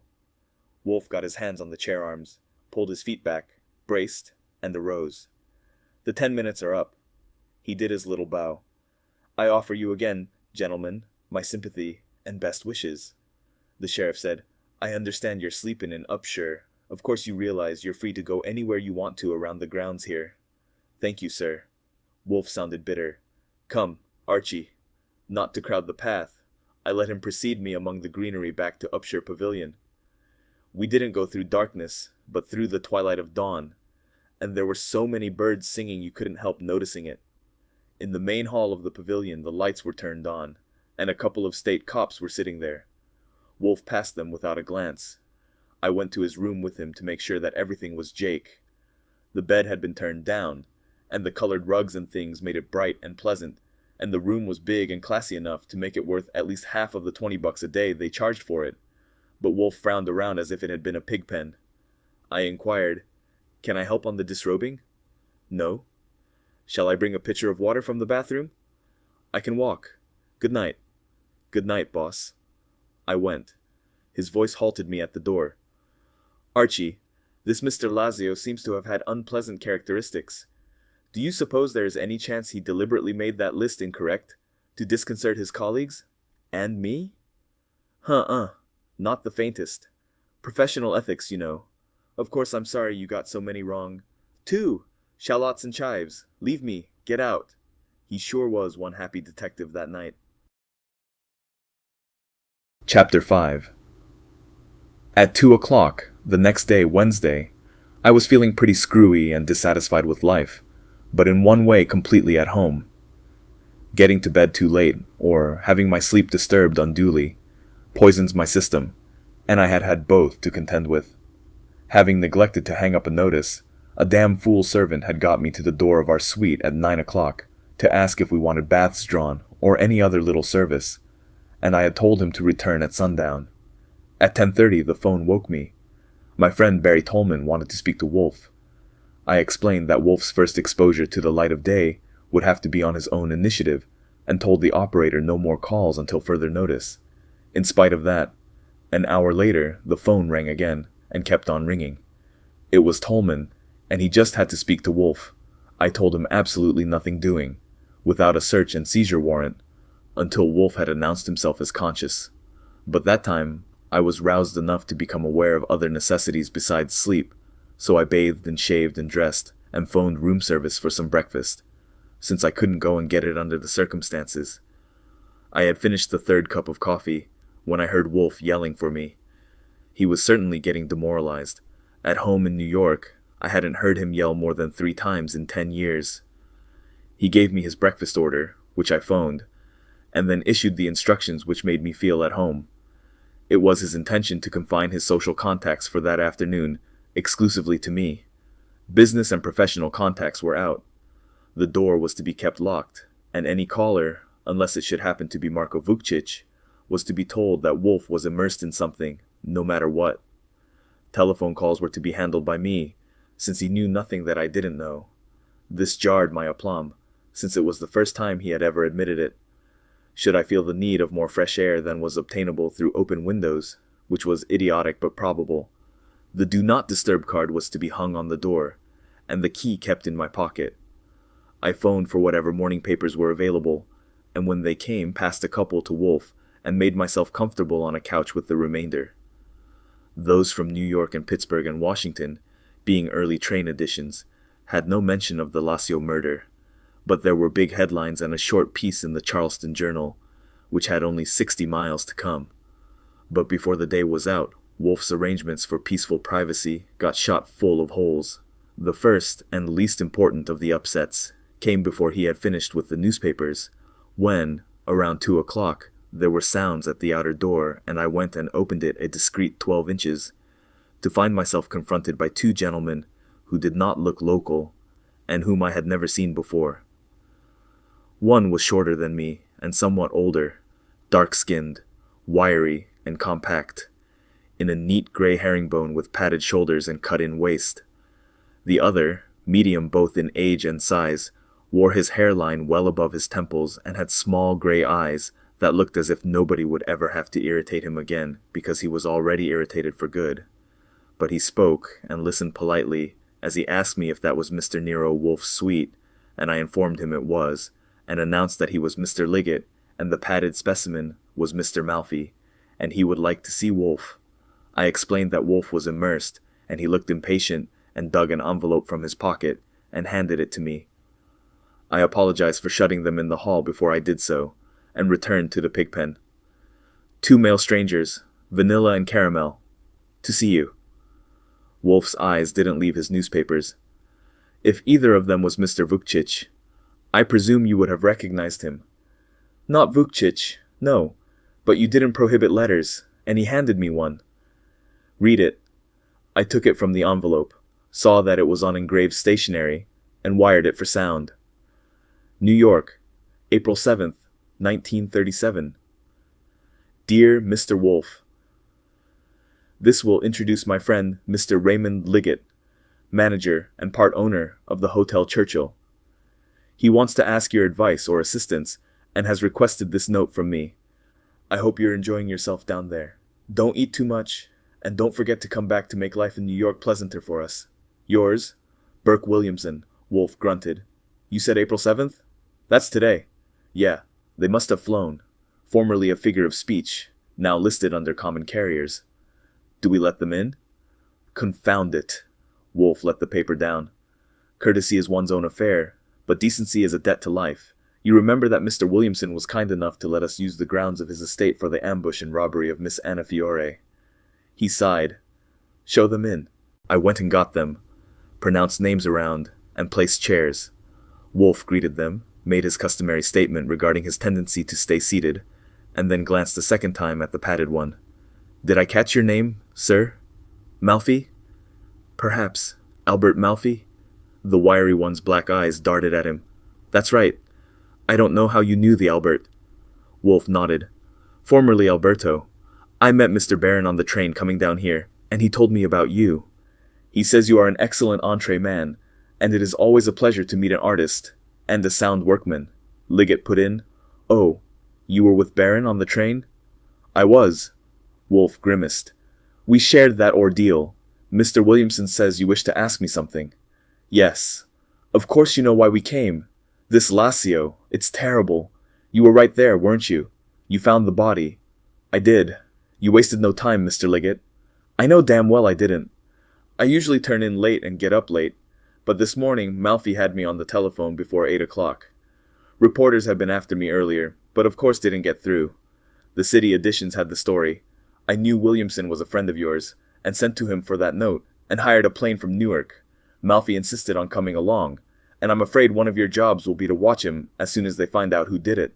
Liggett showed a thin smile. He's a Corsican, and while Lassio wasn't any relation of his, he's got pretty devoted to him. Haven't you, Malfi? The padded one nodded emphatically. I have.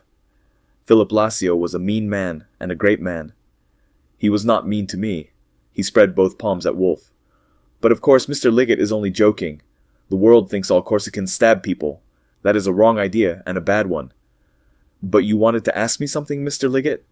Wolfe sounded impatient. You said one of my jobs. I have no jobs.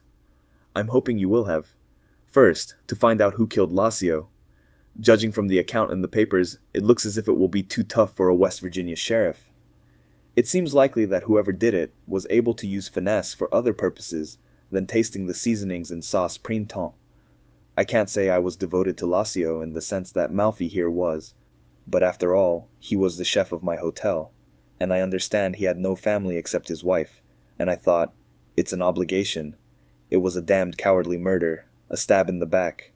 He ought to be caught, and I suspect it will take you to do it. That's what I came for. Knowing your peculiarities, I took the precaution of getting that note from Williamson. It's too bad. Wolfe sighed. I mean, too bad you came. You could have telephoned from New York. I asked Williamson what he thought about that, and he said, if I really wanted your services, I'd better come and get them. Indeed. I don't know why Mr. Williamson should assume difficulties. My services are on the market. Of course, in this particular instance they are, unfortunately, not available. That's why I say it's too bad you came. Why not available? Because of the conditions. Conditions? The irritation in Liggett's eyes became more intense. I've made no conditions. Not you. Space. Geography. Should I undertake to discover Mr. Lassio's murderer, I would see it through. That might take a day, a week, with bad luck a fortnight. I intend to board a train for New York tomorrow night. Wolfe winced. Williamson warned me. Liggett compressed his lips. But good Lord, man, it's your business. It's your... I beg you, sir, don't. I won't listen. If I offend by being curt, very well. Anyone has the privilege of offending who is willing to bear the odium. I will consider no engagement that might detain me in this parasitic outpost beyond tomorrow night. You said jobs. Is there anything else you wish to discuss? There was. Liggett looked as if he would prefer to continue the discussion with shrapnel or a machine gun. He sat and stared at Wolfe a while, then finally shrugged it off. He said, the fact is, the main job is something quite different. The main thing I came down here for.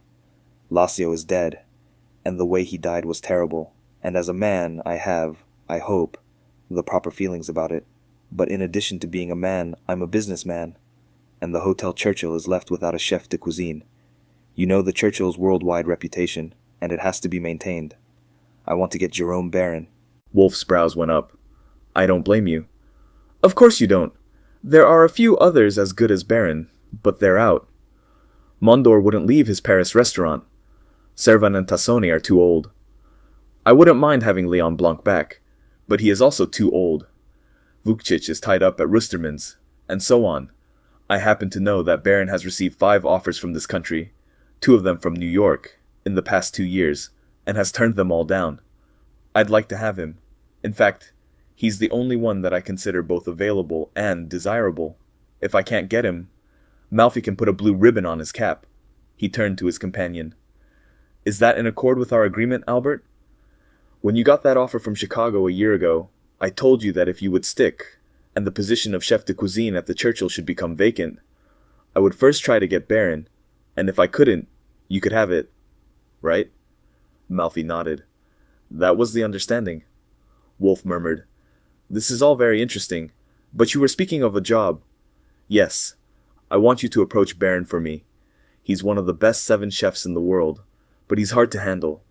Last Saturday he deliberately spilled 2 plates of sausage in the middle of the carpet in my resort room.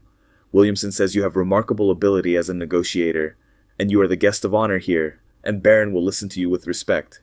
And I believe unquestionably you can swing him. I would offer him 40,000, but I tell you frankly, I am willing to go to 60, and your commission—" Wolfe was showing him a palm.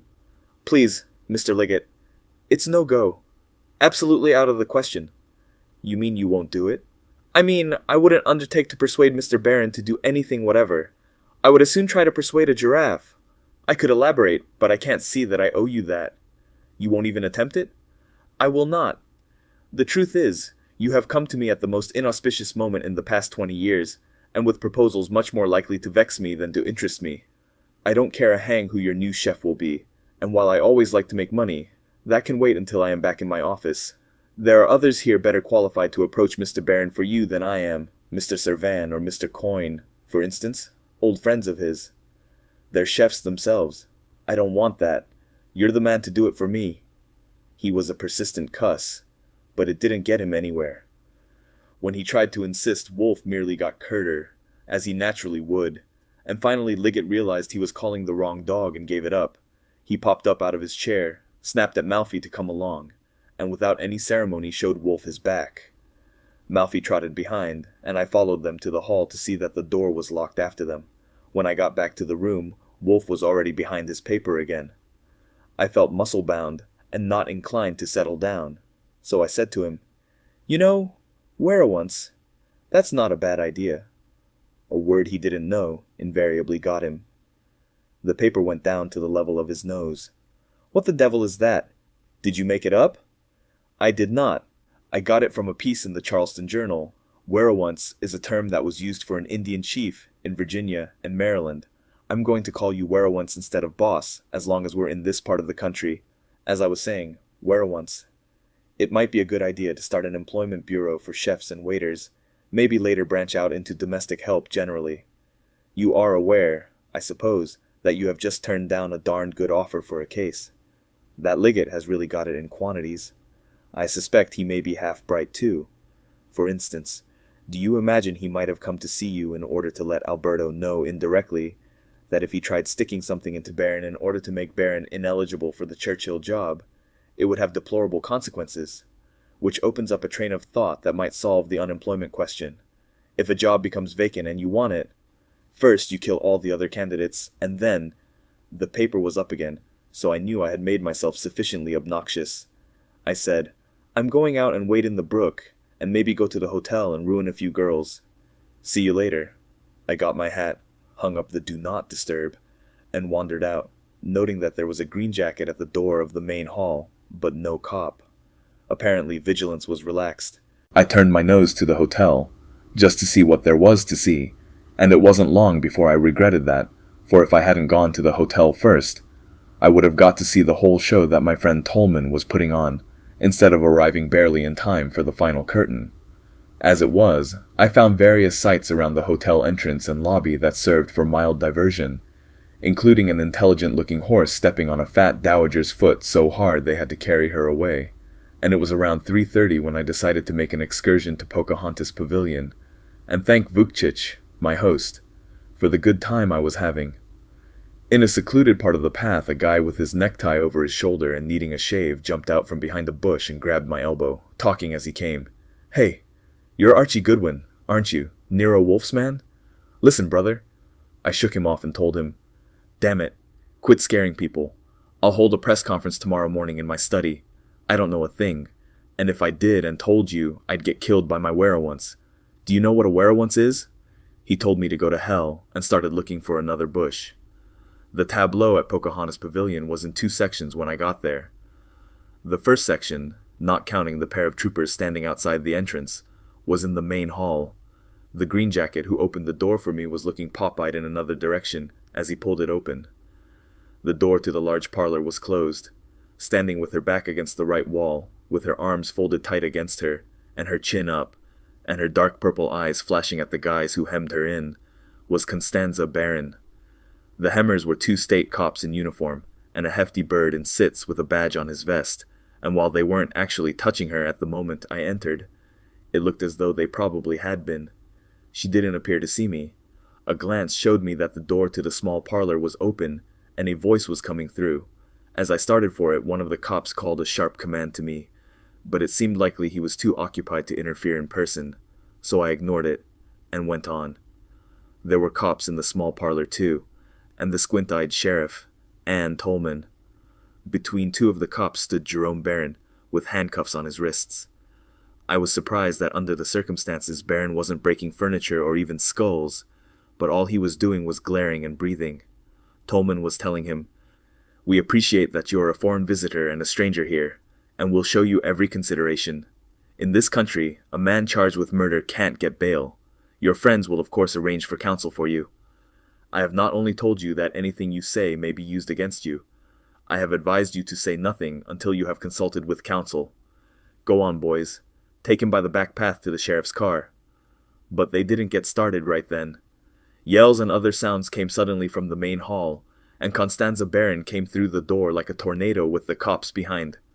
One in the parlor tried to grab her as she went by, but he might as well have tried to stop the great blizzard.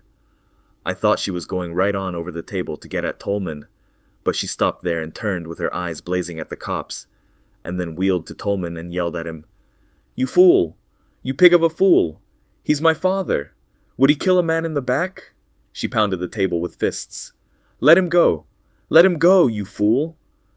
A cop made a pass at her arm. Barron growled and took a step, and the 2 held him. Tolman looked as if the one thing he could use to advantage would be a trap door.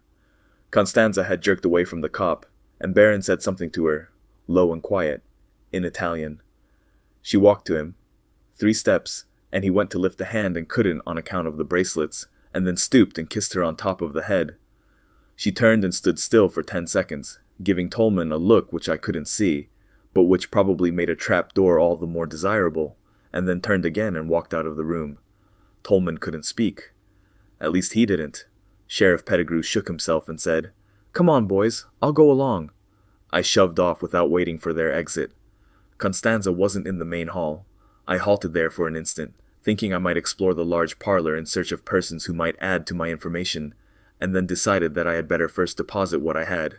So I went on out and hot-footed it back to Upshur.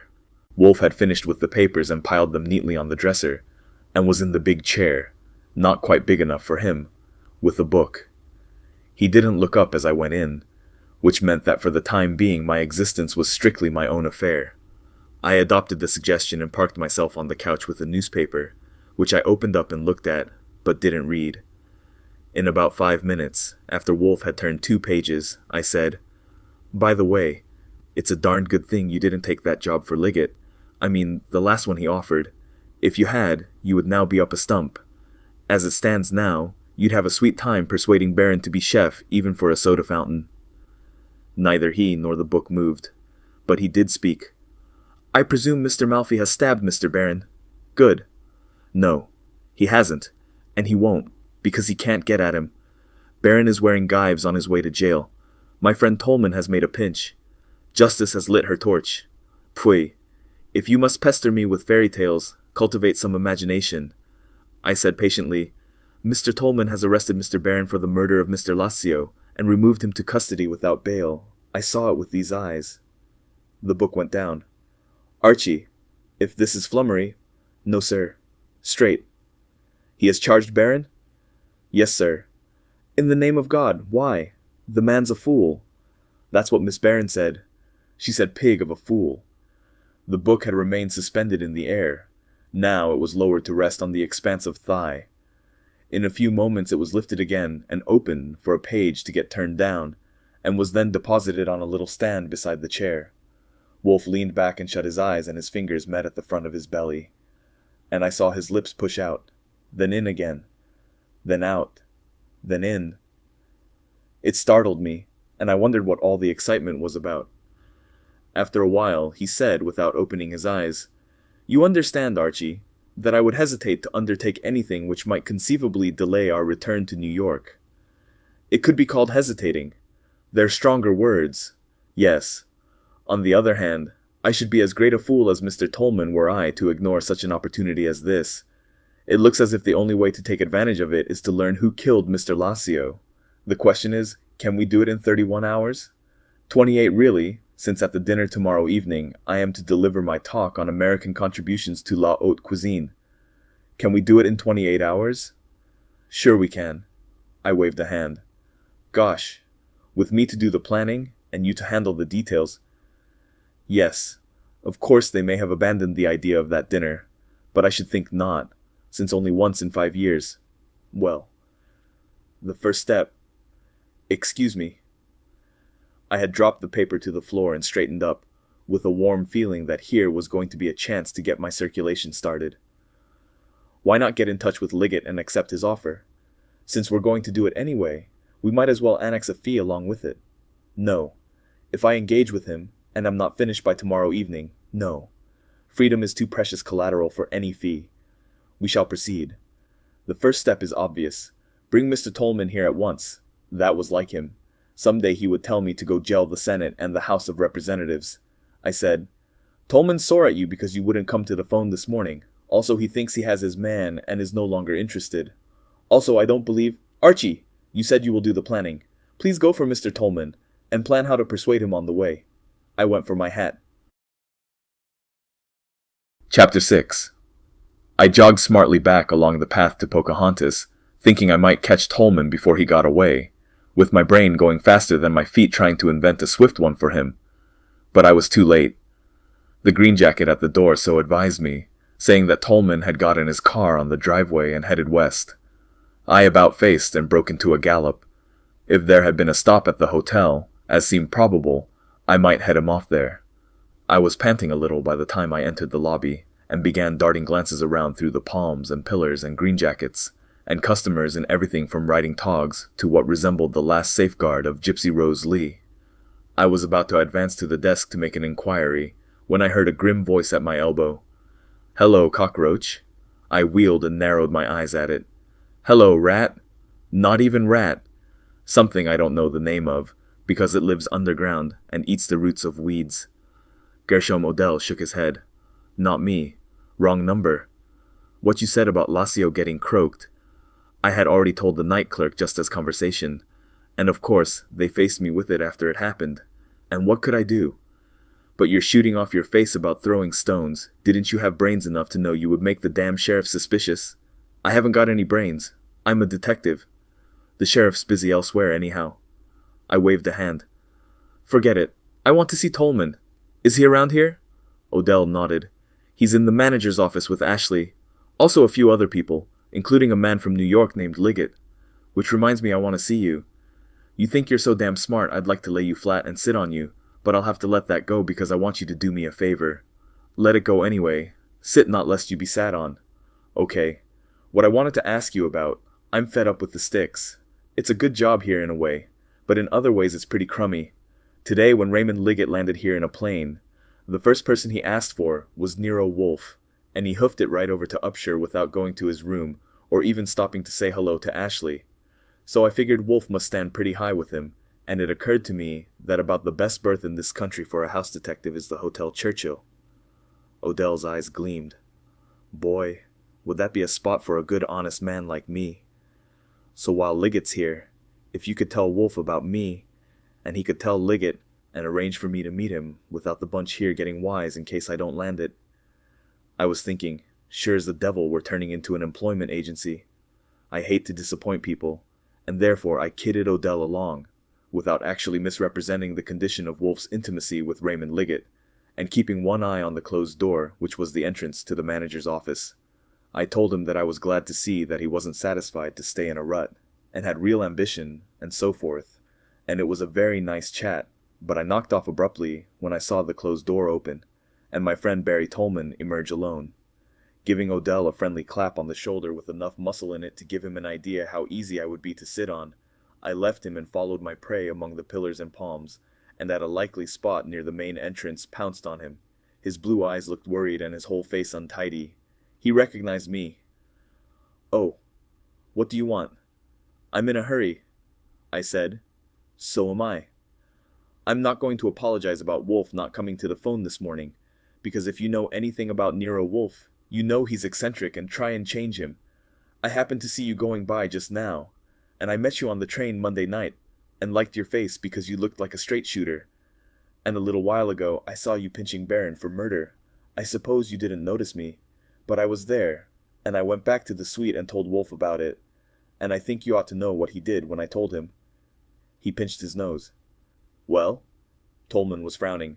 "As long as he didn't pinch mine, what about it?" "Nothing.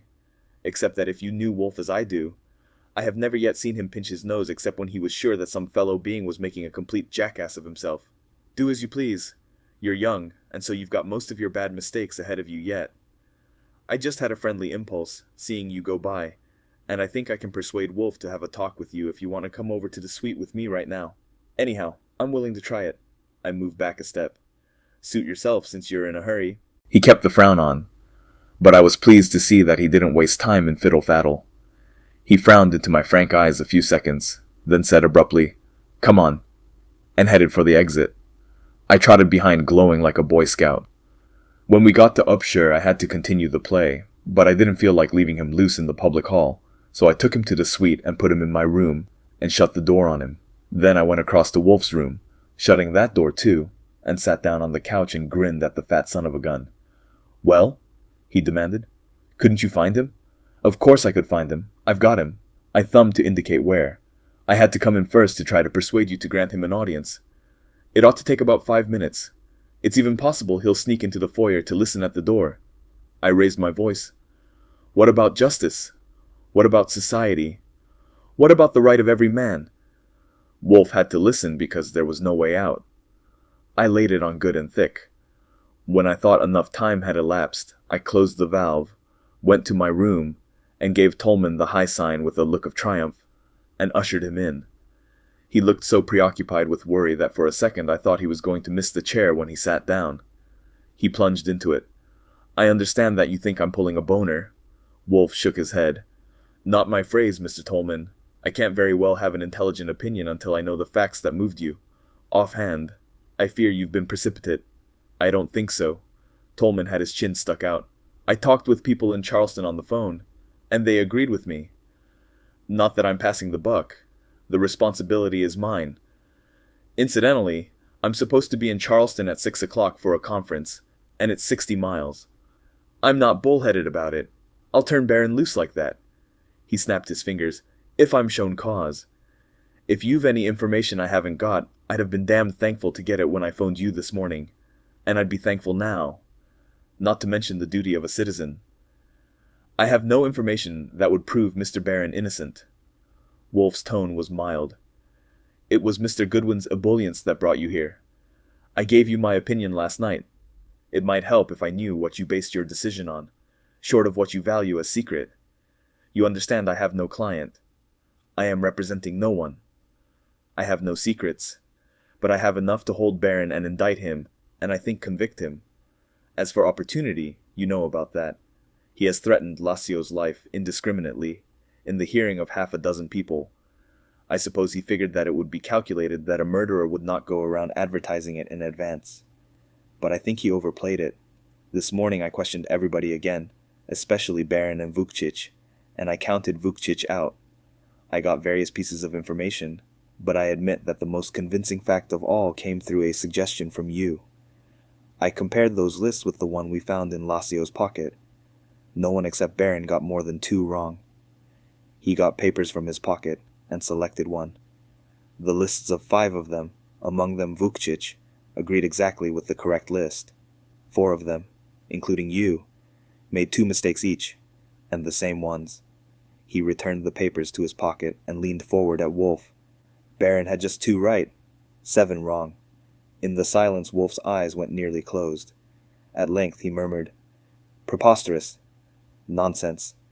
"Precisely," Tolman nodded with emphasis. "It is incredible that in a test on which the other 9 averaged over 90% correct, Baron should score 22%. It is absolutely conclusive of one of 2 things. Either he was so upset by a murder he had just committed, or was about to commit, that he couldn't distinguish the tastes. Or he was so busy with the murder that he didn't have time to taste at all, and merely filled out his list haphazard. I regard it as conclusive, and I think a jury will. And I want to say that I am mighty grateful to you for the suggestion you made. I freely admit it was damned clever, and it was you who thought of it. Thank you. Did you inform Mr. Baron of this and request an explanation?" "Yes." "He professed amazement. He couldn't explain it." "You said absolutely conclusive. That's far too strong. There are other alternatives. Baron's list may be forged. It's the one he himself handed to Servan, and it bears his signature. It hadn't been out of Servan's possession when he gave the lists to me. Would you suspect Servan?" "I suspect no one. The dishes or cards might have been tampered with." "Not the cards. Baron says they were in consecutive order when he tasted, as they were throughout. As for the dishes, who did it, and who put them back in place again after Baron left?" After another silence, Wolfe murmured again, obstinately, "It remains preposterous." He kept the frown on, but I was pleased to see that he didn't waste time in fiddle-faddle. He frowned into my frank eyes a few seconds, then said abruptly, "Come on," and headed for the exit. I trotted behind, glowing like a Boy Scout. When we got to Upshur, I had to continue the play, but I didn't feel like leaving him loose in the public hall. So I took him to the suite and put him in my room and shut the door on him. Then I went across to Wolfe's room, shutting that door too, and sat down on the couch and grinned at the fat son of a gun. "Well?" he demanded. "Couldn't you find him?" "Of course I could find him. I've got him." I thumbed to indicate where. "I had to come in first to try to persuade you to grant him an audience. It ought to take about 5 minutes. It's even possible he'll sneak into the foyer to listen at the door." I raised my voice. "What about justice? What about society? What about the right of every man?" Wolfe had to listen, because there was no way out. I laid it on good and thick. When I thought enough time had elapsed, I closed the valve, went to my room, and gave Tolman the high sign with a look of triumph, and ushered him in. He looked so preoccupied with worry that for a second I thought he was going to miss the chair when he sat down. He plunged into it. "I understand that you think I'm pulling a boner." Wolfe shook his head. "Not my phrase, Mr. Tolman. I can't very well have an intelligent opinion until I know the facts that moved you. Offhand, I fear you've been precipitate." "I don't think so." Tolman had his chin stuck out. "I talked with people in Charleston on the phone, and they agreed with me. Not that I'm passing the buck. The responsibility is mine. Incidentally, I'm supposed to be in Charleston at 6 o'clock for a conference, and it's 60 miles. I'm not bullheaded about it. I'll turn Baron loose like that." He snapped his fingers. "If I'm shown cause. If you've any information I haven't got, I'd have been damn thankful to get it when I phoned you this morning, and I'd be thankful now, not to mention the duty of a citizen. I have no information that would prove Mr. Baron innocent." Wolfe's tone was mild. "It was Mr. Goodwin's ebullience that brought you here. I gave you my opinion last night. It might help if I knew what you based your decision on, short of what you value as secret. You understand I have no client. I am representing no one. I have no secrets, but I have enough to hold Baron and indict him, and I think convict him. As for opportunity, you know about that. He has threatened Lacio's life indiscriminately, in the hearing of 6 people. I suppose he figured that it would be calculated that a murderer would not go around advertising it in advance, but I think he overplayed it. This morning, I questioned everybody again. especially Baron and Vukcic, and I counted Vukcic out. I got various pieces of information, but I admit that the most convincing fact of all came through a suggestion from you. I compared those lists with the one we found in Lacio's pocket. No one except Baron got more than 2 wrong. He got papers from his pocket and selected one. The lists of 5 of them, among them Vukcic, agreed exactly with the correct list. 4 of them, including you, made 2 mistakes each, and the same ones. He returned the papers to his pocket and leaned forward at Wolfe. Baron had just 2 right, 7 wrong. In the silence, Wolfe's eyes went nearly closed. At length he murmured, "Preposterous. Nonsense. Precisely." Tolman nodded with emphasis. "It is incredible that in a test on which the other 9 averaged over 90% correct, Baron should score 22%. It is absolutely conclusive of one of 2 things. Either he was so upset by a murder he had just committed, or was about to commit, that he couldn't distinguish the tastes, or he was so busy with the murder that he didn't have time to taste at all, and merely filled out his list haphazard. I regard it as conclusive, and I think a jury will. And I want to say that I am mighty grateful to you for the suggestion you made. I freely admit it was damned clever, and it was you who thought of it. Thank you. Did you inform Mr. Baron of this and request an explanation?" "Yes." He professed amazement. He couldn't explain it. "You said, 'absolutely conclusive.' That's far too strong. There are other alternatives. Baron's list may be forged. It's the one he himself handed to Servan, and it bears his signature. It hadn't been out of Servan's possession when he gave the lists to me. Would you suspect Servan?" "I suspect no one. The dishes or cards might have been tampered with. Not the cards. Baron says they were in consecutive order when he tasted, as they were throughout. As for the dishes, who did it, and who put them back in place again after Baron left?" After another silence, Wolfe murmured again, obstinately, "It remains preposterous." "What a calamity! What a destruction of friendly confraternity!" Wolfe said. "But such melancholy, Mr. Servan, is the worst possible frame of mind for digestion. Since placidity is out of the question, wouldn't active hostility be better? Hostility for the person responsible." Servan's brows went up. "You mean for Baron? Good heavens, no. I said the person responsible. I don't think Baron did it." "Oh." It was a cry from Constanza, from the way she jerked up in her chair, and the look she threw at Wolfe. I was expecting her to hop over and kiss him, or at least spill ginger ale on him, but she just sat and looked. Vukcic growled. "They seem to think they have proof. About those 7 mistakes on his list of the sauces. How the devil could that be?" "I have no idea." "Why, Marco, do you think Baron did it?" "No, I don't think." Vukcic ran his fingers through his hair again. "It's a hell of a thing. For a while they suspected me. They thought because I had been dancing with Dina my blood was warm. It was warm." He sounded defiant. "You wouldn't understand that, Nero. With a woman like that, she has a fire in her that warmed me once, and it could again, no doubt of that. If it came near and I felt it and let my head go, I could throw myself in it." He shrugged, and suddenly got savage. "But to stab that dog in the back, I would not have done him that honor. Pull his nose well, is all one does with that sort of fellow. But look here, Nero." Vukcic tossed his head around. "I brought Miss Baron and Mr. Servan around to see you. I suggested it. If we had found that you thought Berlin guilty, I don't know what could have been said, but luckily you don't.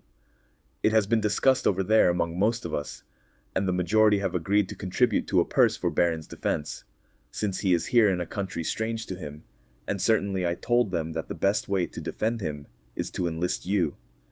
But please," Servan broke in earnestly, "please, Mr. Wolfe, understand that we deplore the necessity we can't avoid. You are our guest, my guest, and I know it is unforgivable that under the circumstances we should dare to ask you. But the fact is," Vukcic took it up, "that they were quite generous in their contributions to the purse, after I explained your habits in the matter of fees." Constanza had edged to the front of her chair and put in an oar. "The 11,000 francs I promised. It will take a while to get them, because they're in the bank in Nice. Confound it." Wolfe had to make it almost a shout. He wiggled a finger at Servan. "Apparently, sir, Marco has informed you of my rapacity. He was correct. I need lots of money and ordinarily my clients get soaked, but he could have told you that I am also an incurable romantic. To me, the relationship of host and guest is sacred. The guest is a jewel resting on the cushion of hospitality. The host is king, in his parlor and his kitchen, and should not condescend to a lesser role. So we won't discuss. Damn all the words. Vukcic gestured impatiently. What do you mean, Nero? You won't do anything about Baron? No, I mean we won't discuss purses and fees.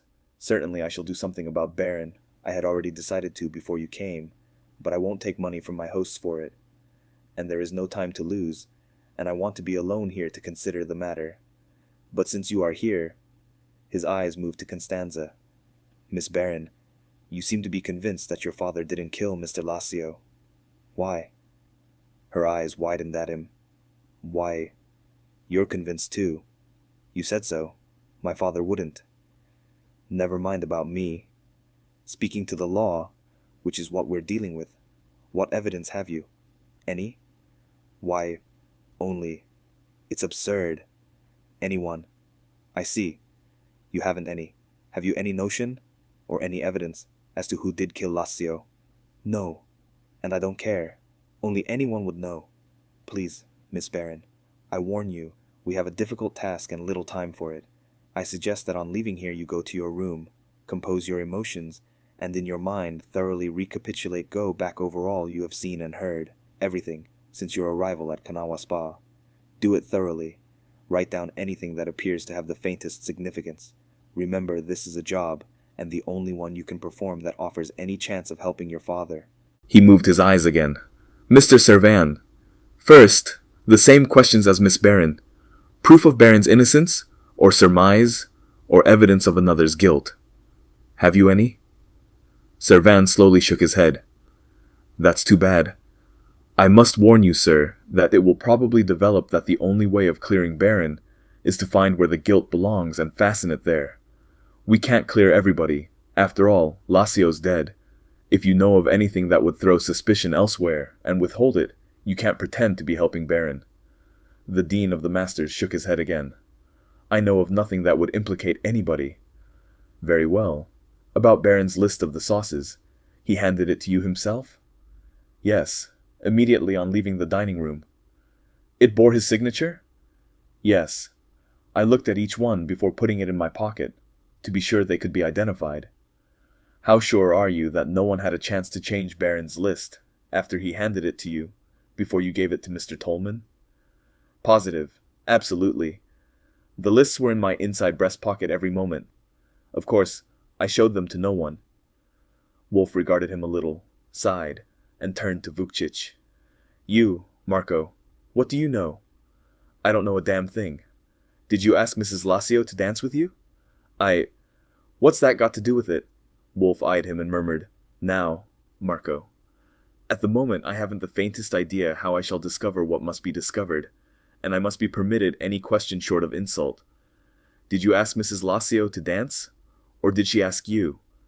Vukcic wrinkled his forehead and sat. Finally he growled, I think she suggested it. I might have if she didn't. Did you ask her to turn on the radio?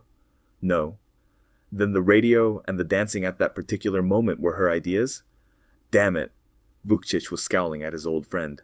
I swear I don't see, Nero. Of course you don't. Neither do I. But sometimes it's astonishing how the end of a tangled knot gets buried. It is said that 2 sure ways to lose a friend are to lend him money and to question the purity of a woman's gesture to him. I wouldn't lose your friendship. It is quite likely that Mrs. Lassio found the desire to dance with you irresistible. No, Marco, please. I mean no flippancy. And now, if you don't mind, Miss Baron, Mr. Servan, I must consider this business. They got up. Servan tried, delicately, to mention the purse again, but Wolfe brushed it aside. Constanza went over and took Wolfe's hand and looked at him with an expression that may or may not have been pure, but certainly had appeal in it. Vukcic hadn't quite erased his scowl, but joined the others in their thanks and seemed to mean it. I went to the foyer with them to open the door. Returning, I sat and watched Wolfe consider. He was leaning back in his favorite position, though by no means as comfortably as in his own chair at home, with his eyes closed. He might have been asleep, but for the faint movement of his lips. I did a little considering on my own hook, but I admit mine was limited. It looked to me like Baron, but I was willing to let in either Vukcic or Blanc, in case they insisted. As far as I could see, everyone else was absolutely out. Of course, there was still the possibility that Lacio had been absent from the dining room only temporarily, during Vukcic's session with the dishes, and had later returned, and Valenko, or Rossi, had mistaken him for a pincushion before or after tasting, but I couldn't see any juice in that. I had been in the large parlor the entire evening, and I tried to remember whether I had at any time noticed anyone enter the small parlor, or rather, whether I would have been able to swear that no one had. I thought I would. After over half an hour of overworking my brain, it still looked to me like Baron, and I thought it just as well Wolfe had turned down 2 offers of a fee, since it didn't seem very probable he was going to earn one. I saw Wolfe stir. He opened his mouth, but not his eyes. "Archie, those 2 colored men on duty in the main foyer of Pocahontas Pavilion last evening. Find out where they are." I went to the phone in my room, deciding that the quickest way was to get hold of my friend Odell, and let him do it. In less than 10 minutes I was back again with the report. "They went on at Pocahontas again at 6 o'clock. The same 2. It is now 6:07. Their names?" "No, thanks. I don't need the names." Wolfe pulled himself up and looked at me. "We have an enemy who has sealed himself in. He fancies himself impregnable, and he may be no door, no gate, no window in his walls or hers. Possibly hers. But there is one little crack, and we'll have to see if we can pry it open." He sighed. "Amazing what a wall that is. That one crack is all I see. If that fails us..." He shrugged. Then he said bitterly, "As you know, we are dressing for dinner this evening. I would like to get to the pavilion as quickly as possible. What the tongue has promised the body must submit to." He began operations for leaving his chair. Chapter 7. It was still 20 minutes short of 7 o'clock when we got to Pocahontas. Wolfe had done pretty well with the black and white, considering that Fritz Brenner was nearly 1,000 miles away, and I could have hired out as a window dummy. Naturally, I had some curiosity about Wolfe's interest in the green jackets, but it didn't get satisfied. In the main hall, after we had been relieved of our hats, he motioned me on into the parlor, and he stayed behind. I noted that Odell's information was correct. The 2 colored men were the same that had been on duty the evening before. It was more than an hour until dinner time, and there was no one in the large parlor except Mama Mondor, knitting and sipping sherry, and Valenko and Keith, with Lisette Putty between them, chewing the rag on a divan. I said hello, and strolled over and tried to ask Mama Mondor what was the French word for knitting, but she seemed dumb at signs and began to get excited, and it looked as if it might end in a fight, so I shoved off. Wolfe entered from the hall, and I saw by the look in his eye that he hadn't lost the crack he had mentioned. He offered greetings around, made a couple of inquiries, and was informed that Louis Servan was in the kitchen overlooking the preparations for dinner. Then he came up to me, and in a low tone outlined briefly an urgent errand. I thought he had a nerve to wait until I got my glad rags on, to ask me to work up a sweat, particularly since no fee was involved, but I went for my hat without stopping to grumble. I cut across the lawn to get to the main path and headed for the hotel. On the way, I decided to use Odell again, instead of trying to develop new contacts, and luckily, I ran across him in the corridor by the elevators, and without having to make inquiries. He looked at me pleased and expectant. "Did you tell Wolfe? Has he seen Liggett?" "Nope, not yet." "Give us time, can't you?" "Don't you worry, old boy. Right now, I need some things in a hurry.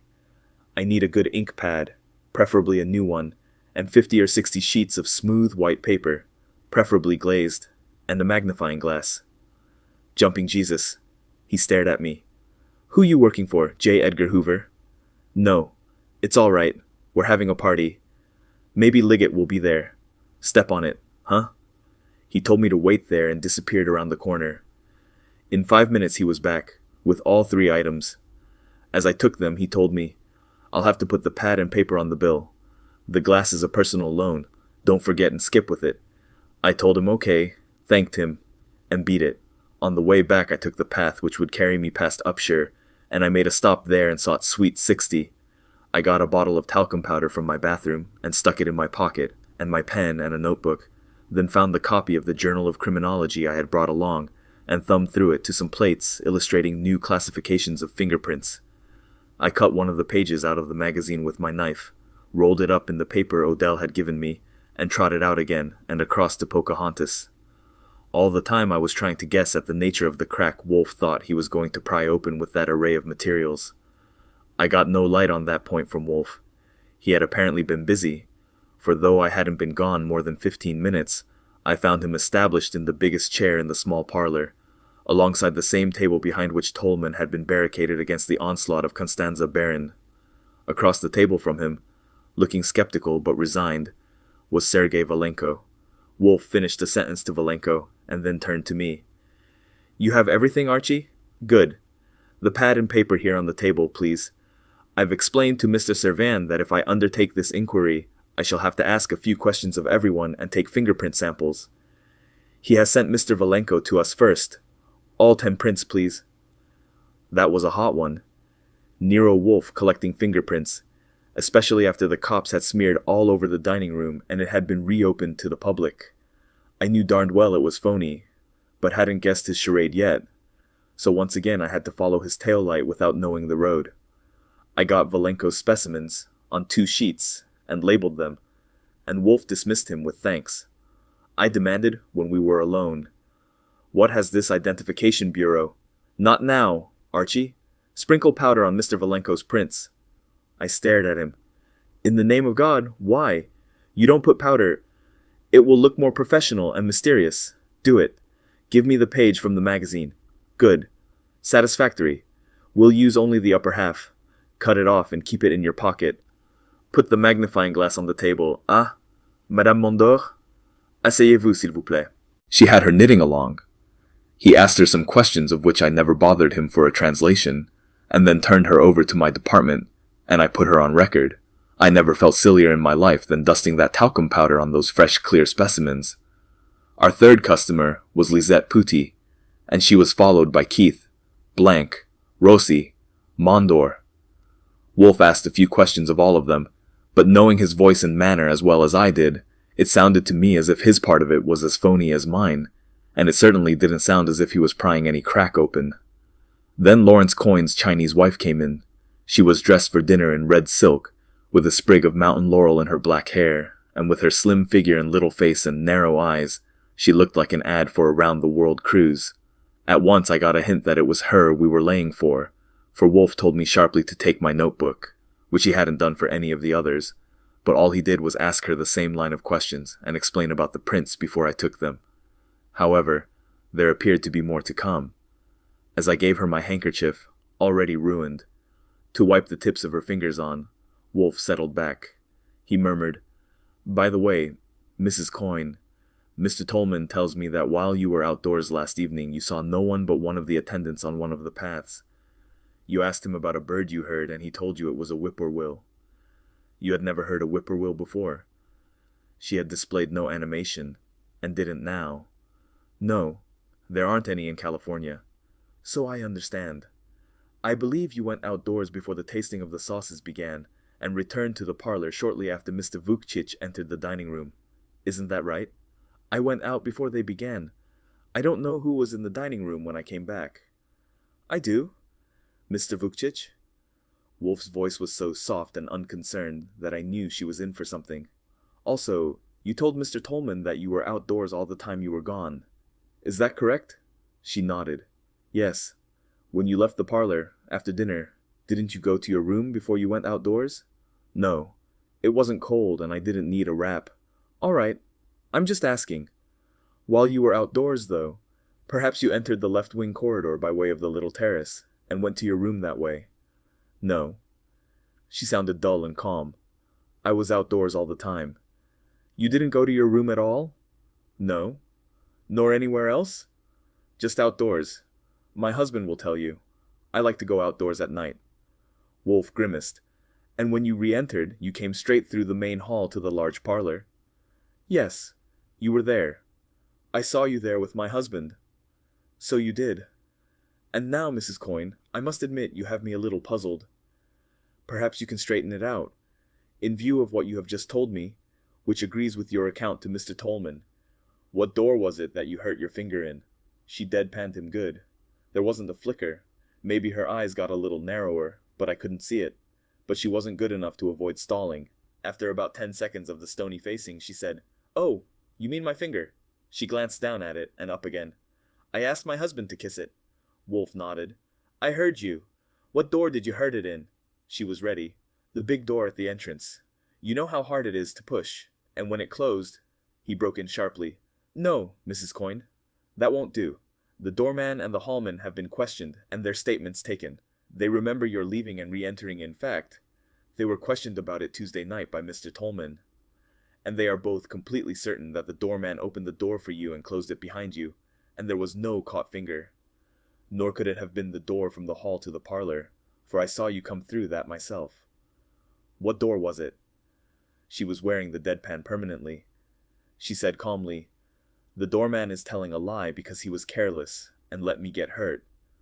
"I don't think so." "I know it. He is lying." Quickly and silently she was on her feet. "I must tell my husband." She was off, moving fast. Wolfe snapped, "Archie!" I skipped around and got in front of her, on her line to the door. She didn't try dodging, just stopped and looked up at my face. Wolfe said, "Come back and sit down. I can see that you are a person of decision, but so am I. Mr. Goodwin could hold you with one hand. You may scream and people will come, but they will go again, and we'll be where we are now. Sit down, please." She did so, and told him, "I have nothing to scream about. I merely wanted to tell my husband that the doorman lied, but he didn't. However, there's no need to torment you unnecessarily. Archie, give me the photograph of those fingerprints on the dining room door." I thought to myself, darn you. Someday you're going to push the button for my wits when they're off on vacation, and then you'll learn to let me in on things ahead of time. But of course there was only one answer to this one. I reached in my pocket for the plate of reproductions I had cut from the magazine page, and handed it to him.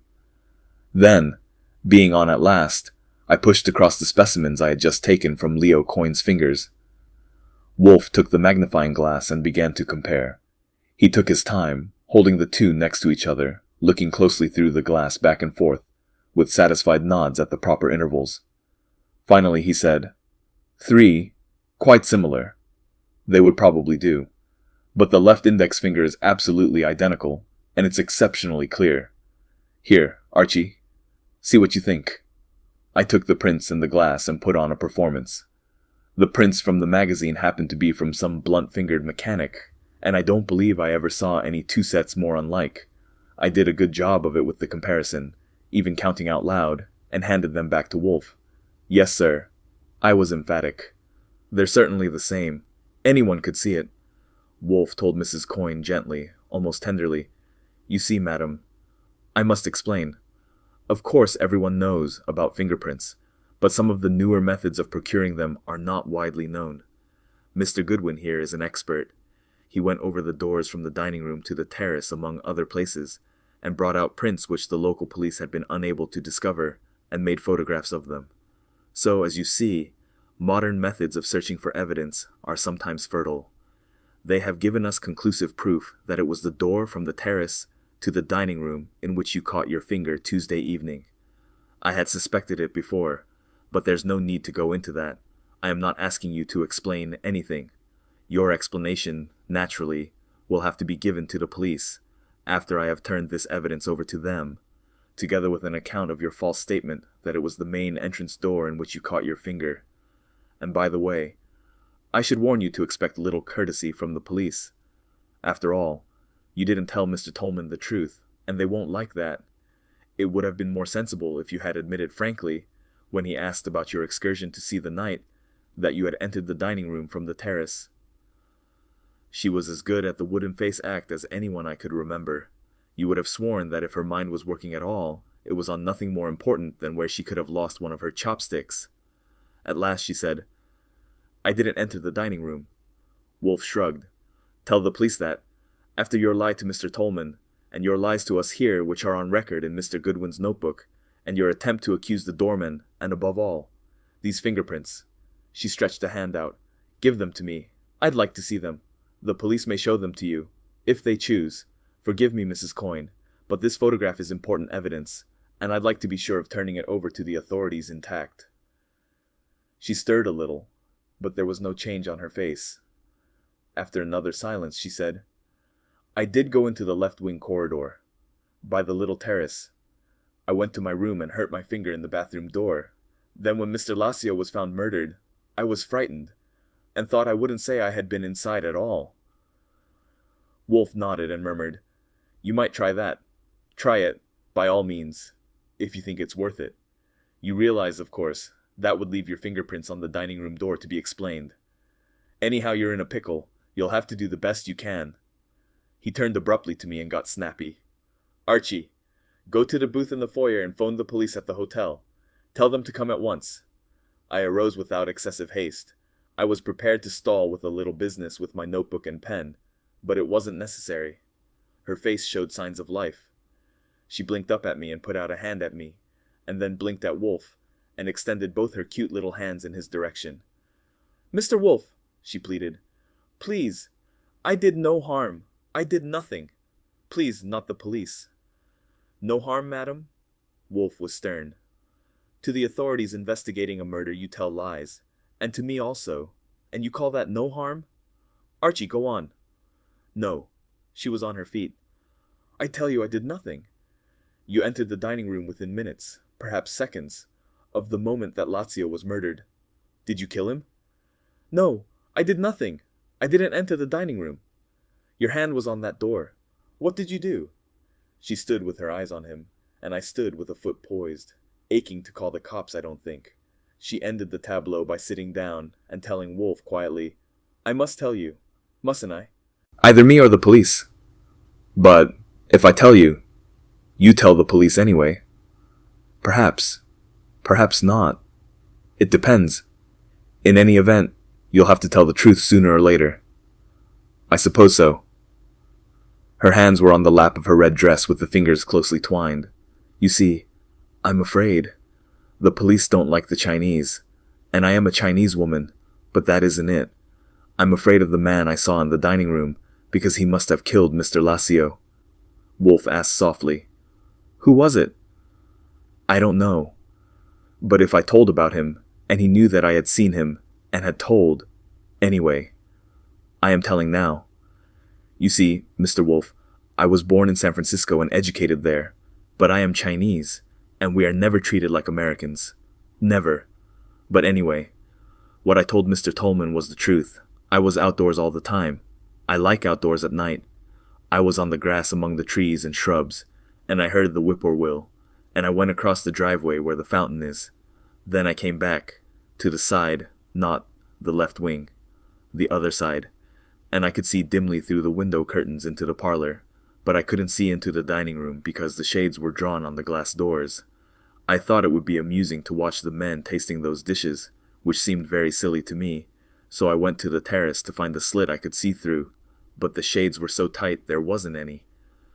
Then I heard a noise, as if something had fallen over in the dining room. I couldn't hear just what it was like, because the sound of the radio was coming through the open window of the parlor.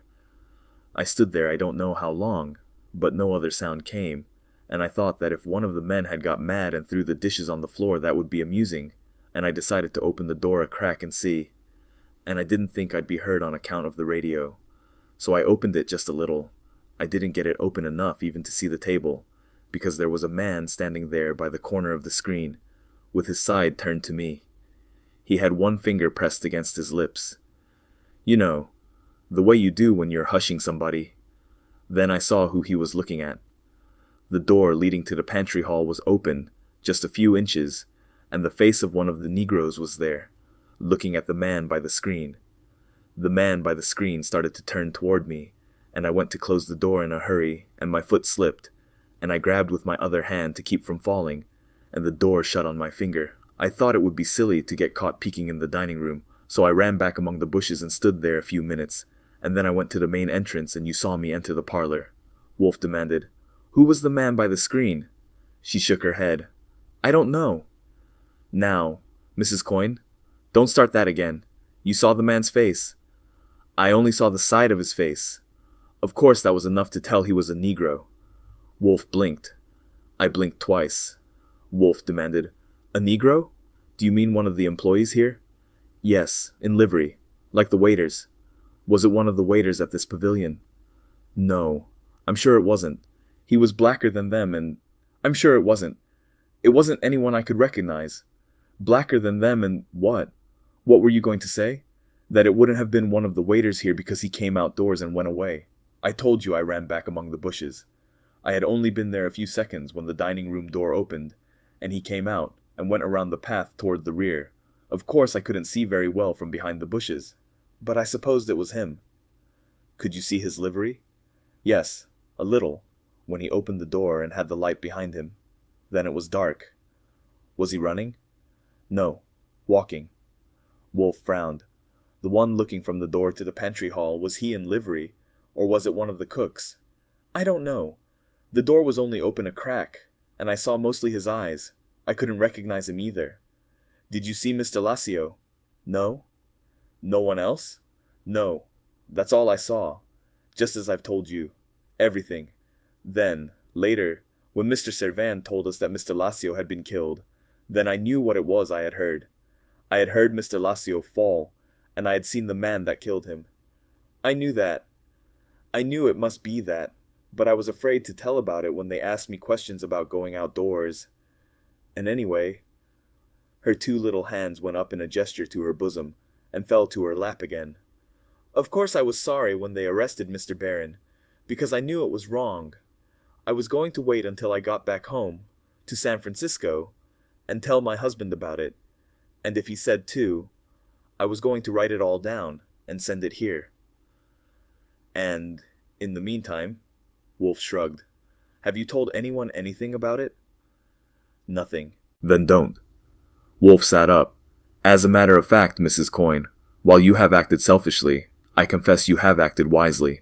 But for the accident that you asked your husband to kiss your finger in my hearing, your secret was safe, and therefore you were too. The murderer of Mr. Lassio probably knows that he was seen through that door, but not by whom, since you opened it only a few inches and outdoors was dark. Should he learn that it was you who saw him, even San Francisco might not be far enough away for you. It is in the highest degree advisable to do nothing that will permit him to learn it, or cause him to suspect it. Tell no one. Should anyone show curiosity as to why you were kept so long in here while the other interviews were short, and ask you about it, tell him or her that you have a racial repugnance to having your fingerprints taken, and it required all my patience to overcome it. Similarly, I undertake that for the present the police will not question you, or even approach you, for that might arouse suspicion. And by the way, you won't tell the police. I didn't say I wouldn't. You must trust my discretion. I was about to ask, has anyone questioned you particularly, except the police and me, regarding your visit to the night? Any of the guests here? No. You're quite sure? Not even a casual question? No, I don't remember. Her brow was puckered above the narrow eyes. Of course, my husband... A tapping on the door interrupted her. Wolfe nodded at me, and I went and opened it. It was Louis Servan. I let him in. He advanced and told Wolfe apologetically, "I don't like to disturb you, but the dinner... It's 5 minutes past 8. Ah!" Wolfe made it to his feet in less than par. "I have been looking forward to this for 6 months. Thank you, Mrs. Coyne. Archie, will you take Mrs. Coyne? Could I have a few words with you, Mr. Servan? I'll make it as brief as possible." Chapter 8. The dinner of the Dean of the 15 Masters that evening, which by custom was given on the second day of their gathering once in every 5 years, was ample and elaborate as to flesh-pots, but a little spotty as an occasion of festivity. The chatter during the hors d'oeuvres was nervous and jerky, and when Domenico Rossi made some loud remark in French, 3 or 4 of them began to laugh and then suddenly stopped, and in the silence they all looked at one another. To my surprise, Constanza Barron was there, but not adjoining me as on the evening before. She was on the other side, between Louis Servan, who was at the end, and a funny little duck with an uncontrolled mustache who was new to me. Leon Blanc, on my right, told me he was the French ambassador. There were several other extra guests, among them my friend Odell's prospective employer, Raymond Liggett of the Hotel Churchill, Clay Ashley, the manager of Kanawha Spa, and Albert Malfi. Malfi's black eyes kept darting up and down the table, and on meeting the eyes of a master he delivered a flashing smile. Leon Blanc pointed a fork at him and told me, "See that fellow Malfi? He wants votes for tomorrow morning as one of les 15 maîtres. Bah! He has no creation, no imagination. Baron trained him, that's all." He waved the fork in contemptuous dismissal, and then used it to scoop a mouthful of shad-roe mousse. The swamp woman, now a swamp widow, was absent, but everyone else, except Baron, of course, was there. Apparently Rossi hadn't been much impressed by the murder of his son-in-law. He was still ready for a scrap, and full of personal and national comments. Mundor paid no attention to him. Vukcic was gloomy, and ate like 10 minutes for lunch. Ramsay Keith was close to pie-eyed, and about every 5 minutes he had a spell of giggles that might have been all right coming from his niece. During the entree, Leon Blanc told me, "That little Baron girl is a good one. You see her hold herself?" Louis put her between him and the ambassador as a gesture to Baron. "She justifies him. She represents her father bravely." Blanc sighed. "You heard what I told Mr. Wolfe in there when he questioned me. This was to be expected of Philip Lazio, to let his sins catch up with him on this occasion. Infamy was in his blood. If he were alive I could kill him now, only I don't kill. I am a chef, but I couldn't be a butcher." He swallowed a mouthful of stewed rabbit, and sighed again. "Look at Louis. This is a great affair for him, and this civet de lapin is in fact perfection, except for a slight excess of bouquet garni, possibly because the rabbits were young and tender-flavored. Louis deserved gaiety for this dinner, and this salute to his cuisine. And look at us." He went at the rabbit again. I acknowledged everything. It was Albert Malfi, the entree man with no imagination. He made a remark or two about the dinner and Servan's speech, and then went on. "I understand that Mr. Wolfe has changed his mind. He has been persuaded to investigate the murder. I suppose that was because Mr. Baron was arrested." "No, I don't think so. It's just because he's a guest. A guest is a jewel resting on the cushion of hospitality." "No doubt. Of course." The Corsican's eyes darted around and back to me. "There is something I think I should tell Mr. Wolfe. There he is." I nodded at where Wolfe was chinning with a trio of the masters. "Go tell him." "But I don't like to interrupt him. He is the guest of honor of les 15 maîtres." Malfi sounded awed. "I just thought I would ask you. Perhaps I could see him in the morning. It may not be important. Today we were talking with Mrs. Lazio, Mr. Liggett, and I was telling her about it." "Yeah?" I eyed him. "You a friend of Mrs. Lazio's?" "Not a friend. A woman like her doesn't have friends. Only slaves." "I know her, of course. I was telling about this Zalota, and she and Mr. Liggett thought Mr. Wolfe should know. That was before Baron was arrested, when it was thought someone might have entered the dining room from the terrace and killed Lazio. But if Mr. Wolfe is interested to clear Baron, certainly he should know." Malfi smiled at me. "You frown, Mr. Goodwin. You think if Baron is not cleared that would suit my ambition. And why am I so unselfish? I am not unselfish. It would be the greatest thing in my life if I could become chef de cuisine of the Hotel Churchill. But Jerome Baron saw my talent in the little inn at Ajaccio, and took me into the world, and guided me with his genius, and I would not pay for my glory with his misfortune. Besides, I know him. He would not have killed Lazio that way, from behind. So I think I should tell Mr. Wolfe about Zalota. Mrs. Lazio and Mr. Liggett think the same. Mr. Liggett says it would do no good to tell the police, because they are satisfied with Baron. I meditated on him. I was trying to remember where I had heard the name Zalota, and all at once it came to me. I said, "Uh-huh, you mean Zalota of Tarragona. Lazio stole something from him in 1920. Malfi looked surprised.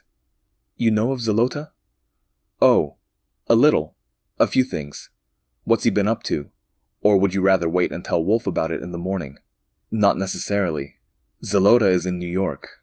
"Well, he's got lots of company." I grinned. "Being in New York is no crime. It's full of people who didn't kill Lazio.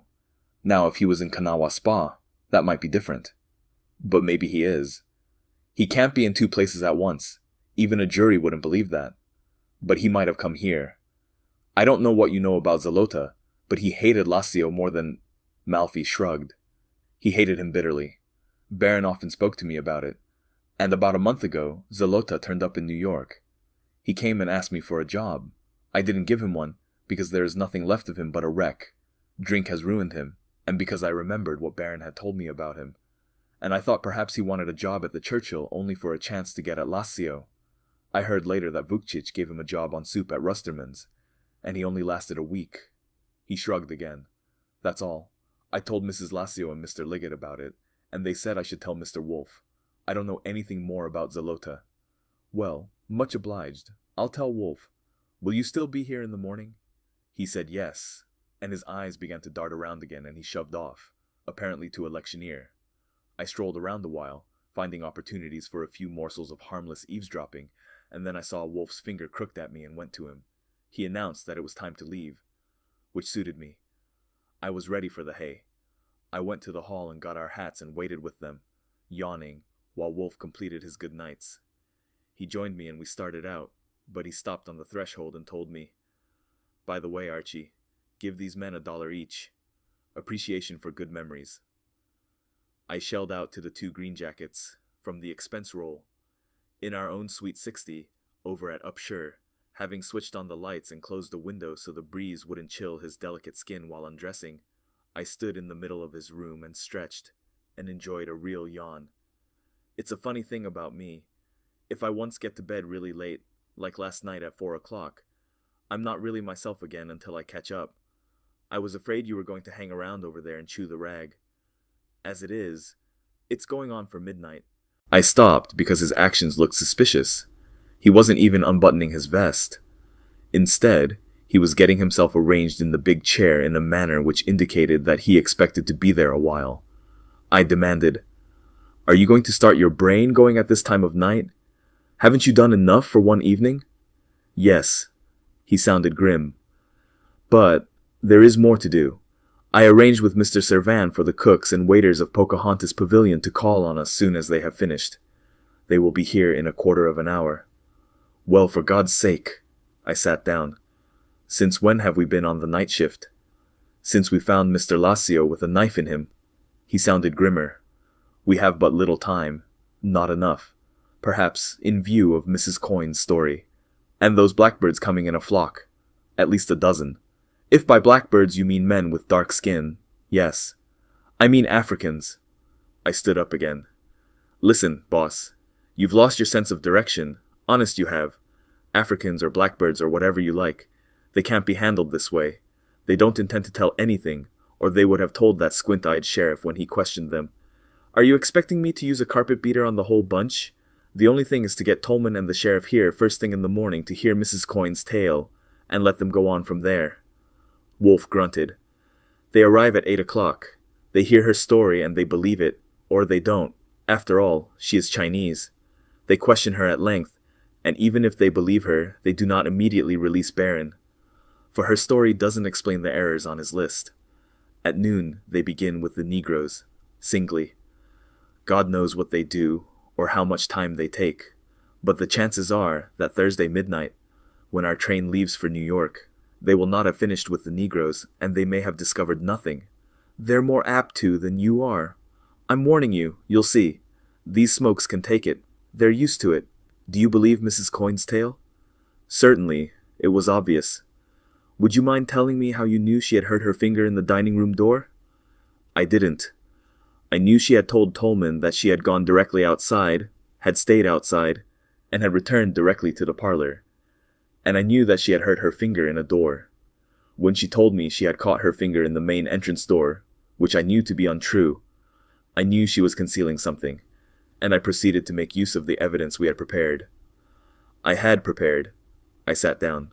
Someday you'll try to bluff the trees out of their leaves. Would you mind telling me now what motive one of these smokes had for bumping off Lassio?" "I suppose he was hired." Wolfe grimaced. "I don't like murderers, though I make my living through them, but I particularly dislike murderers who buy the death they seek. One who kills at least keeps the blood on his own hands. One who pays for killing, fooey. That is worse than repugnant. It is dishonorable. I presume the colored man was hired. Naturally, that's an annoying complication for us. Not so terrible. I waved a hand. They'll be here pretty soon. I'll arrange them for you in a row. Then you'll give them a little talk on citizenship and the 10 Commandments, and explain how illegal it is to croak a guy for money even if you get paid in advance, and then you'll ask whoever stabbed Lazio to raise his hand and his hand will shoot up, and then all you'll have to do is ask who paid him, and how much. That will do, Archie. He sighed. It's amazing how patiently and with what forbearance I have tolerated. But there they are. Let them in. That was an instance when Wolfe himself jumped to an unwarranted conclusion, which was a crime he often accused me of. For when I made it through the foyer and opened the door to the hall, it wasn't Africans I found waiting there, but Dina Lazio. I stared at her a second, adjusting myself to the surprise. She put her long, sleepy eyes on me and said, "I'm sorry to disturb you so late, but may I see Mr. Wolfe?" I told her to wait and returned to the inner chamber. Not men with dark skin, but a woman. "Mrs. Philip Lazio wants to see you." "What? Her?" "Yes, sir. In a dark cloak and no hat." Wolfe grimaced.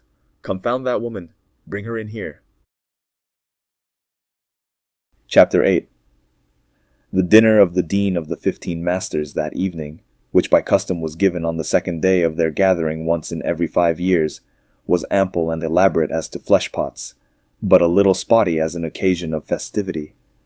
The chatter during the hors d'oeuvres was nervous and jerky, and when Domenico Rossi made some loud remark in French, 3 or 4 of them began to laugh and then suddenly stopped, and in the silence they all looked at one another. To my surprise, Constanza Baron was there, but not adjoining me as on the evening before. She was on the other side, between Louis Servan, who was at the end, and a funny little duck with an uncontrolled mustache who was new to me. Leon Blanc, on my right, told me he was the French ambassador. There were several other extra guests, among them my friend Odell's prospective employer, Raymond Liggett of the Hotel Churchill, Clay Ashley, the manager of Kanawha Spa, and Albert Malfi. Malfi's black eyes kept darting up and down the table, and on meeting the eyes of a master he delivered a flashing smile. Leon Blanc pointed a fork at him and told me, "See that fellow Malfi? He wants votes for tomorrow morning as one of les 15 maîtres. Bah! He has no creation, no imagination. Baron trained him, that's all." He waved the fork in contemptuous dismissal, and then used it to scoop a mouthful of shadroe mousse.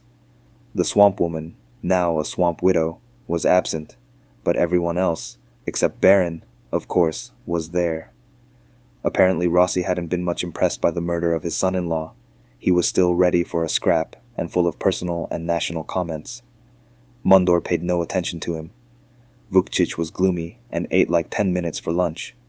Ramsay Keith was close to pie-eyed, and about every 5 minutes he had a spell of giggles that might have been all right coming from his niece. During the entree, Léon Blanc told me, "That little Baron girl is a good one. You see her hold herself?" Louis put her between him and the ambassador as a gesture to Baron. "She justifies him. She represents her father bravely." Blanc sighed. "You heard what I told Mr. Wolfe in there when he questioned me. This was to be expected of Philip Lazio, to let his sins catch up with him on this occasion. Infamy was in his blood. If he were alive I could kill him now, only I don't kill.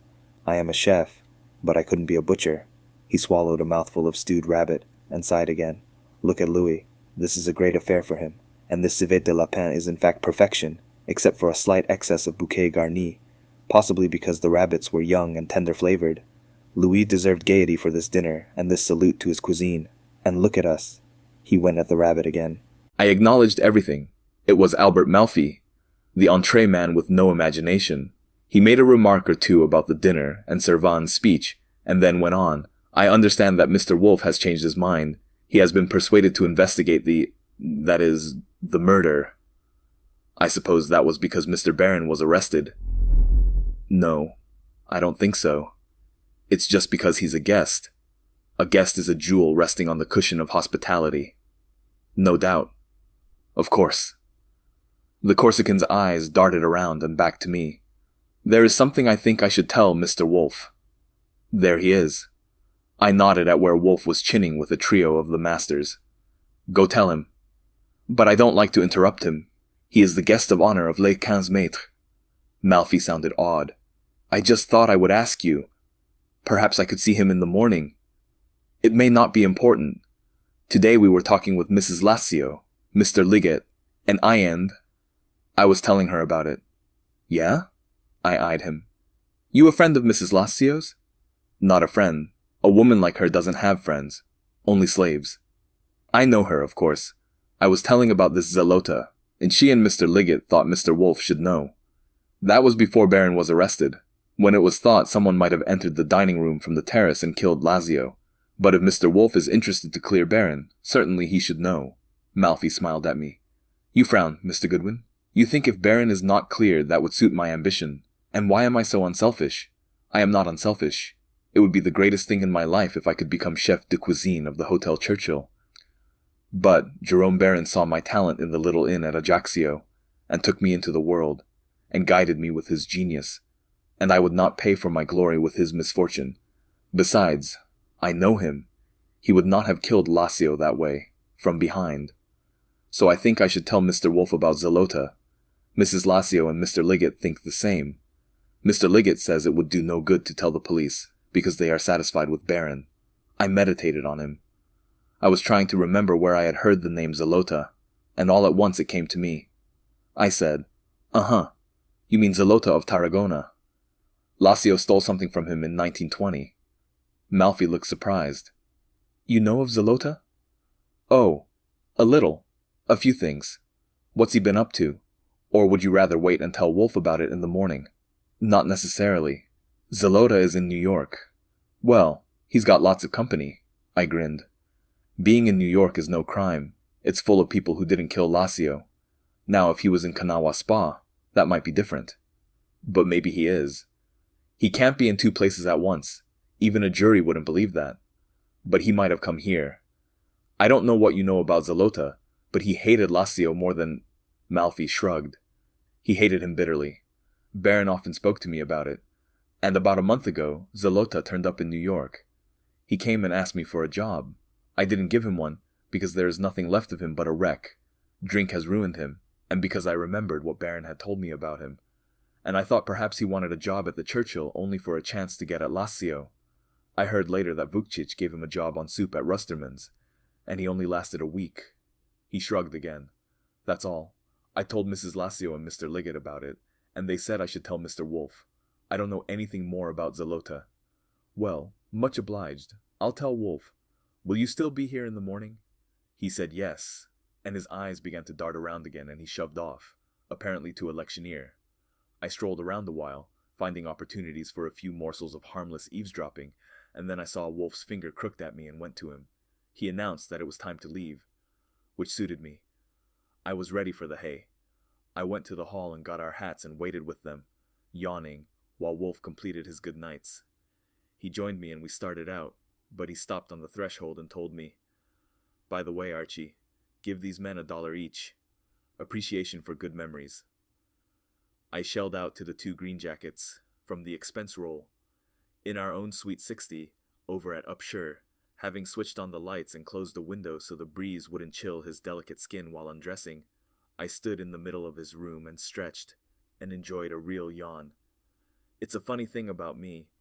If I once get to bed really late, like last night at 4 o'clock, I'm not really myself again until I catch up. I was afraid you were going to hang around over there and chew the rag. As it is, it's going on for midnight. I stopped because his actions looked suspicious. He wasn't even unbuttoning his vest. Instead, he was getting himself arranged in the big chair in a manner which indicated that he expected to be there a while. I demanded, Are you going to start your brain going at this time of night? Haven't you done enough for one evening? Yes. He sounded grim. But there is more to do. I arranged with Mr. Servan for the cooks and waiters of Pocahontas Pavilion to call on us soon as they have finished. They will be here in a quarter of an hour. Well, for God's sake. I sat down. Since when have we been on the night shift? Since we found Mr. Lassio with a knife in him. He sounded grimmer. We have but little time. Not enough. Perhaps in view of Mrs. Coyne's story. And those blackbirds coming in a flock. At least a dozen. If by blackbirds you mean men with dark skin, yes. I mean Africans. I stood up again. Listen, boss. You've lost your sense of direction. Honest you have. Africans or blackbirds or whatever you like. They can't be handled this way. They don't intend to tell anything, or they would have told that squint-eyed sheriff when he questioned them. Are you expecting me to use a carpet beater on the whole bunch? The only thing is to get Tolman and the sheriff here first thing in the morning to hear Mrs. Coyne's tale, and let them go on from there. Wolfe grunted. They arrive at 8 o'clock. They hear her story and they believe it, or they don't. After all, she is Chinese. They question her at length, and even if they believe her, they do not immediately release Baron. For her story doesn't explain the errors on his list. At noon, they begin with the Negroes, singly. God knows what they do, or how much time they take, but the chances are that Thursday midnight, when our train leaves for New York, they will not have finished with the Negroes, and they may have discovered nothing. They're more apt to than you are. I'm warning you, you'll see. These smokes can take it. They're used to it. Do you believe Mrs. Coyne's tale? Certainly. It was obvious. Would you mind telling me how you knew she had hurt her finger in the dining room door? I didn't. I knew she had told Tolman that she had gone directly outside, had stayed outside, and had returned directly to the parlor. And I knew that she had hurt her finger in a door. When she told me she had caught her finger in the main entrance door, which I knew to be untrue, I knew she was concealing something, and I proceeded to make use of the evidence we had prepared. I had prepared. I sat down. Someday you'll try to bluff the trees out of their leaves. Would you mind telling me now what motive one of these smokes had for bumping off Lacio? I suppose he was hired. Wolfe grimaced. I don't like murderers, though I make my living through them, but I particularly dislike murderers who buy the death they seek. One who kills at least keeps the blood on his own hands. One who pays for killing Fui. That is worse than repugnant. It is dishonorable. I presume the colored man was hired. Naturally, that's an annoying complication for us. Not so terrible. I waved a hand. They'll be here pretty soon. I'll arrange them for you in a row. Then you'll give them a little talk on citizenship and the 10 Commandments, and explain how illegal it is to croak a guy for money even if you get paid in advance, and then you'll ask whoever stabbed Lazio to raise his hand and his hand will shoot up, and then all you'll have to do is ask who paid him, and how much. That will do, Archie. He sighed. It's amazing how patiently and with what forbearance I have tolerated. But there they are. Let them in. That was an instance when Wolfe himself jumped to an unwarranted conclusion, which was a crime he often accused me of. For when I made it through the foyer and opened the door to the hall, it wasn't Africans I found waiting there, but Dina Lazio. I stared at her a second, adjusting myself to the surprise. She put her long, sleepy eyes on me and said, I'm sorry to disturb you so late, but may I see Mr. Wolfe?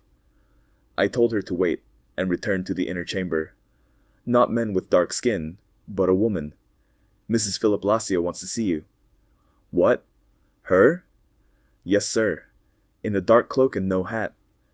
Wolfe grimaced. Confound that woman. Bring her in here. Chapter 9. I sat and watched, and listened, and felt cynical. Wolfe rubbed his cheek with the tip of his forefinger, slowly and rhythmically, which meant he was irritated, but attentive. Dina Lazio was on a chair facing him, with her cloak thrown back, her smooth neck showing above a plain black dress with no collar, her body at ease, her eyes dark in shadow. Wolfe said, No apology is needed, madam. Just tell me about it. I'm expecting callers and I'm pressed for time. It's about Marco, she said. Indeed. What about Marco? You're so brusque. She smiled a little, and the smile clung to the corners of her mouth. You should know that you can't expect a woman to be direct like that. We don't take the road. We wind around. You know that. Only I wonder how much you know about women like me. I couldn't say. Are you a special kind? She nodded. I think I am. Yes, I know I am. Not because I want to be or try to be, but...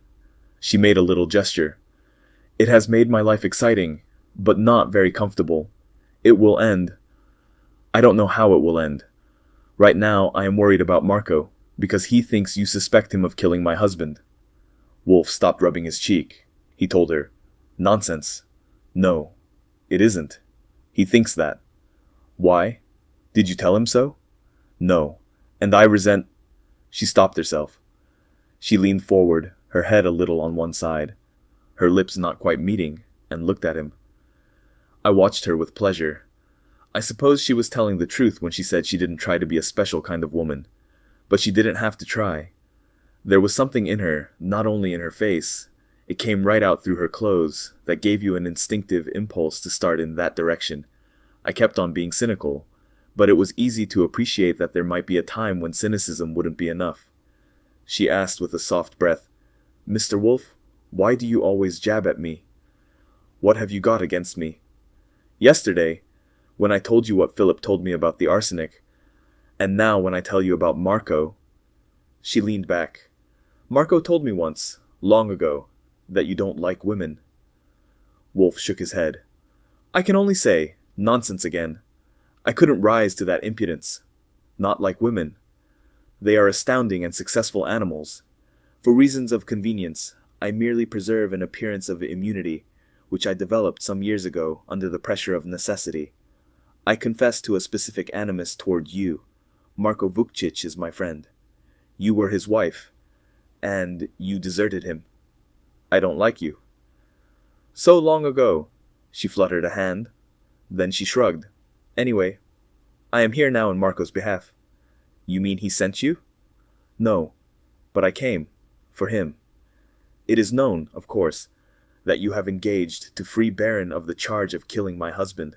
How can you do that except by accusing Marco? Baron says Philip was in the dining room, alive, when he left. Marco says Philip was not there when he entered, so if not Baron, it must have been Marco. And then, you asked Marco today if he asked me to dance, or suggested that I turn on the radio. There could be only one reason why you asked him that, because you suspected that he wanted the radio going so that no noise would be heard from the dining room when if anything happened in there. So, Marco told you that I asked about the radio?" "Yes." She smiled faintly. "He thought I should know. You see, he has forgiven what you will not forgive." I missed the rest of that on account of a knock on the door. I went to the foyer, closing the door of Wolfe's room behind me, and opened up. The sight in the hall gave me a shock, even though I had been warned. It looked like half of Harlem. 4 or 5 were green jackets who a couple of hours back had been serving the dean's dinner to us, and the others, the cooks and helpers, were in their own clothes. The light brown middle-aged one in front with the bottom of one ear chopped off was the head waiter in charge at Pocahontas, and I felt friendly to him because it was he who had left the cognac bottle smack in front of me at the table. I told them to come on in and stepped aside not to get trampled, and directed them through to my room and followed them in. "You'll have to wait in here, boys. Mr. Wolfe has a visitor. Sit on something. Sit on the bed. It's mine, and it looks like I won't be using it anyway. If you go to sleep, snore a couple of good ones for me." I left them there and went back to see how Wolfe was getting along with the woman he didn't like. Neither of them bothered with a glance at me as I sat down. She was saying, "But I know nothing about it beyond what I told you yesterday. Certainly I know there are other possibilities besides Baron and Marco. As you say, someone could have entered the dining room from the terrace. That's what you're thinking of, isn't it?" "It's a possibility. But go back a little, Mrs. Lassio. Do you mean to say that Marco Vukcic told you of my asking him about the radio, and expressed the fear that I suspected him of having the radio turned on to give him an opportunity for killing your husband?" "Well," she hesitated, "not exactly like that. Marco would not express a fear, but the way he told me about it, that was obviously in his mind. So, I've come to you to find out if you do suspect him. You've come to defend him, or to make sure that my clumsiness hasn't missed that inference from the timeliness of the radio?" "Neither." She smiled at him. "You can't make me angry, Mr. Wolfe. Why, do you make other inferences? Many of them?" Wolfe shook his head impatiently. "You can't do that, madam. Give it up. I mean your affected insouciance. I don't mind fencing when there's time for it, but it's midnight, and there are men in that other room waiting to see me. Please let me finish. Let me clear away some fog. I have admitted an animus toward you. I knew Marco Vukcic both before and after he married you. I saw the change in him. Then why was I not grateful when you suddenly selected a new field for your activities? Because you left debris behind you. It is not decent to induce the cocaine habit in a man, but it is monstrous to do so, and then suddenly withdraw his supply of the drug. Nature plainly intends that a man should nourish a woman, and a woman a man, physically and spiritually, but there is no nourishment in you for anybody.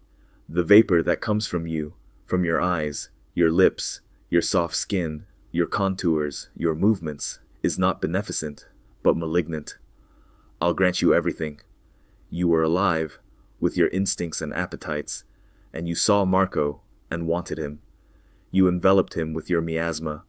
You made that the only air he wanted to breathe, and then by caprice, without warning, you deprived him of it and left him gasping. She didn't bat an eyelash. But I told you I was a special kind. Permit me. I haven't finished. I am seizing an opportunity to articulate a grudge. I was wrong to say caprice. It was cold calculation. You went to Lazio, a man twice your age, because it was a step up. Not emotionally, but materially. Probably you had also found that Marco had too much character for you. The devil only knows why you went no higher than Lazio in so broad a field as New York, who after all, from your standpoint was only a salaried chef. But of course you were young, in your 20s. How old are you now? She smiled at him. He shrugged. I suppose, too, it was a matter of intelligence. You can't have much. Essentially, in fact, you are a lunatic. If a lunatic is an individual dangerously maladjusted to the natural and healthy environment of its species, since the human equipment includes, for instance, a capacity for personal affection and a willingness to strangle selfish and predatory impulse with the rope of social decency. That's why I say you're a lunatic. He sat up and wiggled a finger at her. Now look here. I haven't time for fencing. I do not suspect Marco of killing your husband, though I admit it is possible he did it. I have considered all the plausible inferences from the coincidence of the radio, am still considering them, and have reached no conclusion. What else do you want to know? All that you said. Her hand fluttered and rested again on the arm of her chair. Did Marco tell you all that about me? Marco hasn't mentioned your name for 5 years. What else do you want to know? She stirred. I saw her breast go up and down, but there was no sound of the soft sigh. It wouldn't do any good, since I'm a lunatic. But I thought I would ask you if Malfi had told you about Zalota. No. What about him? Who is he? I horned in. He told me. Their eyes moved to me and I went on. I hadn't had a chance to report it. Malfi told me in the parlor after dinner that Lazio stole something a long time ago from a guy named Zalota, and Zalota had sworn to kill him, and about a month ago he showed up in New York and went to Malfi to ask for a job. Malfi wouldn't give him one, but Vukcic did, at Roosterman's, and Zalota only lasted a week and then disappeared. Malfi said he told Liggett and Mrs. Lazio about it, and they thought he ought to tell you. Thanks. Anything else, madam? She sat and looked at him. Her lids were so low that I couldn't see what her eyes were like, and I doubted if he could. Then, without saying anything, she pulled a hot one. She got up, taking her time, leaving her cloak there on the back of the chair, and stepped over to Wolfe and put her hand on his shoulder and patted it. He moved and twisted his big neck to look up at her, but she stepped away again with a smile at the corners of her mouth, and reached for the cloak. I hopped across to hold it for her, thinking I might as well get a pat too, but apparently she didn't believe in spoiling the help. She told Wolfe good night, neither sweet nor sour, just good night, and started off. I went to the foyer to let her out. I returned and grinned down at Wolfe. Well, how do you feel? Was she marking you for slaughter? Or putting a curse on you? Or is that how she starts the miasma going? I peered at the shoulder she had patted. About this Zalota business, I was going to tell you when she interrupted us. You noticed that Malfi said she told him to tell you about it. It seems that Malfi and Liggett were with her during the afternoon to offer consolation. Wolfe nodded. But, as you see, she is inconsolable. Bring those men in. Chapter 10. It looked hopeless to me. I would have made it at least 10 to 1 that Wolfe's unlimited conceit was going to cost us most of a night's sleep, with nothing to chalk up against it. It struck me as plain silly, and I might have gone so far as to say that his tackling that array of Africans in a body showed a dangerous maladjustment to the natural and healthy environment of a detective. Picture it. Leo Coyne had caught a glimpse of a green jacket she couldn't recognize standing by the end of the screen with his finger on his lips, and another servant's face, chiefly his eyes, and she couldn't recognize him either, peeking through a crack in the door that led to the pantry hall and onto the kitchen. That was our crop of facts, and the servants had already told the sheriff that they had seen and heard nothing. Fat chance. There might have been a slim one if they had been taken singly, but in a bunch like that, not for my money. The chair problem was solved by letting them sit on the floor. 14 altogether. Wolfe, using his man-to-man tone, apologized for that. Then he wanted to know their names, and made sure that he got everyone. That used up 10 minutes. I was curious to see how he would start the ball rolling, but there were other preliminaries to attend to. He asked what they would like to drink. They mumbled that they didn't want anything, but he said nonsense. We would probably be there most of the night, which seemed to startle them and cause some murmuring. It ended by my being sent to the phone to order an assortment of beer, bourbon, ginger ale, charged water, glasses, lemons, mint, and ice. An expenditure like that meant that Wolfe was in dead earnest. When I rejoined the gathering, he was telling a plump little runt, not a green jacket, with a ravine in his chin. I'm glad of this opportunity to express my admiration, Mr. Crabtree. Mr. Servan tells me that the shad roe mousse was handled entirely by you. Any chef would have been proud of it. I noticed that Mr. Mondor asked for more. In Europe, they don't have shad roe.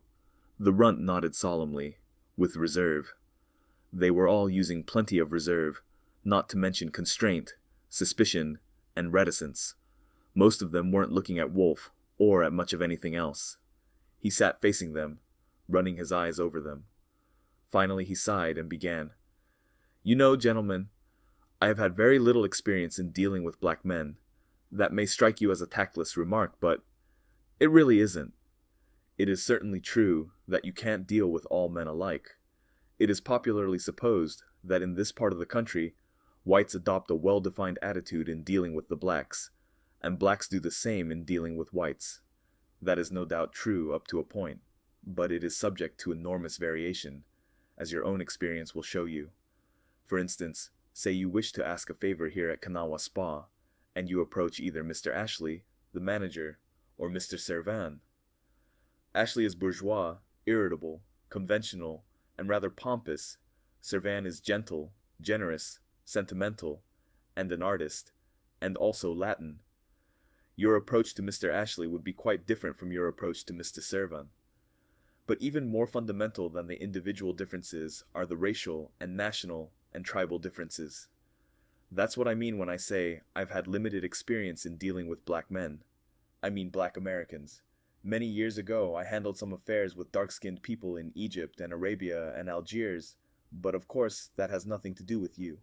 You gentlemen are Americans, much more completely Americans than I am, for I wasn't born here. This is your native country. It was you and your brothers, black and white, who let me come here to live, and I hope you'll let me say, without getting maudlin, that I'm grateful to you for it. Somebody mumbled something. Wolfe disregarded it and went on. I asked Mr. Servan to have you come over here tonight because I want to ask you some questions and find out something. That's the only thing I'm interested in. The information I want to get. I'll be frank with you. If I thought I could get it by bullying you and threatening you, I wouldn't hesitate a moment. I wouldn't use physical violence even if I could, because one of my romantic ideas is that physical violence is beneath the dignity of a man, and that whatever you get by physical aggression costs more than it is worth. But I confess that if I thought threats or tricks would serve my purpose with you, I wouldn't hesitate to use them. I'm convinced they wouldn't, having meditated on this situation, and that's why I'm in a hole.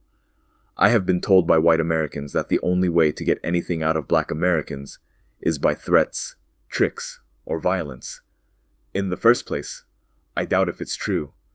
And even if it is true generally, I'm sure it isn't in this case. I know of no threats that would be effective. I can't think up a trick that would work. And I can't use violence. Wolfe put his hands at them, palms up. I need the information. What are we going to do? Someone snickered, and others glanced at him, a tall, skinny one squatting against the wall, with high cheekbones, dark brown. The runt whom Wolfe had complimented on the shad roe mousse glared around like a sergeant at talking in the ranks. The one that sat stillest was the one with the flattest nose, a young one, big and muscular, a green jacket that I had noticed at the pavilion because he never opened his mouth to reply to anything.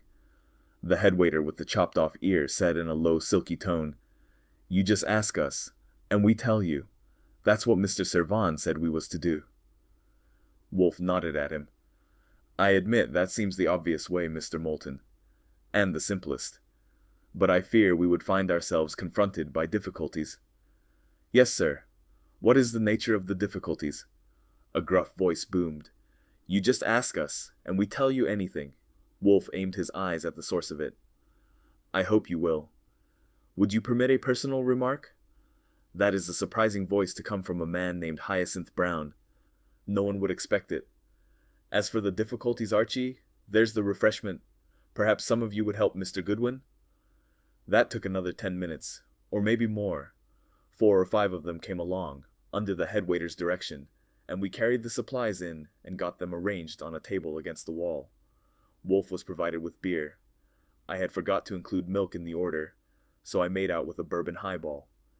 The muscular kid with the flat nose, whose name was Paul Whipple, took plain ginger ale, but all the rest accepted stimulation. Getting the drinks around and back to their places on the floor, they loosened up a little for a few observations, but fell dead silent when Wolfe put down his empty glass and started off again. "About the difficulties, perhaps the best way is to illustrate them.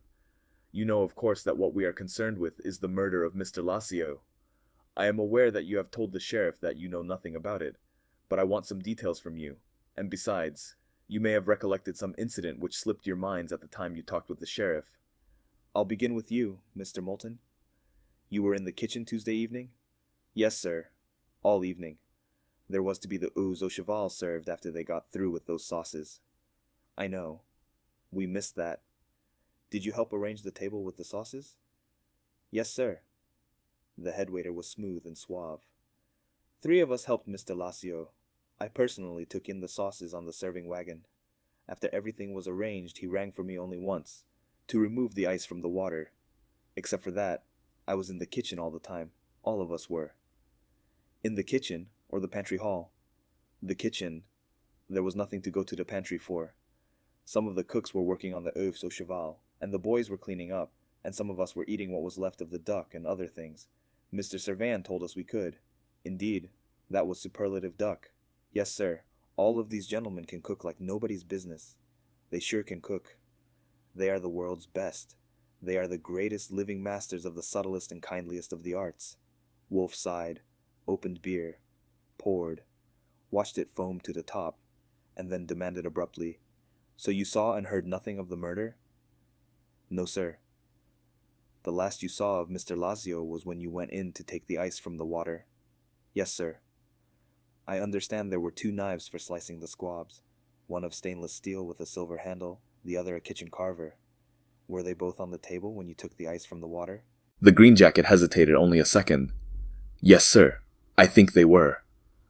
I glanced around the table to see that everything was all right, because I felt responsible, and I would have noticed if one of the knives had been gone. I even looked at the marks on the dishes, the sauces. "You mean the numbered cards?" "No, sir, you wouldn't, because the numbers were small, dishes with chalk so they wouldn't get mixed up in the kitchen or while I was taking them in. I didn't see them." "No, sir, you wouldn't, because the numbers were small, below the rim on the far side from you. When I put the dishes by the numbered cards, I turned them so the chalk numbers were at the back, facing Mr. Lassio. And the chalk numbers were in the proper order when you took the ice from the water." "Yes, sir." "Was someone tasting the sauces when you were in there?" "Yes, sir, Mr. Keith." "Mr. Lassio was there alive?" "Yes, sir, he was plenty alive. He bawled me out for putting in too much ice. He said it froze the palate." "So it does, not to mention the stomach. When you were in there, I don't suppose you happened to look behind either of those screens?" "No, sir. We had shoved the screens back when we cleaned up after dinner. And after, you didn't enter the dining room again until after Mr. Lassio's body was discovered?" "No, sir, I didn't." "Nor look into the dining room?" "No, sir." "You're sure of that?" "Sure, I'm sure. I guess I'd remember my movements." "I suppose you would."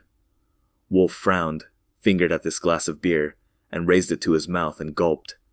The head waiter, self-possessed, took a sip of his highball, but I noticed that his eyes didn't leave Wolfe. Wolfe put his glass down. "Thank you, Mr. Moulton." He put his eyes on the one on Moulton's left, a medium-sized one with gray showing in his kinky hair and wrinkles on his face. "Now, Mr. Grant." "You're a cook?" "Yes, sir." His tone was husky, and he cleared his throat and repeated, "Yes, sir. I work on fowl and game over at the hotel, but here I'm helping Krabby. All of us best ones, Mr. Servan sent us over here, to make an impression." "Who is Krabby?" "He means me." It was the plump runt with a ravine in his chin, the sergeant. "Ah, Mr. Crabtree, then you helped with the shad roe moose." Mr. Grant said, "Yes, sir. Krabby just supervised. I done the work." "Indeed. My respects to you. On Tuesday evening you were in the kitchen?" "Yes, sir. I can make it short and sweet, mister. I was in the kitchen. I didn't leave the kitchen, and in the kitchen I remained. Maybe that covers it." "It seems to." "You didn't go to the dining room or the pantry hall?" "No, sir. I just said about remaining in the kitchen." "So you did." "No offense, Mr. Grant. I merely want to make sure." Wolfe's eyes moved on. "Mr. Whipple, I know you, of course. You are an alert and efficient waiter. You anticipated my wants at dinner. You seem young to have developed such competence. How old are you?" The muscular kid with the flat nose looked straight at Wolfe and said, "I'm 21. Moulton, the headwater, gave him an eye and told him, "Say, sir," then turned to Wolfe. "Paul's a college boy." "I see. What college, Mr. Whipple?" "Howard University." "Sir." Wolfe wiggled a finger. "If you feel rebellious about the sir, dispense with it. Enforced courtesy is worse than none. You are at college for culture?" "I'm interested in anthropology." "Indeed. I have met Franz Boas, and have his books autographed. You were, I remember, present on Tuesday evening. You waited on me at dinner." "Yes, sir. I helped in the dining room after dinner, cleaning up and arranging for that demonstration with the sauces." "Your tone suggests disapproval." "Yes, sir. If you ask me, it's frivolous and childish for mature men to waste their time and talent, and other people's time." "Shut up, Paul." It was Moulton. Wolfe said, "You're young, Mr. Whipple. Besides, each of us has his special set of values, and if you expect me to respect yours, you must respect mine. Also, I remind you that Paul Laurence Dunbar said, 'The best thing a possum ever does is fill an empty belly.'" The college boy looked at him in surprise. "Do you know Dunbar?" "Certainly. I am not a barbarian. But to return to Tuesday evening, after you finished helping in the dining room, did you go to the kitchen?" "Yes, sir." "And left there?" "Not at all. Not until we got word of what had happened." "You were in the kitchen all the time?" "Yes, sir." "Thank you." Wolfe's eyes moved again. "Mr. Daggett," he went on, and got more of the same. I finished my highball and tilted my chair back against the wall and closed my eyes. The voices, the questions and answers, were just noises in my ears. I didn't get the idea, and it didn't sound to me as if there was any. Of course, Wolfe's declaration that he wouldn't try any tricks because he didn't know any was the same as a giraffe saying it couldn't reach up for a bite on account of its short neck. But it seemed to me that if he thought that monotonous ring around the rosy was a good trick, the sooner he got out of the mountain air of West Virginia and back to sea level, the better. On the questions and answers went, he didn't skimp anybody, and he kept getting personal. He even discovered that Hyacinth Brown's wife had gone off and left him 3 pickaninnies to take care of. Once in a while, I opened my eyes to see how far around he had got, and then closed them again. My wristwatch said 1:45 when I heard, through the open window, a rooster crowing away off. I let my chair come down when I heard my name. "Archie, beer please." I was a little slow on the pickup, and Moulton got to his feet and beat me to it. I sat down again. Wolfe invited the others to replenish, and a lot of them did. Then, after he had emptied a glass and wiped his lips, he settled back and ran his eyes over the gang, slowly around and back, until he had them all waiting for him. He said in a new crisp tone, "Gentlemen, I said I would illustrate the difficulty I spoke of. It now confronts us. It was suggested that I ask for the information I want. I did so. You have all heard everything that was said. I wonder how many of you know that one of you told me a direct and deliberate lie. Perfect silence. Wolfe let it gather for 5 seconds, and then went on. Doubtless you share the common knowledge that on Tuesday evening some 8 or 10 minutes elapsed from the moment that Mr. Baron left the dining room until the moment that Mr. Vukcic entered it, and that Mr. Baron says that when he left Mr. Lacio was there alive, and Mr. Vukcic says that when he entered Mr. Lacio was not there at all. Of course Mr. Vukcic didn't look behind the screen. During that interval of 8 or 10 minutes someone opened the door from the terrace to the dining room and looked in, and saw 2 colored men. One, in livery, was standing beside the screen with his finger to his lips. The other had opened the door a few inches, which led to the pantry hall, and was peering through, looking directly at the man by the screen. I have no idea who the man by the screen was. The one peering through the pantry hall door was one of you who are now sitting before me. That's the one who has lied to me. Another silence. It was broken by a loud snicker, again from the tall, skinny one who was still squatting against the wall. This time he followed it with a snort. "You tell him, boss." Half a dozen black heads jerked at him, and Crabtree said in disgust, "Boney, you damn drunken fool," and then apologized to Wolfe. "He's a no-good clown, that young man." "Yes, sir. About what you say. We're all sorry you've got to feel that one of us told you a lie. You've got hold of some bad information." "No, I must contradict you. My information is good," Moulton inquired in his silky musical voice. "Might I ask who looked in the door and saw all that?" "No. I've told you what was seen, and I know it was seen." Wolfe's eyes swept the faces. "Dismiss the idea, all of you, of impeaching my information. Those of you who have no knowledge of that scene in the dining room are out of this anyway. Those who know of it know also that my information comes from an eyewitness. Otherwise, how would I know, for instance, that the man by the screen had his finger to his lips? No, gentlemen, the situation is simple. I know that at least one of you lied, and he knows that I know it. I wonder if there isn't a chance of ending so simple a situation in a simple manner and have it done with. Let's try. Mr. Moulton, was it you who looked through that door, the door from the dining room to the pantry hall, and saw the man by the screen with his finger to his lips?" The head waiter with the chopped-off ear slowly shook his head. "No, sir." "Mr. Grant, was it you?" "No, sir." "Mr. Whipple, was it you?" "No, sir." He went on around and piled up 14 negatives out of 14 chances, still batting 1,000. When he had completed that record, he poured a glass of beer and sat and frowned at the foam. Nobody spoke, and nobody moved. Finally, without drinking the beer, Wolfe leaned back and sighed patiently. He resumed in a murmur, "I was afraid we would be here most of the night. I told you so. I also told you that I wasn't going to use threats, and I don't intend to. But by your unanimous denial, you've turned a simple situation into a complicated one, and it has to be explained to you. First, let's say that you persist in the denial. In that case, the only thing I can do is inform the authorities and let them interview the person who looked into the dining room from the terrace. They will be convinced, as I am, of the correctness of the information, and they will start on you gentlemen with that knowledge in their possession. They will be certain that one of you saw the man by the screen." "I don't pretend to know what they'll do to you, or how long you'll hold out, but that's what the situation will be, and I shall be out of it." Wolfe sighed again, and surveyed the faces. "Now, whoever you are, let's say that you abandon your denial, and tell me the truth. What will happen? Similarly, you will sooner or later have to deal with the local authorities, but under quite different circumstances. I am talking now to one of you, you know which one. I don't. It doesn't seem to me that any harm will be done if I tell Mr. Tolman and the sheriff that you and your colleagues came to see me at my request, and that you volunteered the information about what you saw in the dining room. There will be no reason why the person who first gave me the information should enter into it at all, if you tell the truth, though you may be sure that I am prepared to produce that person if necessary. Of course, they won't like it that you withheld so important a fact Tuesday night, but I think I can arrange beforehand that they'll be lenient about that.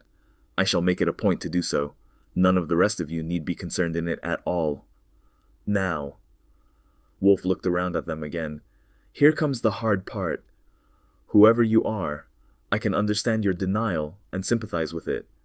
You looked through the door, doubtless on account of a noise you had heard, and saw a man of your race standing by the screen, and some 40 minutes later, when you learned what had happened, you knew that man had murdered Lacio, or at the least strongly suspected it.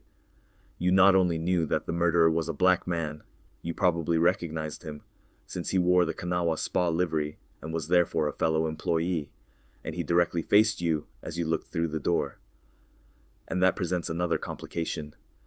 If he is a man who is close to you and has a place in your heart, I presume you'll hold to your denial in spite of anything I may say and the sheriff may do. In that event, your colleagues here will share a lot of discomfort with you, but that can't be helped. But if he is not personally close to you, if you have refused to expose him only because he is a fellow man, or more particularly because he is of your color, I'd like to make some remarks. First, the fellow man. That's nonsense. It was realized centuries ago that it is impossible for a man to protect himself against murder, because it's extremely easy to kill a man, so it was agreed that men should protect each other. But if I help protect you, you must help protect me, whether you like me or not. If you don't do your part, you're out of the agreement, you're an outlaw. But this murderer was a black man, and you're black too. I confess that makes it ticklish. The agreements of human society embrace not only protection against murder, but thousands of other things, and it is certainly true that in America, not to mention other continents, the whites have excluded the blacks from some of the benefits of those agreements. It is said that the exclusion has sometimes even extended to murder, that in parts of this country a white man may kill a black one, if not with impunity, at least with a good chance of escaping the penalty which the agreement imposes. That's bad. It's deplorable. And I don't blame black men for resenting it. But you are confronted with a fact, not a theory. And how do you propose to change it? I am talking to you who saw that man by the screen. If you shield him because he is dear to you, or for any valid personal reason, I have nothing to say, because I don't like futile talk, and you'll have to fight it out with the sheriff. But if you shield him because he is your color, there is a great deal to say. You are rendering your race a serious disservice. You are helping to perpetuate and aggravate the very exclusions which you justly resent. The ideal human agreement is one in which distinctions of race and color and religion are totally disregarded. Anyone helping to preserve those distinctions is postponing that ideal, and you are certainly helping to preserve them. If, in a question of murder, you permit your action to be influenced by the complexion of the man who committed it, no matter whether you yourself are white, or pink, or black, you're wrong. It was a sharp explosion from the mouth of the muscular kid with the flat nose, the college boy. Some of them jumped. I was startled, and everybody looked at him.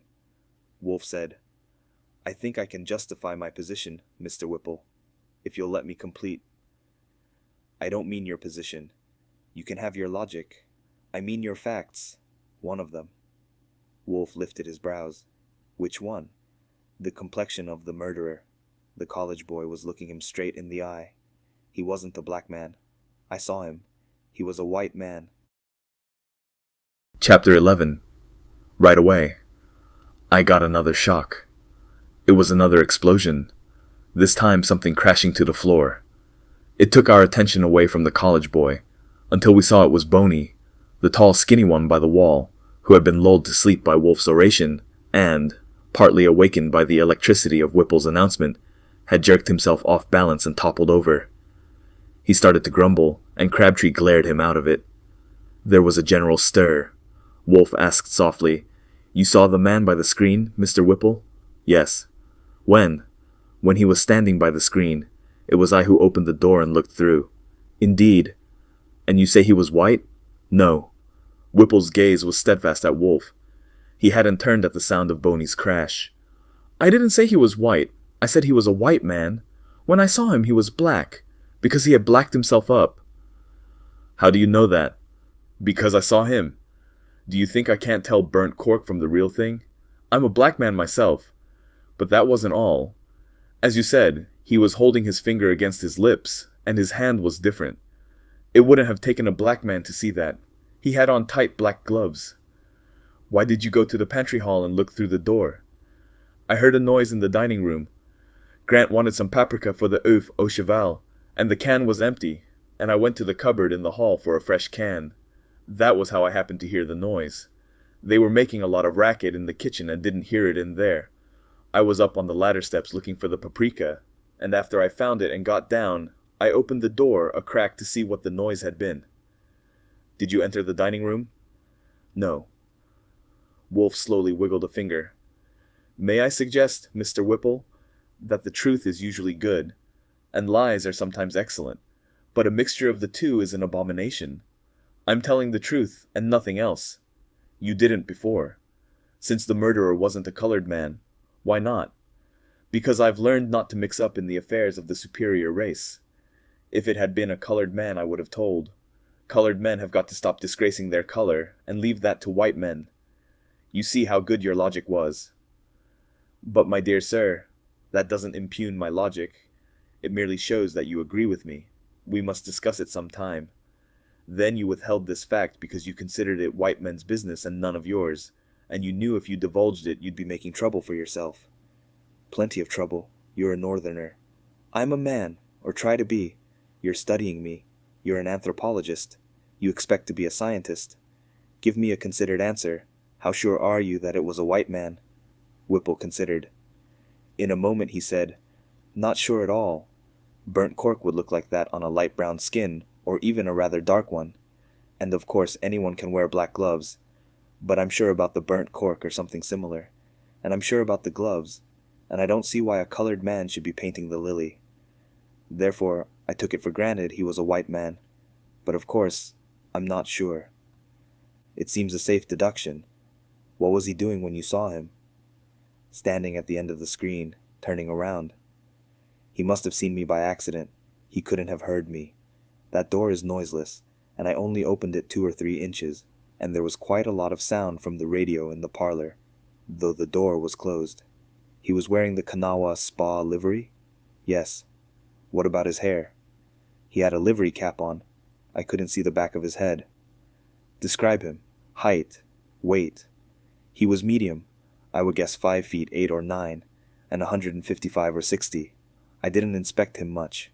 I saw at once that he was blacked up, and when he put his finger to his lips, I thought he was one of the guests doing a stunt, probably a practical joke. And I suppose the noise I had heard was him jolting the screen or something. I let the door come shut and came away. As I did that, he was starting to turn. Toward the table? I would say, toward the door to the terrace. Wolfe pursed his lips. Then he opened them. You thought it was a guest playing a joke. If you had tried to decide who it was, which guest would you have picked? I don't know.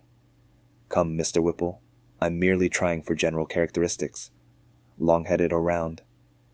You asked me to name him. I couldn't name that man. I couldn't identify him. He was blacked up and his cap was pulled low. I think he had light-colored eyes. His face was neither round nor long, but medium. I only saw him 1 second. What about your feeling? Would you say that you had a feeling that you had ever seen him before? The college boy shook his head. The only feeling I had was that I didn't want to interfere in a white man's joke.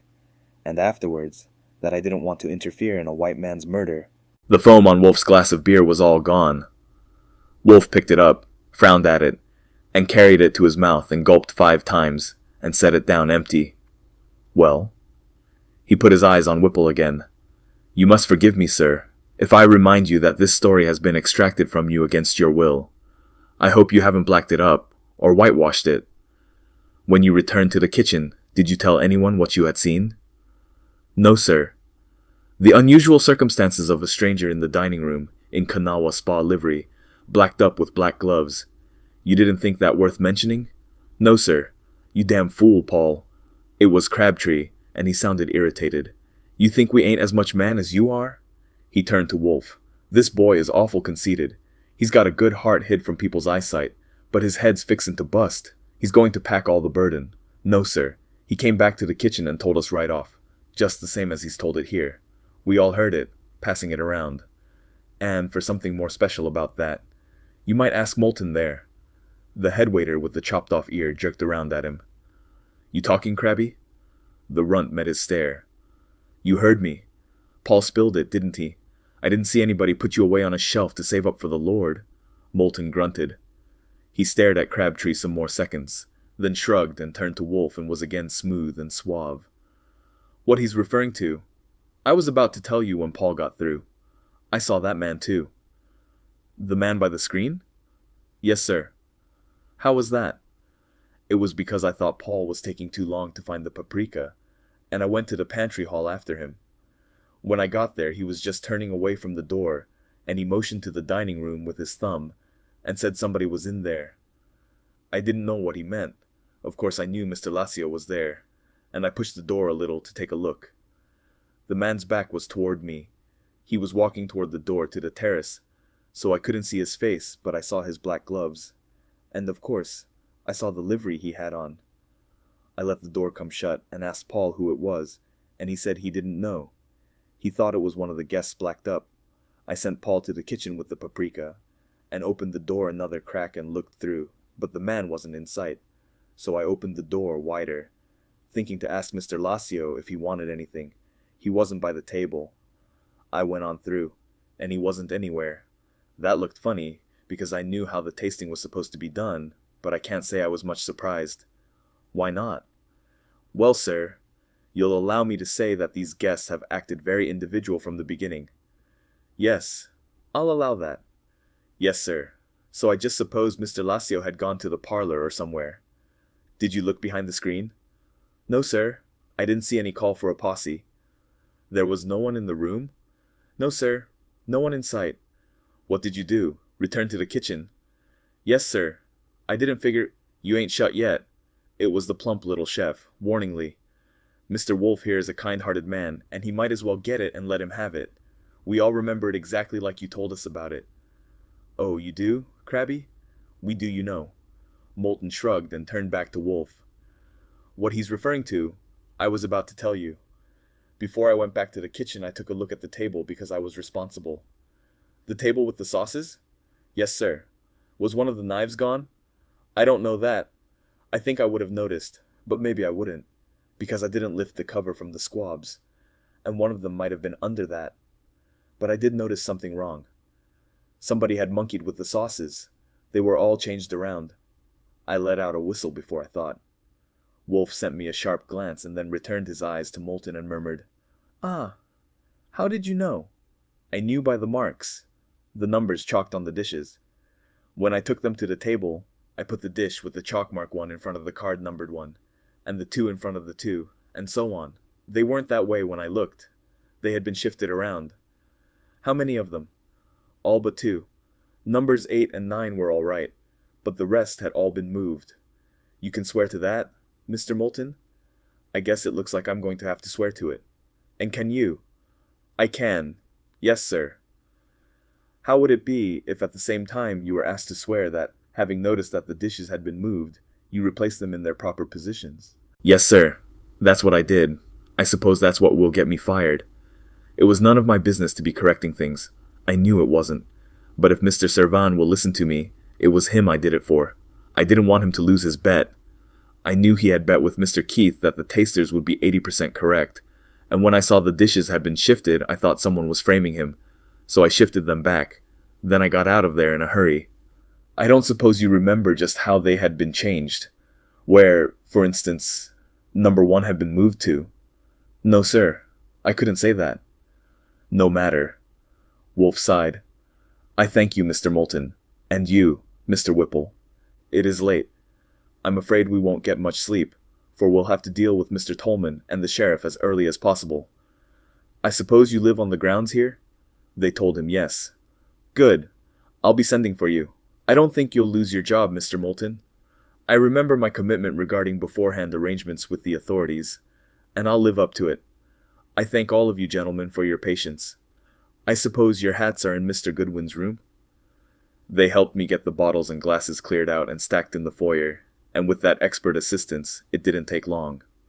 The college boy didn't help us because he hung back for a word with Wolfe. The hats and caps finally got distributed, and I opened the foyer door and they filed out.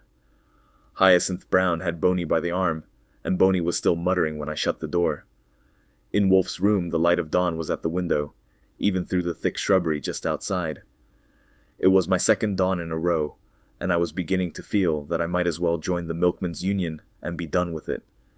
My eyes felt as if someone had painted household cement on my lids and let it dry. Wolfe had his open and was still in his chair. I said, "Congratulations. All you need is wings to be an owl. Shall I leave a call for 12 noon? That would leave you 8 hours till dinner time, and you'd still be ahead of schedule." He made a face. "Where have they got Mr. Barron in jail?" "I suppose at Quinby, the county seat." "How far away is it?" "Oh, around 20 miles. "Does Mr. Tolman live there?" "I don't know. His office must be there, since he's the prosecuting attorney. Please find out, and get him on the phone. We want him and the sheriff here at 8 o'clock. Tell him, no. When you get him, let me talk to him."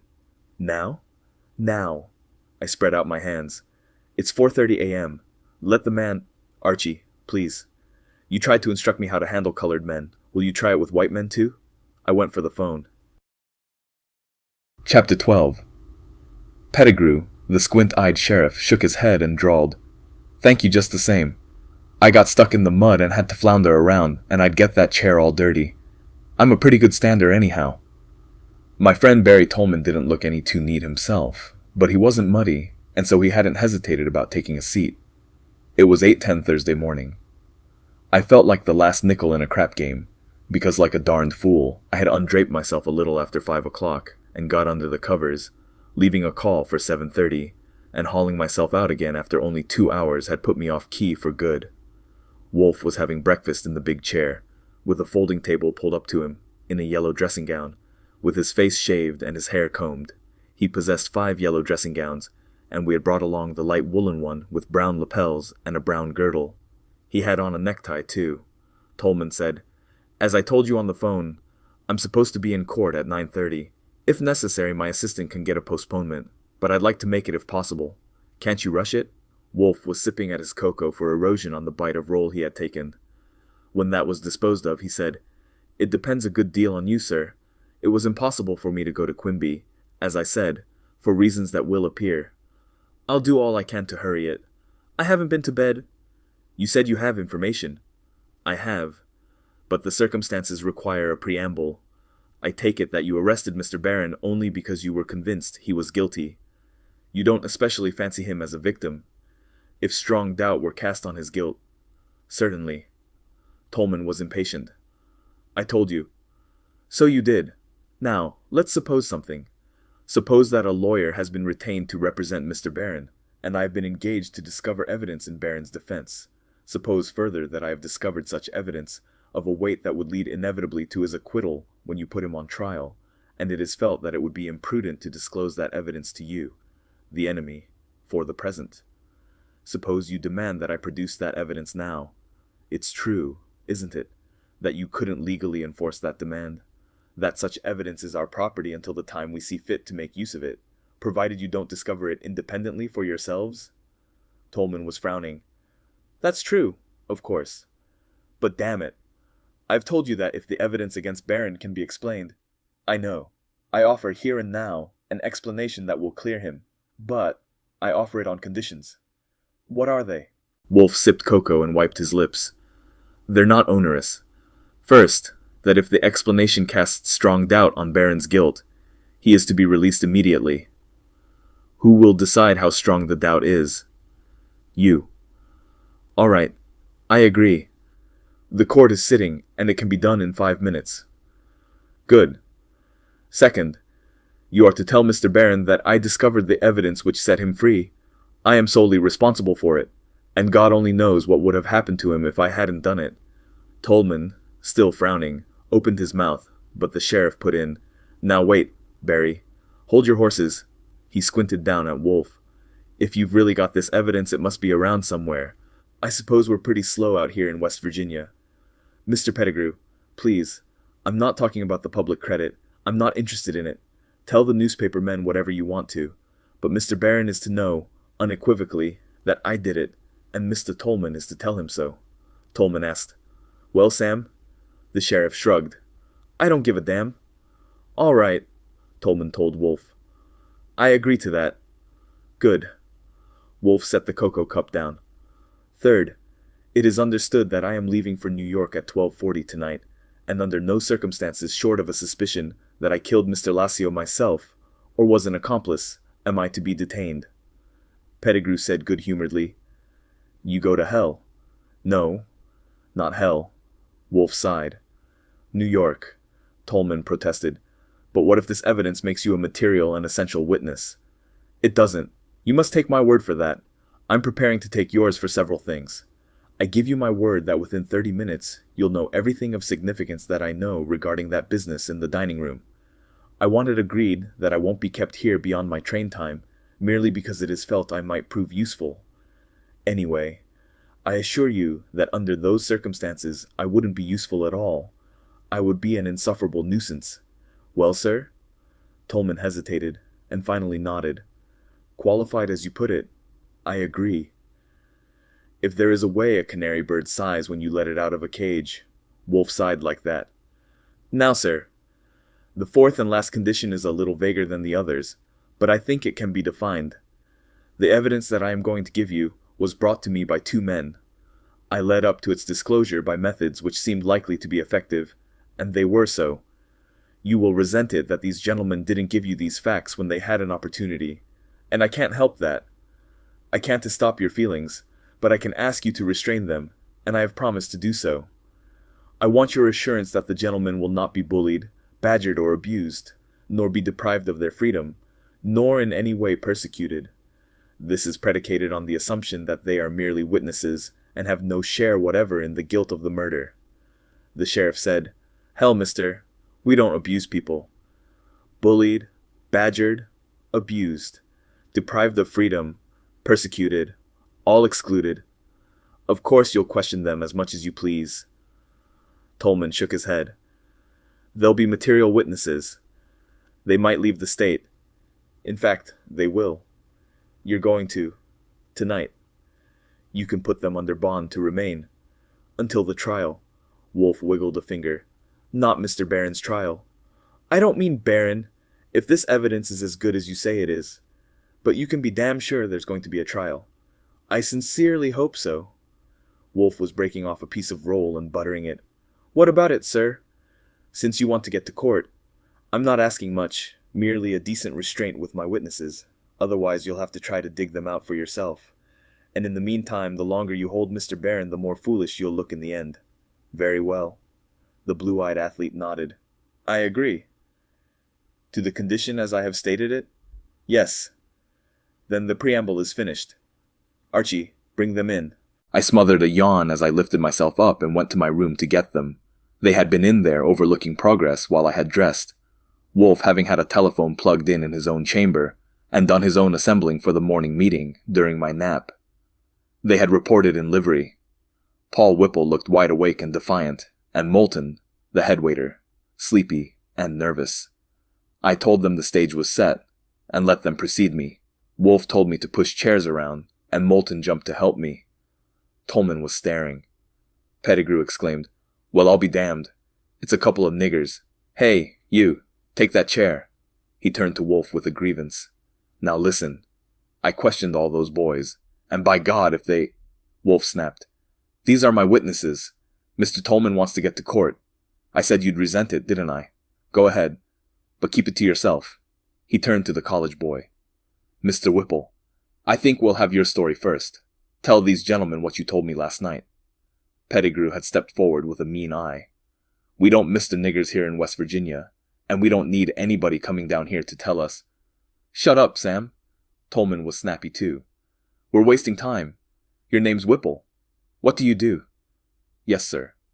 The boy spoke evenly. "I'm a waiter. Mr. Servan put me on duty at Pocahontas Pavilion Tuesday noon." "What have you got to say?" The upshot of it was that Tolman couldn't have got to court on time, for it was after 9:30 when he left Kanawha Spa. It took only a quarter of an hour to get all the details of the two stories, but they went on from there, or rather, back and around. Tolman did a pretty good job of questioning, but Pettigrew was too mad to be of much account. He kept making observations about how educated Whipple thought he was, and how he knew what kind of lessons it was that Whipple really needed. Tolman kept pushing the sheriff off and doing some real cross-examining, and twice or thrice I saw Wolfe, who was finishing his breakfast at leisure, give a little nod as an acknowledgement of Tolman's neat job. Whipple kept himself even-toned right through, but I could see him holding himself in when the sheriff made observations about his education and the kind of lessons he needed.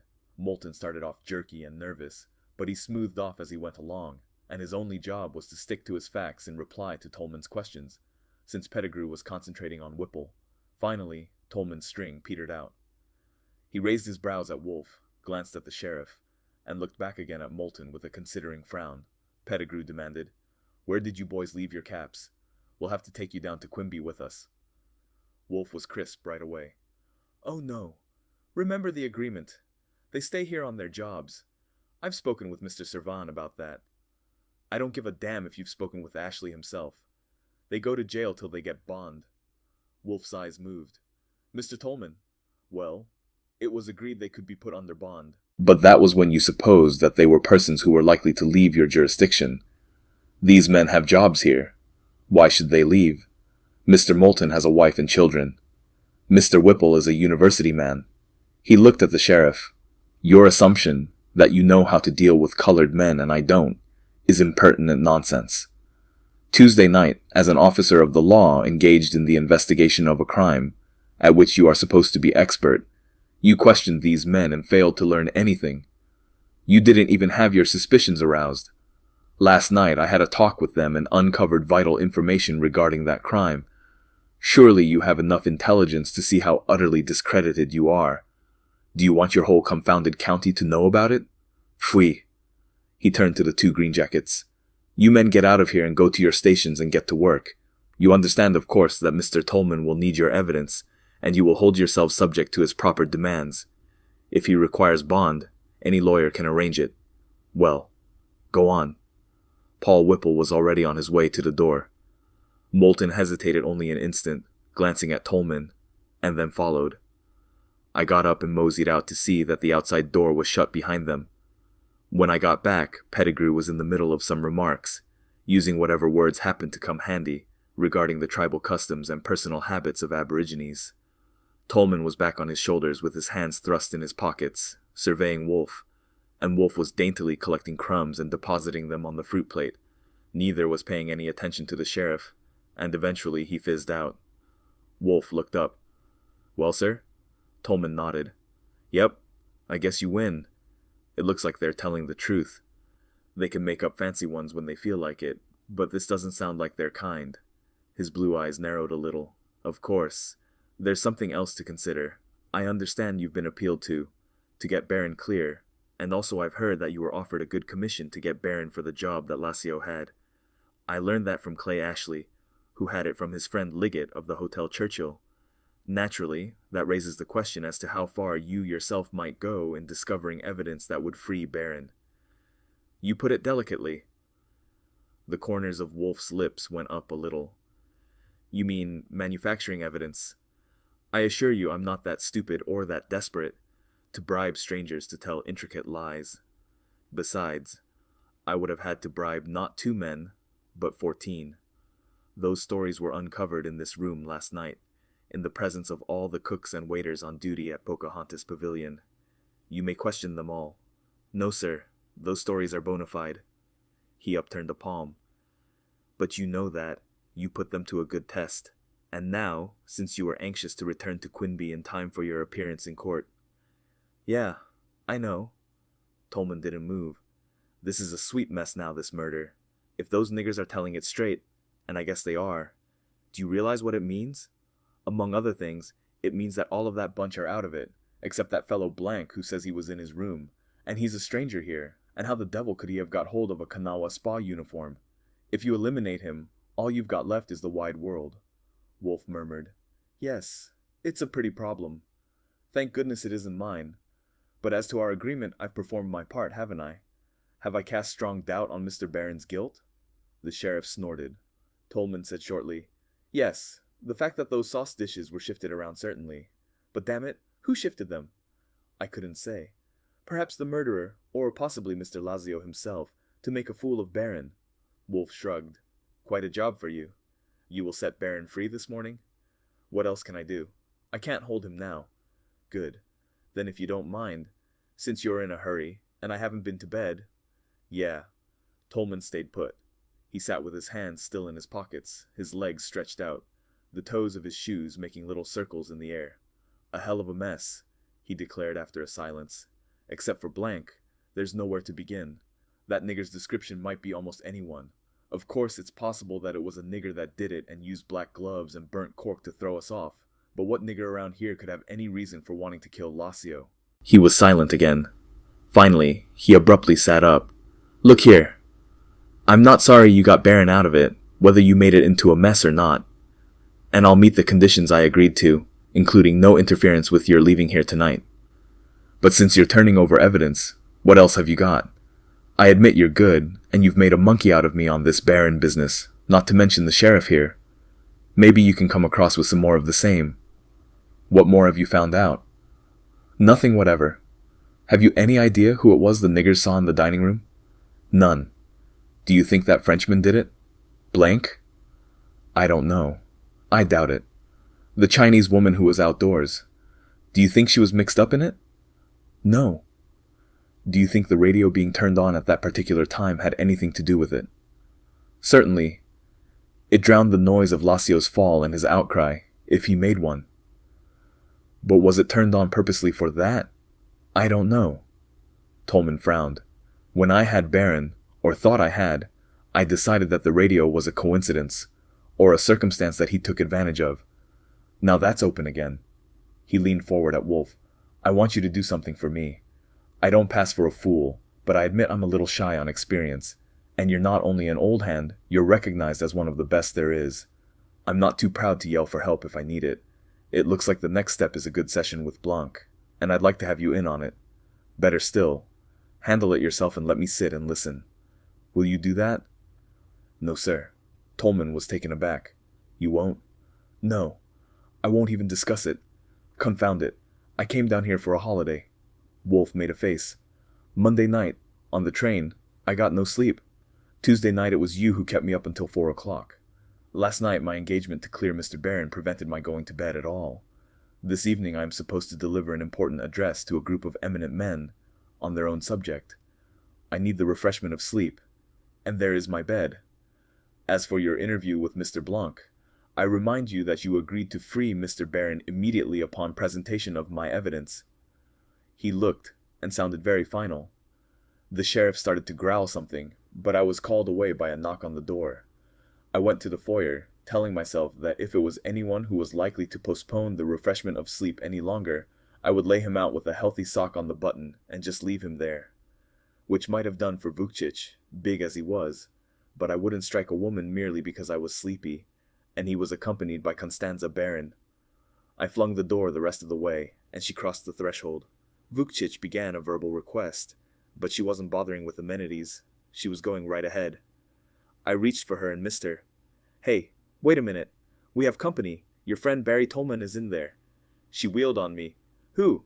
You heard me. Tolman. She wheeled again and opened the door to Wolfe's room and breezed on through.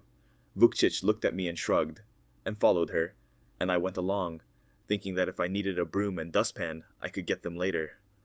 Tolman had jumped to his feet at sight of her.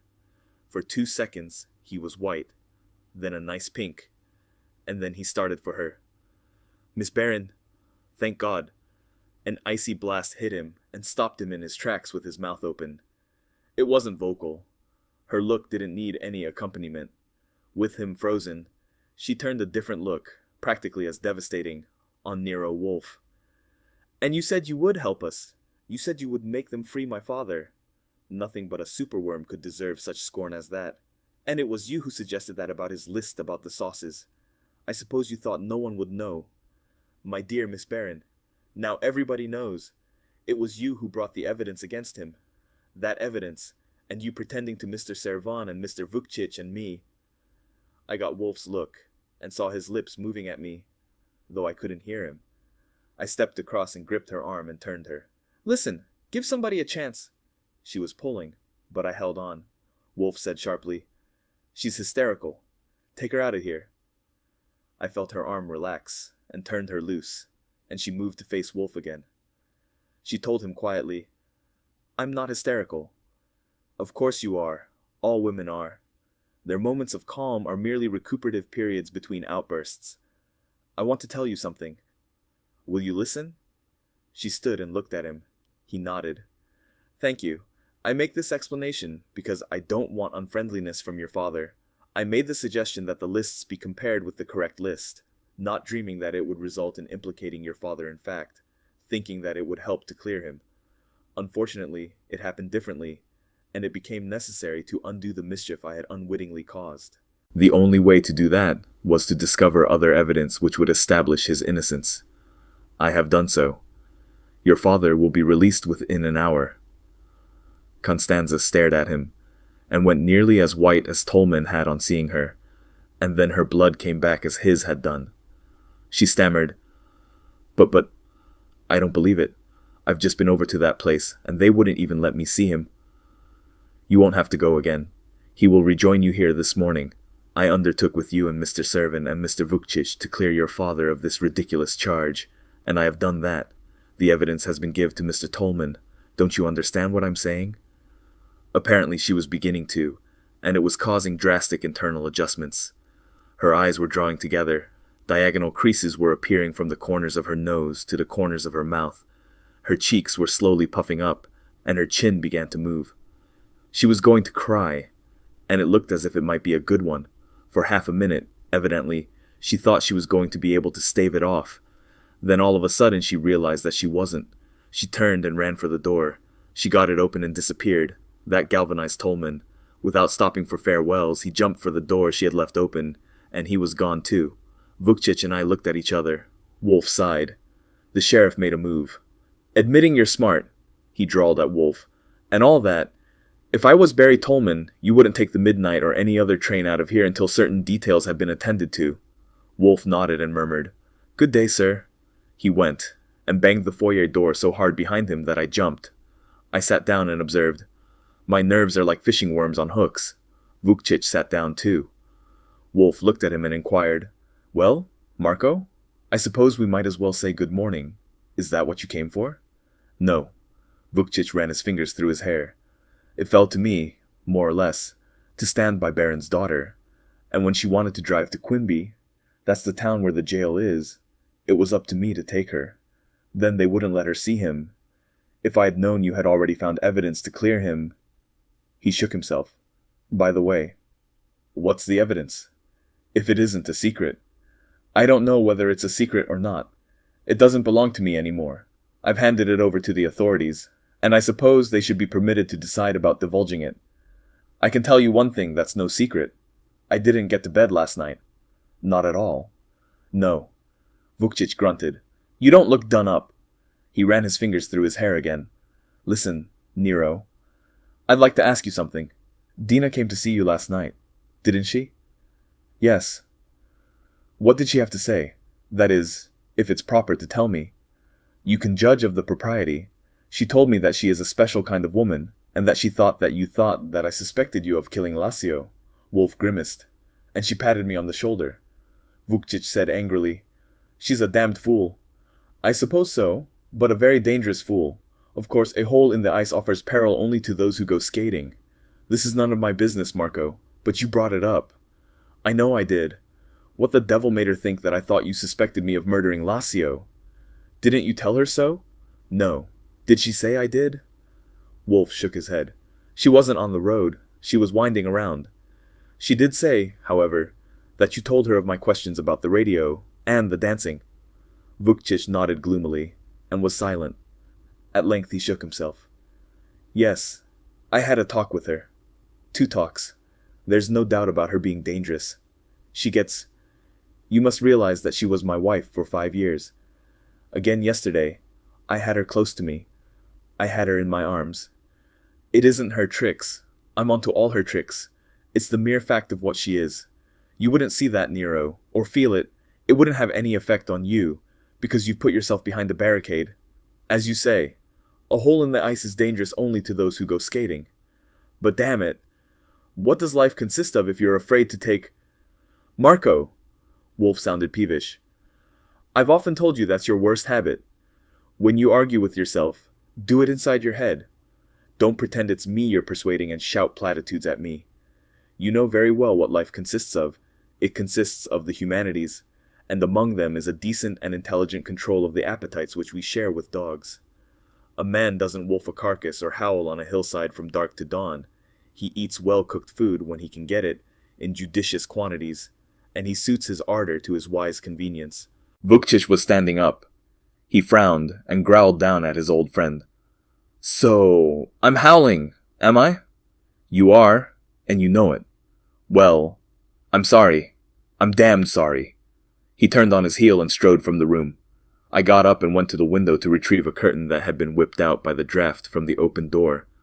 In the thick shrubbery just outside, a bird was singing, and I startled it. Then I went and planted myself in front of Wolfe.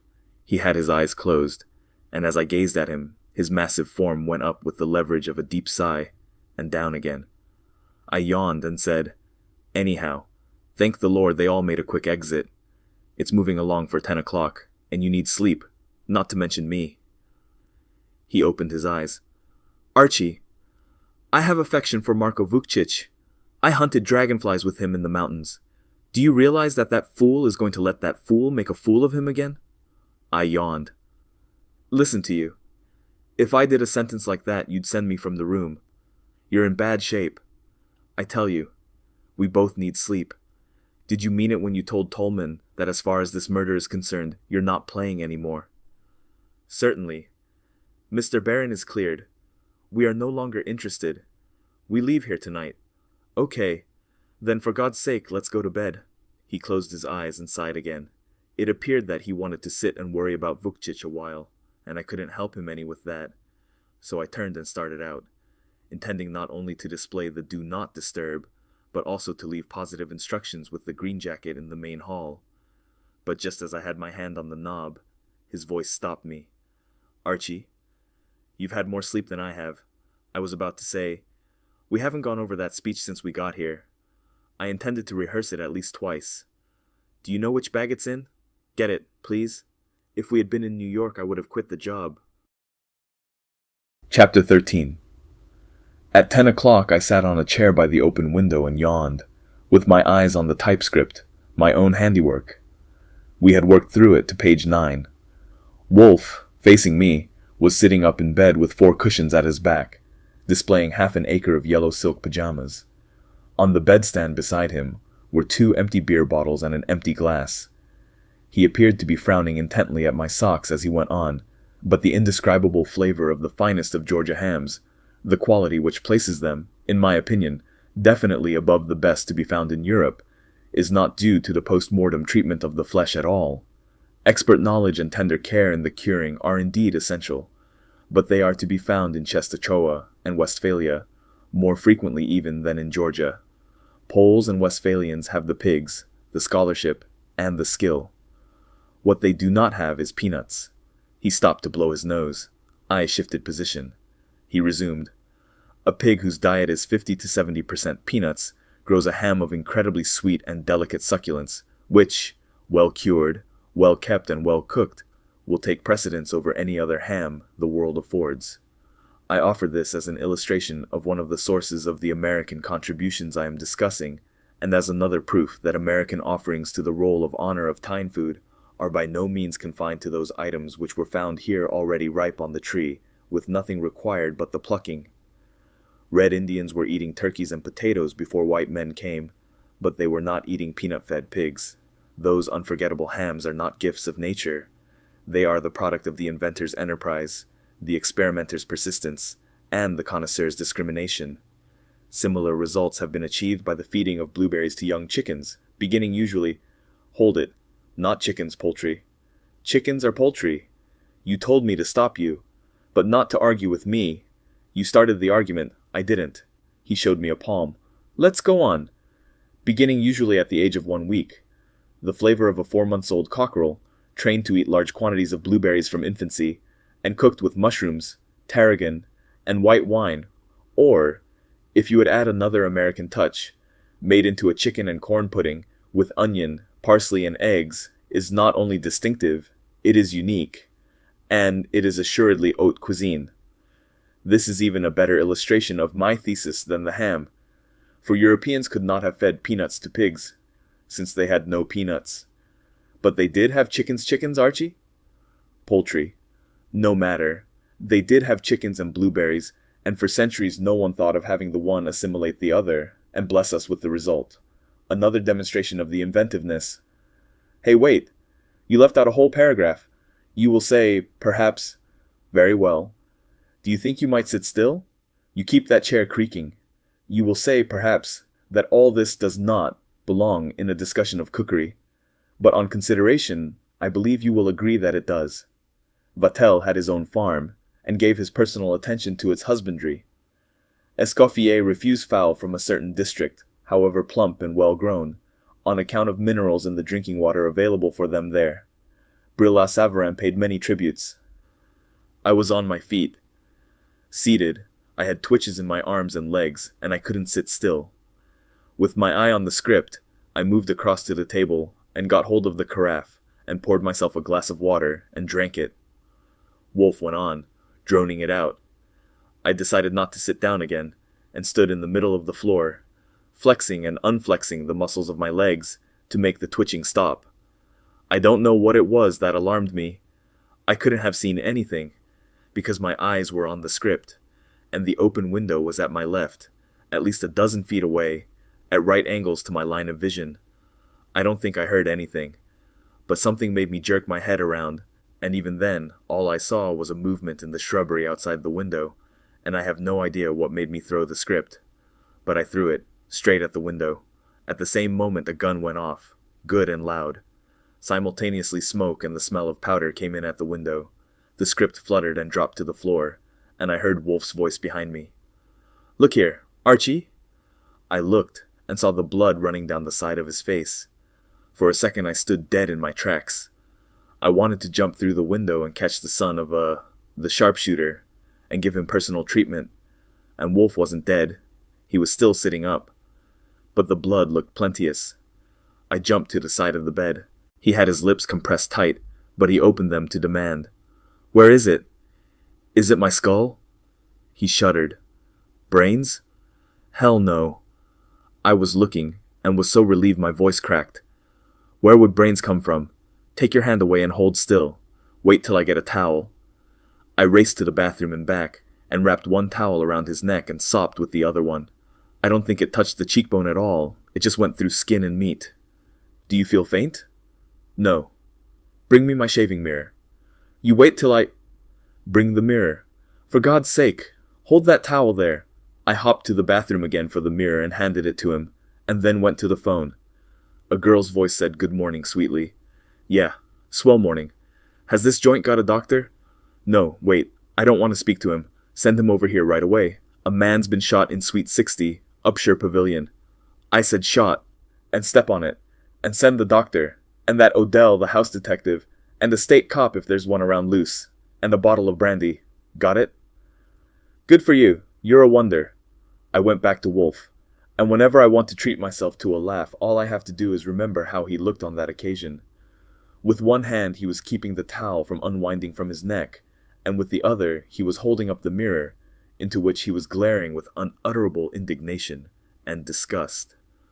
I saw he was holding his lips tight so blood wouldn't get in his mouth, and went and got some of his handkerchiefs and did some more sopping. He moved his left shoulder up and down a little. Some blood ran down my neck. He moved his jaw up and down, and from side to side. I don't feel anything when I do that. He put the mirror down on the bed. "Can't you stop the confounded bleeding? Look out, don't press so hard. What's that there on the floor?" "It's your speech. I think there's a bullet hole through it, but it's all right. You've got to get stretched out and turned over on your side. Now damn it, don't argue here. Wait till I get rid of these cushions." I got him horizontal, with his head raised on a couple of pillows, and went to the bathroom for a towel soaked in cold water, and came back and poulticed him. He had his eyes shut. I had just got back to him with another cold towel when there was a loud knock on the door. The doctor, a bald-headed little squirt with spectacles, had a bag in his hand and a nurse with him. As I was ushering them in, somebody else came trotting down the hall, and I let him in too when I saw it was Clay Ashley, the Kanawha Spa manager. He was sputtering at me. "Who did it? How did it happen? Where is he? Who is it?" I told him to save it up and followed the doctor and nurse inside. The bald-headed doc was no slouch at that. The nurse pulled up a chair for the bag and opened it, and I shoved a table over by the bed, while the doc bent over Wolfe without asking me anything. Wolfe started to turn over but was commanded to lie still. Wolfe protested, "Confound it, I have to see your face." "What for? To see if I'm compos mentis?" "I'm all right. Hold still." Clay Ashley's voice sounded at my elbow. "What the devil is it? You say he was shot. What happened?" The doctor spoke without turning, with authority. "Quiet in here, until I see what we've got." There was another loud knock on the door. I went out to it, and Ashley followed me. It was my friend Odell and a pair of state cops, and behind them the green jacket from the main hall. Ashley told the green jacket, "Get out of here, and keep your mouth shut." "I just wanted to tell you, sir. I heard a shot, and 2 of the guests want to know. Tell them you know nothing about it. Tell them it was a backfire. Understand?" "Yes, sir." I took the quartet to my room.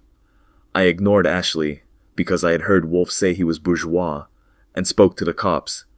Nero Wolfe was sitting up in bed, rehearsing a speech he is to deliver tonight, and I was standing 4 yards from the open window looking at the script to prompt him. Something outside caught my attention. I don't know whether a sound or a movement, and I looked at the window, and all I consciously saw was a branch of the shrubbery moving, and I threw the script at the window. At the same time, a gun went off, outside, and Wolfe called to me, and I saw his cheek was bleeding, and went to him, and took a look. Then I phoned the hotel, and got busy mopping blood until the doctor came, which was just before you did. One of the cops had a notebook out. "What's your name?" "Archie Goodwin." He wrote it down. "Did you see anyone in the shrubbery?" "No. If you'll permit a suggestion, it's been less than 10 minutes since the shot was fired.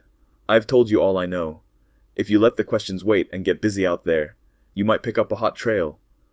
"I want to see Wolfe." "To ask him if I shot him." "Well, I didn't. I even know who did. It was the man that stabbed Lacio in Pocahontas Pavilion Tuesday night. I don't know his name, but it was that guy. Would you like to grab that murderer, you two? Get out there on the trail before it cools off." "How do you know it was the one that killed Lacio?"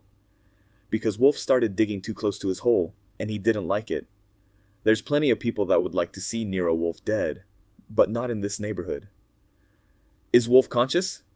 "Certainly. That way, through the foyer." "Come on, Bill." They tramped ahead, and Ashley and I followed, with Odell behind us. In Wolfe's room, the nurse had the table half covered with bandages and things, and an electric sterilizer had been plugged into an outlet. Wolfe, on his right side, had his back to us, and the doctor was bending over him with busy fingers. "What about it, Doc?" "Who?" The doctor's head twisted at us. "Oh, it's you fellows. Only a flesh wound in the upper cheek. I'll have to sew it." Wolfe's voice demanded, "Who is that?" "Quit talking. State police." "Archie, where are you, Archie?" "Right here, boss." I stepped up. "The cops want to know if I shot you." "They would. Idiots. Get them out of here. Get everybody out but you and the doctor. I'm in no condition for company." The cop spoke up. "We want to ask you, Mr. Wolfe." "I have nothing to tell you, except that somebody shot at me through the window. Hasn't Mr. Goodwin told you that? Do you think you can catch him?" "Try it," Clay Ashley said indignantly. "That's no attitude to take, Wolfe. All this damn mess comes from my permitting a gathering of people who are not of my clientele. Far from it. It seems to me—" "I know who that is." Wolfe's head started to move, and the doctor held it firm. "That's Mr. Ashley. His clientele. Foy! Put him out too. Put them all out. Do you hear me, Archie?" The doctor said decisively, "That's enough. When he talks, it starts bleeding." I told the cops, "Come on, shove off. He's far enough away now so that you're in no danger." To Ashley, "You too, give your clientele my love. Scat." Odell had stayed over by the door, and so was the first one out. Ashley and the cops were close behind. I followed them, on through the foyer, and into the public hall. There I stopped one of the cops and kept him by fastening onto a corner of his tunic, and his brother, seeing him stayed with him while Ashley and Odell went on ahead. Ashley was tramping along in a fury, and Odell was trotting in the rear. "Listen," I told the cop. "You didn't like my first suggestion to get jumping. I'll try another. This individual that stabbed Lacio and took a shot at Wolfe seems to be pretty active. He might even take it into his head to try some more target practice on the same range. It's a nice April day, and Wolfe wouldn't want the windows closed and the curtains drawn. And damned if I'm going to sit in there all day and watch the shrubbery. We came into your state alive, and we'd like to go out the same way at 12:40 tonight. How would it be if you stationed the guard where he could keep an eye on those windows and the shrubbery from behind? There's a nice seat not far away, by the brook. Much obliged. He sounded sarcastic. Maybe you'd like to have the colonel come down from Charleston so you can give him instructions. I waved a hand. I'm upset. I've had no sleep and my boss got shot and darned near had his brains spilled. I'm surprised I've been as polite as I have. It would be nice to know that those windows are being watched. Will you do it? Yes. I'll phone in a report and get a couple of men. He eyed me. You didn't see any more than you told me. Huh? I told him no, and he turned and took his brother with him. In Wolfe's room the ministrations were proceeding. I stood at the foot of the bed and watched for a few minutes. Then, turning, my eye fell on the script still lying on the floor, and I picked it up and examined it. Sure enough, the bullet had gone right through it, and had torn loose one of the metal fasteners, which had held the sheets together. I smoothed it out, and tossed it on the bureau, and resumed my post at the foot of the bed. The doctor was a little slow, but he was good and thorough. He had started the sewing, and Wolfe, who lay with his eyes closed, informed me in a murmur that he had declined the offer of a local anesthetic. His hand on the coverlet was clenched into a fist, and each time the needle went through the flesh he grunted. After a few stitches he asked, "Does my grunting hamper you?" The doctor told him no, and then the grunts got louder. When the sewing was done and the bandaging started, the doctor told me, as he worked, that the wound was superficial, but would be somewhat painful, and the patient should have rest and freedom from disturbance. He was dressing it so that it needn't be touched again until we got to New York. The patient insisted that he intended to deliver a speech that evening and wouldn't be persuaded out of it, and in case such excessive muscular action started a hemorrhage, the doctor must be called. It was desirable for the patient to stay in bed until dinner time. He finished. The nurse helped him gather up paraphernalia and debris, including bloody towels. She offered to help Wolfe change the soiled pajama top for a fresh one, but he refused. I got out the expense roll, but the doctor said it would be put on the bill, and then walked around to the other side of the bed to get a front view of Wolfe's face and give him some parting admonitions. I accompanied them as far as the main hall to tell the green jacket there that no visitors of any description would be desired in Suite 60. Back in Wolfe's room, the patient was still lying on his right side with his eyes closed. I went to the phone. "Hello, operator? Listen. The doctor says Mr. Wolfe must have rest and quiet. Will you please announce to the switchboard that this phone is not to ring? I don't care who—" "Archie, cancel that." I told the mouthpiece. "Wait a minute." "Yes, sir?" Wolfe hadn't moved, but he spoke again. "Cancel that order about the phone." "But you—" "Cancel it." I told the operator to return to the status quo ante, and hung up, and approached the patient. "Excuse me, I wouldn't butt in on your personal affairs for anything. If you want that phone bell jangling—" "I don't want it." He opened his eyes. "But we can't do anything if we're incommunicado. Did you say the bullet went through my speech? Let me see it, please." His tone was such that I got the script from the bureau and handed it to him without demur. Frowning, he fingered it, and as he saw the extent of the damage, the frown deepened. He handed it back. "I suppose you can decipher it." "What did you throw it for?" "Because I had it in my hand. If it hadn't deflected the bullet, you might have got it for good, or it might have missed you entirely. I admit that. Depending on how good a shot he is." "I suppose so. That man's a dolt. I had washed my hands of it. He stood an excellent chance of avoiding exposure, and now he's done for. We'll get him." "Oh, we will." "Certainly. I have plenty of forbearance, God knows, but I'm not a complacent target for firearms. While I was being bandaged, I considered probabilities, and we have little time to act. Hand me that mirror. I suppose I'm a spectacle." "You're pretty well decorated." I passed the mirror to him, and he studied his reflection with his lips compressed. "About getting this bird? I'm for it. But from the way you look, and what the doctor said—" "It can't be helped. Close the windows and draw the shades." "It'll be gloomy. I told the cop to put a guard outside." "Do as I say, please. I don't trust guards. Besides, I would be constantly glancing at the window, and I don't want my mental processes interrupted. No. Clear to the bottom. There'll be plenty of light. That's better. The others too. Good. Now bring me underwear, a clean shirt, the dressing gown from the closet. You've got to stay in bed. Nonsense. There's more blood in the head lying down than sitting up. If people come here, I can't very well make myself presentable, with the gibbosity of this confounded bandage, but at least I needn't give offense to decency. Get the underwear. I collected garments while he manipulated his mass, first to a sitting position on the edge of the bed, and then onto his feet, using grunts for punctuation. He frowned in distaste at the bloody pajama top when he got it off, and I brought towels, wet and dry. As the operations progressed, he instructed me as to details of the program. All we can do is try our luck on the possibilities until we find a fact that will allow only one interpretation. I detest alternatives, and at present that is all we have. Do you know how to black a man up with burnt cork? Well, you can try. Get some corks. I suppose we can use matches and get a Kanawha Spa livery. Medium size, including cap. But first of all, New York on the telephone. No, not those socks. Black ones. I may not feel like changing again before dinner. We'll have to find time to finish that speech. I presume you know the numbers of Saul Panzer and Inspector Kramer, but if we should get our fact from there, it would be undesirable to run the risk of that blackguard learning we had asked for it. We must prevent that. Chapter 14. My friend Odell stood beside a lobby pillar with an enormous leaf of a palm spread over his head, looking at me with a doubtful glint in his eye that I didn't deserve. I said, "Nor am I trying to negotiate a hot date, nor am I engaged in snooping. I've told you straight. I merely want to make sure that a private phone call is private. It's not suspicion, it's just precaution.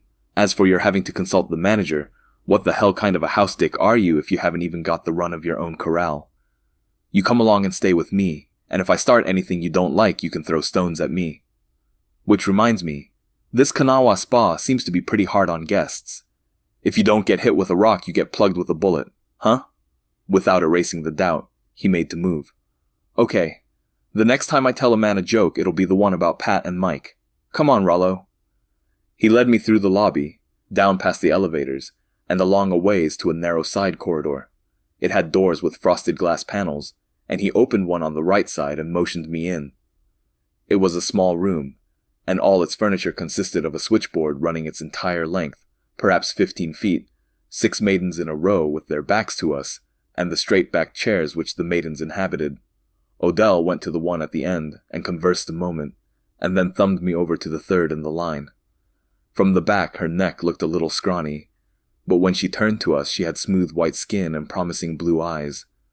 Odell said something to her, and she nodded, and I told her, "I've just thought up a new way to make a phone call. Mr. Wolfe in Suite 60, Upshur Pavilion, wants to put in a call to New York, and I'm going to stay and watch you do it." "Suite 60? That's the man that was shot." "Yep." "And it was you that told me I'm a wonder." "Yep. In a way I came to check up. If you'll just get... Excuse me." She turned and talked and listened, and monkeyed with some plugs. When she was through, I said, "Get New York, Liberty 23306, and put it on Suite 60. She grinned. "Personally conducted phone calls, huh?" "Right. I haven't had so much fun in ages." She got busy. I became aware of activity at my elbow, and saw that Odell had got out a notebook and pencil, and was writing something down. I craned the neck for a glimpse of his scrawl, and then told him pleasantly, "I like a man that knows his job the way you do. To save you the trouble of listening for the next one, it's going to be Spring 7-3100, New York Police Headquarters." "Much obliged. What's he doing, yelling for help because he got a little scratch on the face?" I made a fitting reply with my mind elsewhere, because I was watching operations. The board was an old style, and it was easy to tell if she was listening in. Her hands were all over the place, pushing and dropping plugs, and it was only 5 minutes or so before I heard her say, "Mr. Wolfe, ready with New York. Go ahead, please." She flashed me a grin. "Who was I supposed to tell about it? Mr. Odell here?" I grinned back. "Don't you bother your little head about it. Be good, dear child. And let who will wear diamonds. I know. Have you heard the one excuse me?" Odell stayed with me till the end. He had a long wait, for Wolfe's talk with Saul Panzer lasted a good quarter of an hour, and the second one, With Inspector Kramer provided, he got Kramer almost as long. When it was finished, and the plugs had been pulled, I thought it was only sociable to ask the maiden whether she preferred oblong diamonds or round ones, and she replied that she would much rather have a copy of the Bible, because most of hers were getting worn out. She read them so much. I made a feint to pat her on the head, and she ducked, and Odell plucked me by the sleeve. I left him in the lobby with thanks and an assurance that I hadn't forgotten his aspirations to the Hotel Churchill, regarding which Mr. Wolfe would sound out Mr. Liggett at the first opportunity. A minute later, I had an opportunity myself, but was too busy to take advantage of it. Going away from the main entrance in the direction of my next errand took me past the mounting block, and there was a bunch of horses around, some mounted and some not, with green-jacket grooms. I liked the look of horses at a distance of 10 feet or more, and I slowed down as I went by. It was there I saw Liggett, with the right clothes on which I suppose he had borrowed, dismounting from a big bay. Another reason I slowed down was because I thought I might see another guest get stepped on, but it didn't happen so. Not that I have anything against guests as guests. It's only my natural feeling about people who pay $20 a day for a room to sleep in, and they always look either too damn sleek or as if they had been born with a bellyache. I know if I was a horse. But I had errands. Wolfe had already been alone in that room for over half an hour, and although I had left strict orders with the green jacket to admit no one to Suite 60 under any pretext, and the door was locked, I didn't care much for the setup. So I got along to Pocahontas Pavilion in quick time. I met Lisette Putti and Valenko with tennis rackets near the entrance, and Mama Mondor was on the veranda knitting.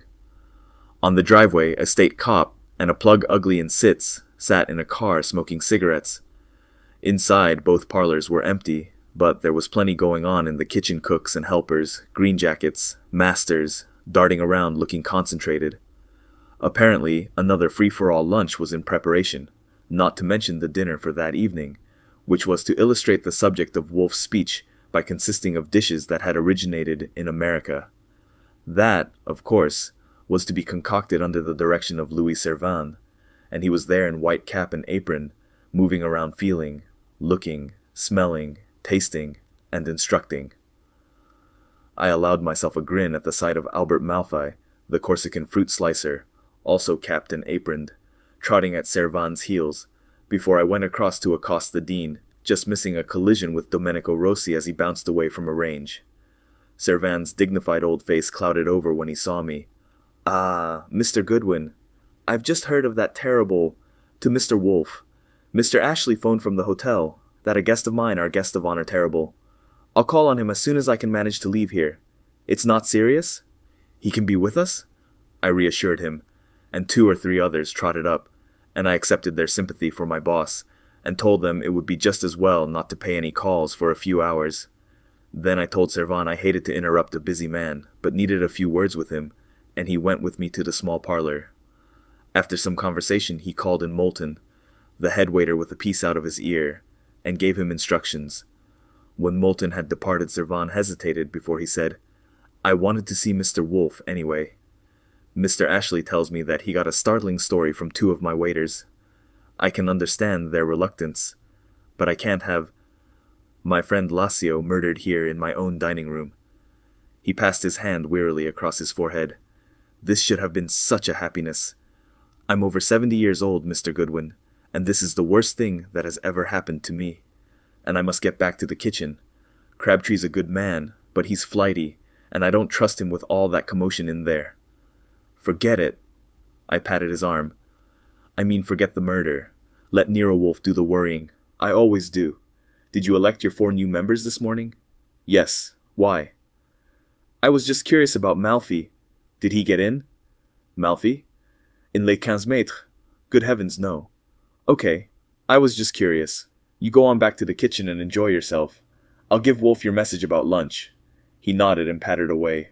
I had then been gone from Upshur more than an hour, and I hot-footed it back by the shortest path. Going in after the outdoor sunshine, Wolfe's room seemed somber, but the maid had been in and the bed was made and everything tidy. He had the big chair turned to face the windows and sat there with his speech in his hand, frowning at the last page. I had sung out from the foyer to let him know all was well, and now approached to take a look at the bandage. It seemed in order, and there was no sign of any fresh bleeding. I reported. Everything's set. Servant turned the details over to Moulton. They all send their best regards and wish you were along. Servien's going to send a couple of trays of lunch over to us. It's a grand day outdoors. Too bad you're cooped up like this. Our client has taken advantage of it by going horseback riding. We have no client. I was referring to Mr. Liggett. I still think that since he offered to pay for a job of detective work, you might as well give him that pleasure. Not to mention hiring Barron for him. Did you get Saul and Kramer? Weren't you at the switchboard? Yes, but I didn't know who you got. I got them. That alternative is being cared for. He sighed. This thing hurts. What are they cooking for lunch? Lord, I don't know. 5 or 6 of them are messing around. Certainly it hurts, and you won't collect a damn cent for it. I sat down and rested my head against the back of the chair because I was tired of holding it up. Not only that, it seems to have made you more contrary, even than usual. It, and the loss of sleep. I know you sneer at what you call routine, but I've seen you get results from it now and then, and no matter how much of a genius you are, it wouldn't do any harm to find out what various people were doing at 10:15 this morning. For instance, if you found that Leon Blanc was in the kitchen making soup, he couldn't very well have been out there in the shrubbery shooting at you. I'm just explaining how it's done. Thank you. Thank me. And go on being contrary, huh? I'm not contrary, merely intelligent. I've often told you, a search for negative evidence is a desperate last resort when no positive evidence can be found. Collecting and checking alibis is dreary and usually futile drudgery. No. Get your positive evidence, and if you find it confronted by an alibi, and if your evidence is any good, break the alibi. Anyhow, I'm not interested in the man who shot me. The man I want is the one who stabbed Lacio. I stared. What's this, a riddle? You yourself said it was the same one. Certainly. But since it was his murdering Lacio that led to his shooting me, obviously it's the murder we must prove. Unless we can prove he killed Lacio, how can we give him a motive for trying to kill me? And if you can't demonstrate a motive, what the devil does it matter where he was at 10:15? The only thing that will do us any good is direct evidence that he committed the murder. Oh, well, I waved a hand feebly. If that's all, naturally you've got that. I have. It is being tested. I'll call. What evidence and who? He started to shake his head, and winced and stopped. It is being tested. I don't pretend that the evidence is conclusive, far from it. We must await the test. It is so little conclusive that I have arranged for this performance with Mr. Blanc, because we are pressed for time, and no alternative can be ignored. And after all, it is quite possible, though I shouldn't think he would have a gun.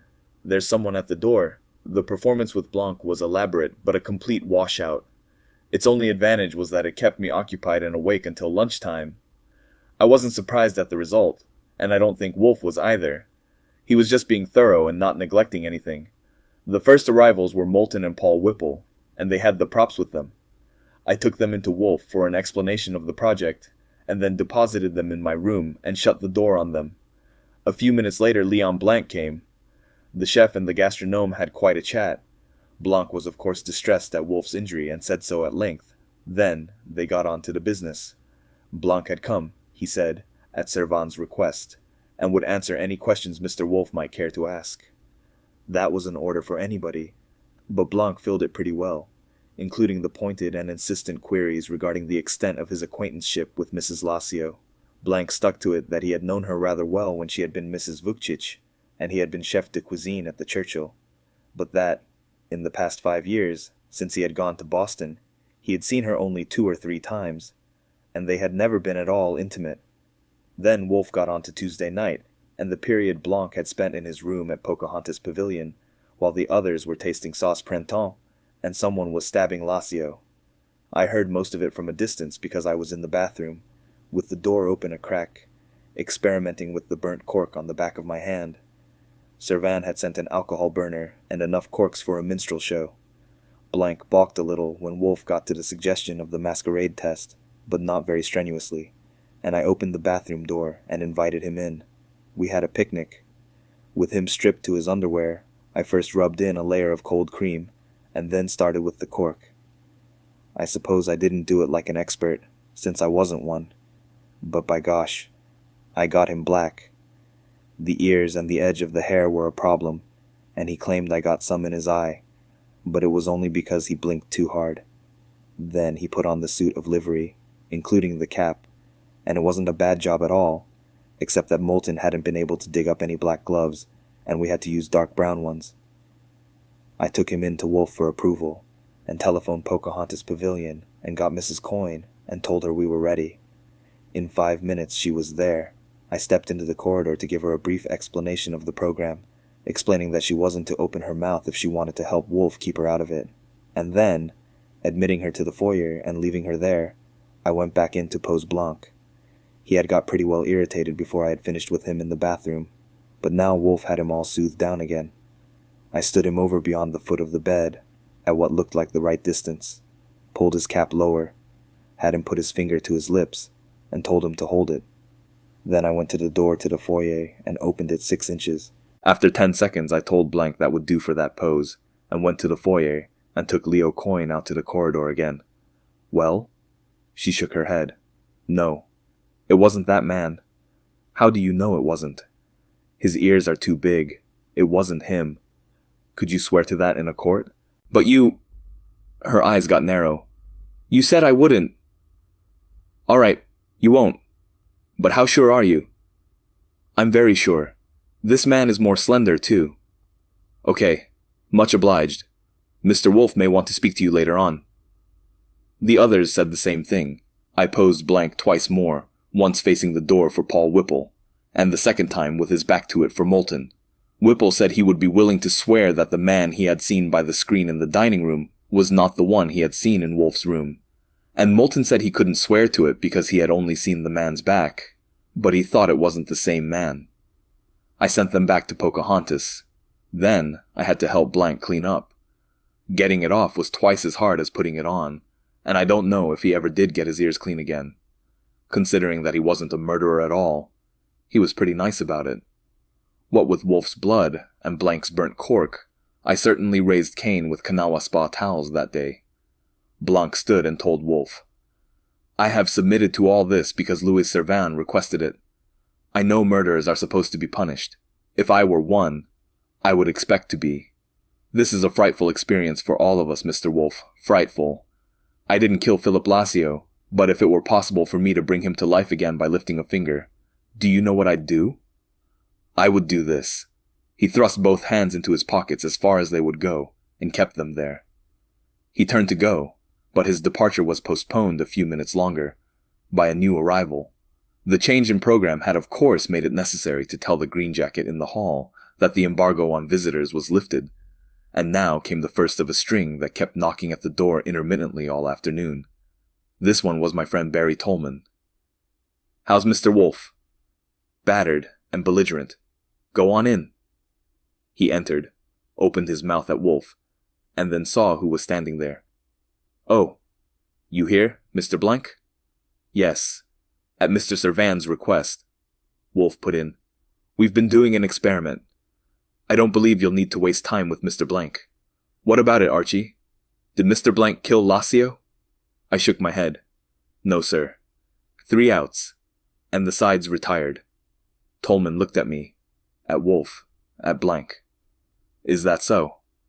Anyhow, I may want to see you later. You'll be at Pocahontas. Blank told him yes, not very amiably, expressed a hope that Wolfe would feel better by dinner time, and went.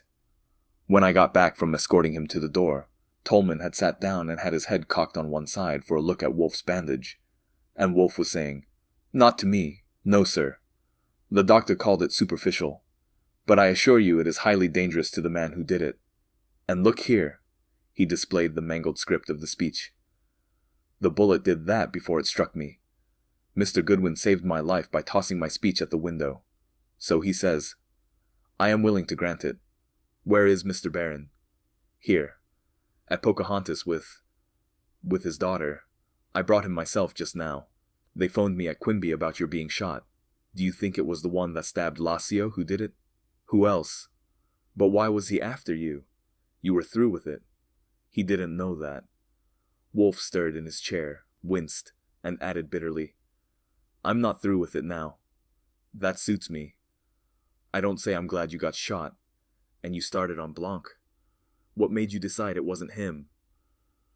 Wolfe started to explain, but another interruption took me away. This time it was the lunch trays, and Louis Servan had certainly put on the dog. There were 3 enormous trays and 3 waiters, and a 4th green jacket as an outrider for opening doors and clearing traffic. I was hungry, and the smells that came from under the covered services made me more so. The outrider, who was Moulton himself, after a bow and an announcement to Wolfe, unfolded serving stands for the trays and advanced to the table with a cloth in his hand. Wolfe told Tolman, "Excuse me, please." With a healthy grunt, he lifted himself from his chair and made his way across to the serving stands. Moulton joined him and hovered deferentially. Wolfe lifted one of the covers, bent his head and gazed, and sniffed. Then he looked at Moulton. "Piroshki?" "Yes, sir. By Mr. Valenko." "Yes, I know." He lifted other covers, bent and smelled, with careful nods to himself. He straightened up again. "Artichokes, Baragul?" "I think, sir, he called them Dragante.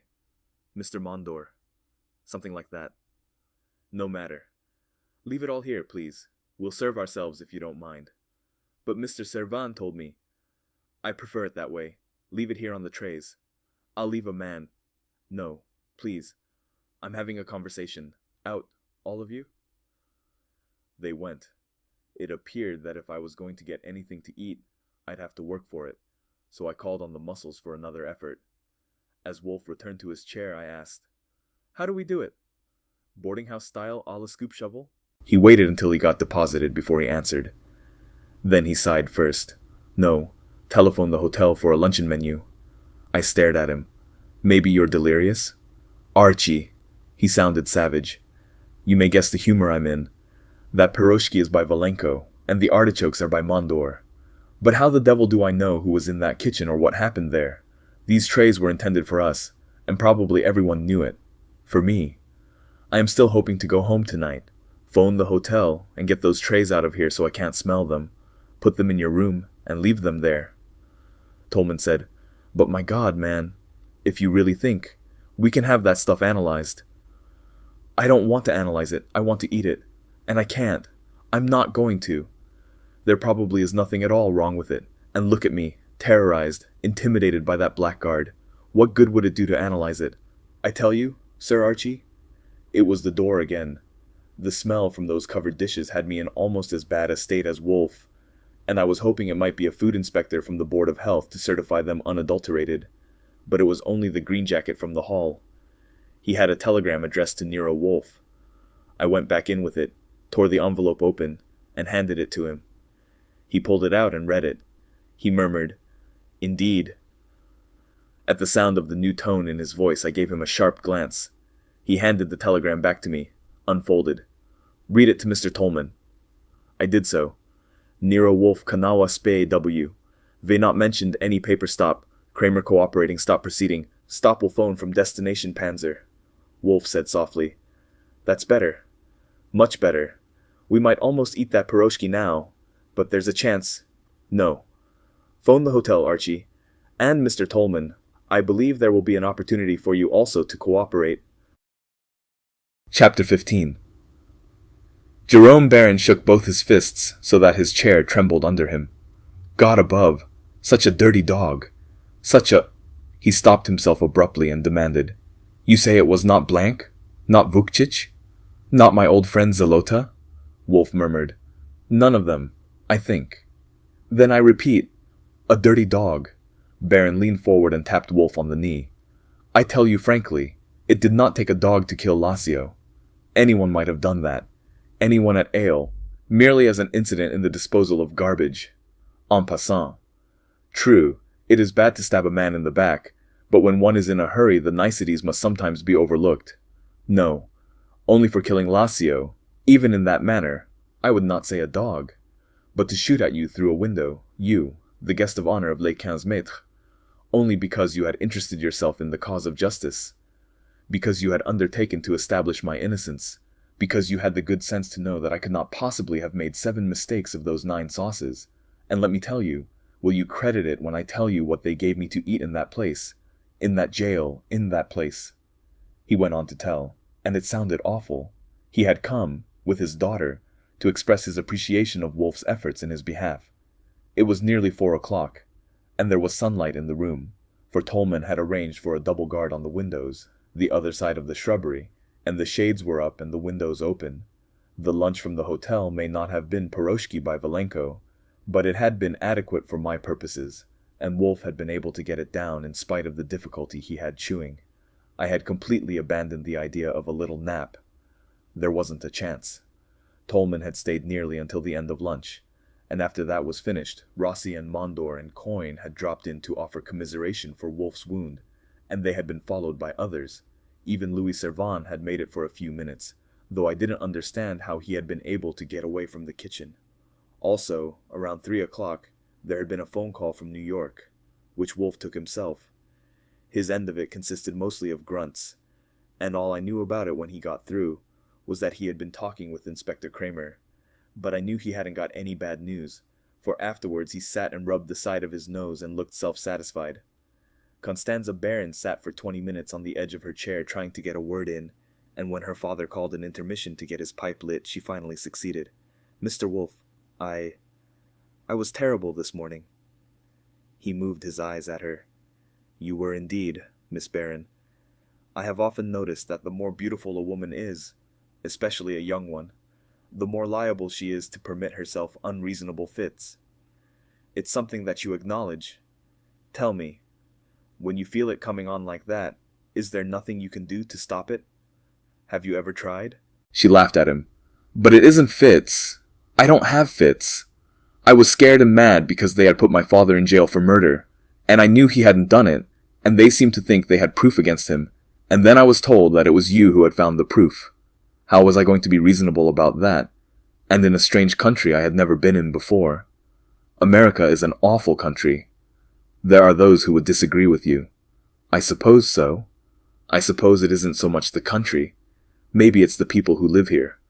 Oh, excuse me, I don't mean you, or Mr. Goodwin. I'm sure you are very amiable, and of course Mr. Goodwin is, with a wife, and so many children." "Indeed." Wolfe shot me a withering glance. "How are the children, Archie? Well, I hope." "Fine, thanks." I waved a hand. "Doggone the little shavers. I sure do miss 'em, away from home like this. I can hardly wait to get back." Barron took his pipe from his mouth to nod at me. "The little ones are nice. Now my daughter here." He shrugged. "She is nice, naturally, but God above, she drives me mad." He leaned to tap Wolfe's knee with the stem of the pipe. "Speaking of getting back, is it true what I am told, that these dogs can keep us here on and on until they permit us to go, merely because that Lassio got a knife in his back? My daughter and I were to leave tonight, for New York, and then to Canada. I am out of jail, but I am not free. Is that it?" "I'm afraid that's it. Were you intending to take the midnight train to New York?" "I was. And now they tell me no one leaves this place until they learn who killed that dog. If we wait on that for that imbecile Tolman and that other one, that one who squints." He replaced his pipe and puffed until he had clouds. "But we needn't wait on them," Wolfe sighed. "Thank God. I think, sir, it would be wise to have your bags packed, and if you have reservations on that train, keep them. Fortunately, you did not have to wait for Mr. Tolman to discover the truth about those sauces. If you had, I might not have left at all. I know that. I might have got this." Barron used the edge of his hand for a cleaver to slice off his head. "Certainly I would still be in that jail, and within 3 days I would have starved. We Catalans can take death when it comes, but God above, a man that can swallow that food is not a man, he is not even a beast. I know what I owe you, and I called for blessings on you with every bite of my lunch. I discussed it with Servan. I told him how greatly I am indebted to you, and that I do no man the honor of remaining in debt to him. I told Servan I must pay you. He is our host here, and a man of delicacy. He said you would not take pay. He said it had been offered, and you had scorned it. I understand and respect your feeling, since you are our guest of honor." Another knock on the door made me leave Wolfe simmering in the juice of the stew he had made. I had always known that someday he would talk too much for his own good, and as I went to the foyer, I was wearing a grin, I admit malicious, and reflecting on how it probably felt at the moment to be a jewel on the cushion of hospitality. The new arrival was only Vukcic, but he served as well as another bullet through the window would have done to make a break in the conversation and take it away from vulgar things like payments for services rendered. Vukcic was in a mood. He acted embarrassed, gloomy, nervous, and abstracted. A few minutes after he arrived, the barons left, and then he stood in front of Wolfe with his arms folded, frowning down, and told him that in spite of Wolfe's impertinence that morning on the subject of howling on a hillside, it was a duty of old friendship to call personally to offer sympathy and regrets for an injury suffered. Wolfe snapped, "I was shot over 6 hours ago. I might have died by now. Oh, come, Nero. Surely not. They said it was only your cheek, and I can see for myself. I lost a quart of blood. Archie, did you say a quart?" I hadn't said anything, but I'm always loyal. "Yes, sir. At least that. Closer to 2. Of course I couldn't stop to measure it, but it came out like a river. Like Niagara Falls, like, that will do. Thank you." Vukcic still stood frowning down. His tangle of hair was tumbling for his eyes, but he didn't unfold his arms to comb it back with his fingers. He growled, "I'm sorry. It was a close call. If he had killed you..." A pause. "Look here, Nero? Who was it?" "I don't know. Not with certainty yet." "Are you finding out?" "Yes." "Was it the murderer of Lacio?" "Yes, confound it. I like to move my head when I talk, and I can't." Wolfe put the tips of his fingers gingerly to the bandage, felt it, and let his hand drop again. "I'll tell you something, Marco. This mist that has arisen between your eyes and mine, we can't ignore it, and it is futile to discuss it. All I can say is, it will shortly be dispelled." "The devil it will. How?" "By the course of history. By Atropos, and me as her agent. At any rate, I am counting on that. In the meantime, there is nothing we can say to each other. You are drugged again. There. I didn't mean to say that. You see, we can't talk. I would offend you, and you would bore me insufferably. Au revoir, Marco. Good God, I don't deny I'm drugged. I know it. You know what you're doing, and you do it anyway. Thank you for coming." Vukcic did then unfold his arms to comb his hair. He ran his fingers through it 3 times, slowly, and then without saying anything turned and walked out. Wolfe sat a long while with his eyes closed. Then he sighed deeply and asked me to take the script of the speech for a final rehearsal. The only interruptions that time were some phone calls from Tolman and Clay Ashley and Louis Servan. It was 6 o'clock before we had another caller, and when I opened the door and saw it was Raymond Liggett of the Hotel Churchill, I put on a welcoming grin because right away I smelled a fee, and among all the other irritations I was being subjected to was my dislike of seeing Wolfe exercising his brain, blowing money on long-distance calls and drinks for 14 dark-skinned men, losing 2 nights' sleep, and getting shot, with maybe a permanent scar, all for nothing relating to the bank account. As a side issue, there was also the question of a job for my friend Odell. Not that I owed him anything, but in the detective business around New York, you never know in which spot it may become desirable to be greeted by a friendly face. To have the house dick of the Churchill, or even one of his staff, a protege of mine, might come in handy any time. Sure enough, it appeared that a fee was in prospect. The first thing Liggett said, after he had got seated and expressed the proper sentiments regarding Wolfe's facial casualty, was that one of the objects of his call was to ask if Wolfe would be willing to reconsider the matter of approaching Baron about the job of chef de cuisine at the Hotel Churchill. Wolfe murmured, "I'm surprised that you still want him, a man who has been accused of murder. The publicity?" Liggett dismissed that with a gesture. "Why not? People don't eat publicity, they eat food. And you know what Baron's prestige is. Frankly, I'm more interested in his prestige than in his food. I have an excellent kitchen staff, from top to bottom.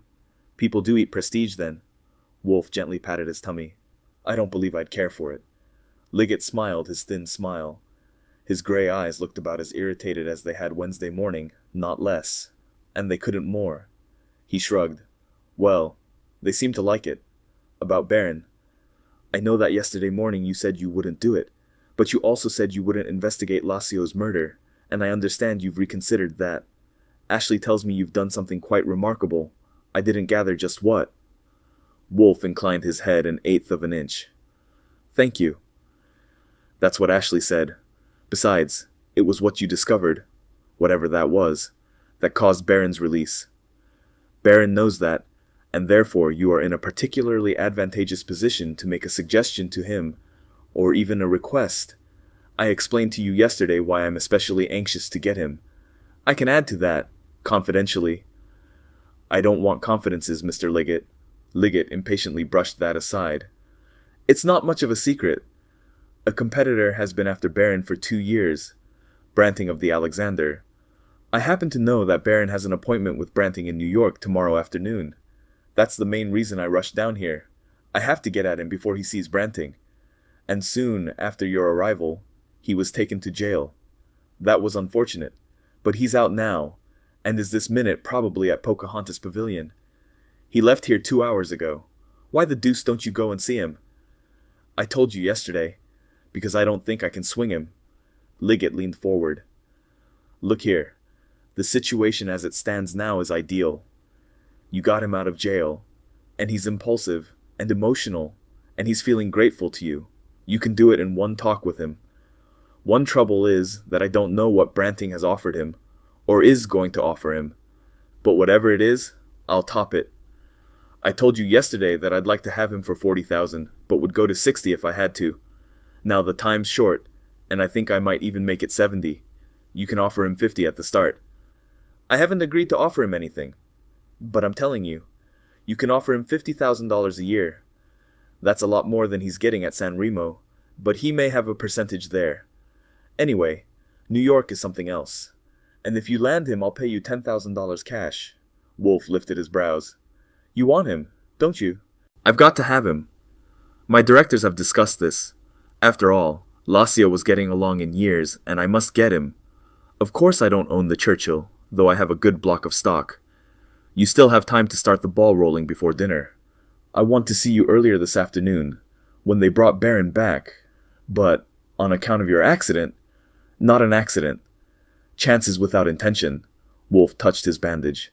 This was intended, or rather, worse. That's true, of course. Will you see Baron now? No? Tonight? No. Liggett jerked up. But damn it, are you crazy? A chance to make $10,000? He snapped his fingers, just like that. Why not?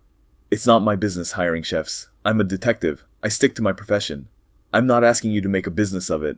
All it means probably, under the circumstances, is one good talk with him.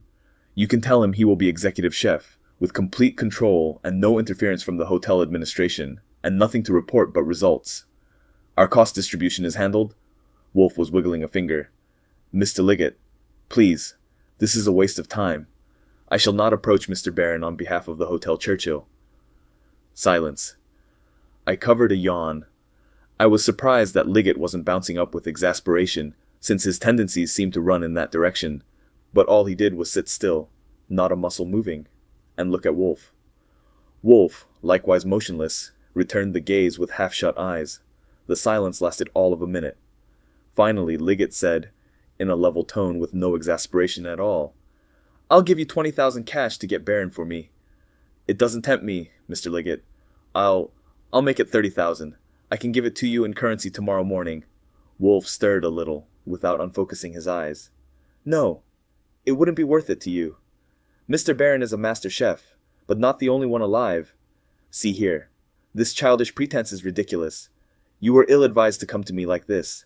You are probably a man of some natural sense, and with only your own interests to consult, and left to your own counsel and devices, I am sure you would never have done such a thing.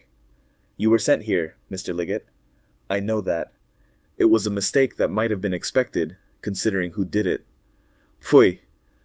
You might, I suppose, go back and report your failure, but if you are moved to consult further, it would be vastly better to consult only yourself. I don't know what you're talking about. I'm making you a straight proposal. Wolfe shrugged. If I am incoherent, that ends communication. Report failure, then, to yourself. I'm not reporting failure to anyone. Liggett's eyes were hard, and so was his tone.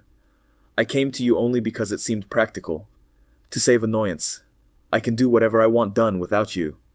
Then by all means do it. but I would still like to save annoyance. I'll pay you $50,000.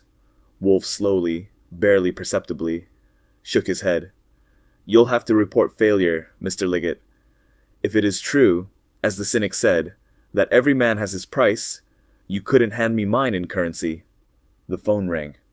When a man turns cold and still, I like to keep my eye on him in case, so I sidled around beyond Liggett's chair without turning my back on him. The first voice I heard in the receiver sounded like the blue-eyed Belle, and she said she had a New York call. Then I heard gruff tones demanding Nero Wolfe, and was informed that Inspector Kramer wanted him. I turned. For you, sir, Mr. Purdy. With a grunt, he labored to lift it from the chair. He stood and looked down at our caller. This is a confidential affair, Mr. Liggett, and since our business is concluded, if you don't mind. Liggett took it as it was given. Without a word, without either haste or hesitation, he arose and departed. I strolled behind him to the foyer, and when he was out and the door closed, I turned the key. Wolfe's conversation with Kramer lasted more than 10 minutes, and this time, as I sat and listened, I got something out of it besides grunts, but not enough to make a good picture. It seemed to me that he had distrusted my powers of dissimulation as far as was necessary, so when he hung up, I was all set to put in a requisition for light and lucidity, but he had barely got back in his chair when the phone rang again. This time she told me it was a call from Charleston, and after some clicking and crackling, I heard a voice in my ears that was as familiar as the Ventura Skin Preserver theme song. Hello, Mr. Wolfe? No, you little shrimp. This is the Supreme Court speaking. Oh, Archie, how goes it? Marvelous. Having a fine rest. Hold it. Here's Mr. Wolfe. I handed him the receiver. Saul Panzer from Charleston. That was another 10-minute talk, and it afforded me a few more hints, and scraps of the alternative that Wolfe had apparently settled on, though it still seemed fairly incredible in spots. When it was finished, Wolfe ambled back to his seat again, leaned back with careful caution, and got his fingers joined at the dome of his rotunda. He demanded, "What time is it?" I glanced at my wrist. 7:15. He grunted. "Only a little over an hour till dinner. Don't let me forget to have that speech in my pocket when we go over there. Can you remember a few things without putting them down?" "Sure. Any quantity. They are all important. First, I must talk with Mr. Tolman. I suppose he's at the hotel as arranged. Then I must telephone Mr. Servan. That may be difficult. I believe it is not customary to have guests the last evening. In this case, the tradition must be violated. While I am telephoning, you will lay out everything we shall need, pack the bags, and arrange for their delivery at the train. We may be pressed for time around midnight. Also send to the hotel for our bill, and pay it. Did I hear you say you have your pistol along? Good. I trust it won't be needed, but carry it. And confound it, send for a barber. I can't shave myself. Then get Mr. Tolman, and start on the bags. I'll discuss the evening program while we're dressing." Chapter 16. The tradition was violated, and I overheard a few grumbles about it in the big parlor before the door to the dining room was thrown open, and Louis Servan appeared on the threshold to invite us in. Chiefly, though, as they sipped sherry or vermouth in scattered groups, the grumbles were on another subject: the decree that had been issued that none of them was to leave the jurisdiction of West Virginia until permission had been given by the authorities. Domenico Rossi orated about it, making it plenty loud enough to be heard by Barry Tolman, who stood by the radio looking worried, but handsome. Ramsey Keith bellowed his opinion of the outrage, while Jerome Barron said God above, it was barbarous, but they would be fools to let it interfere with digestion.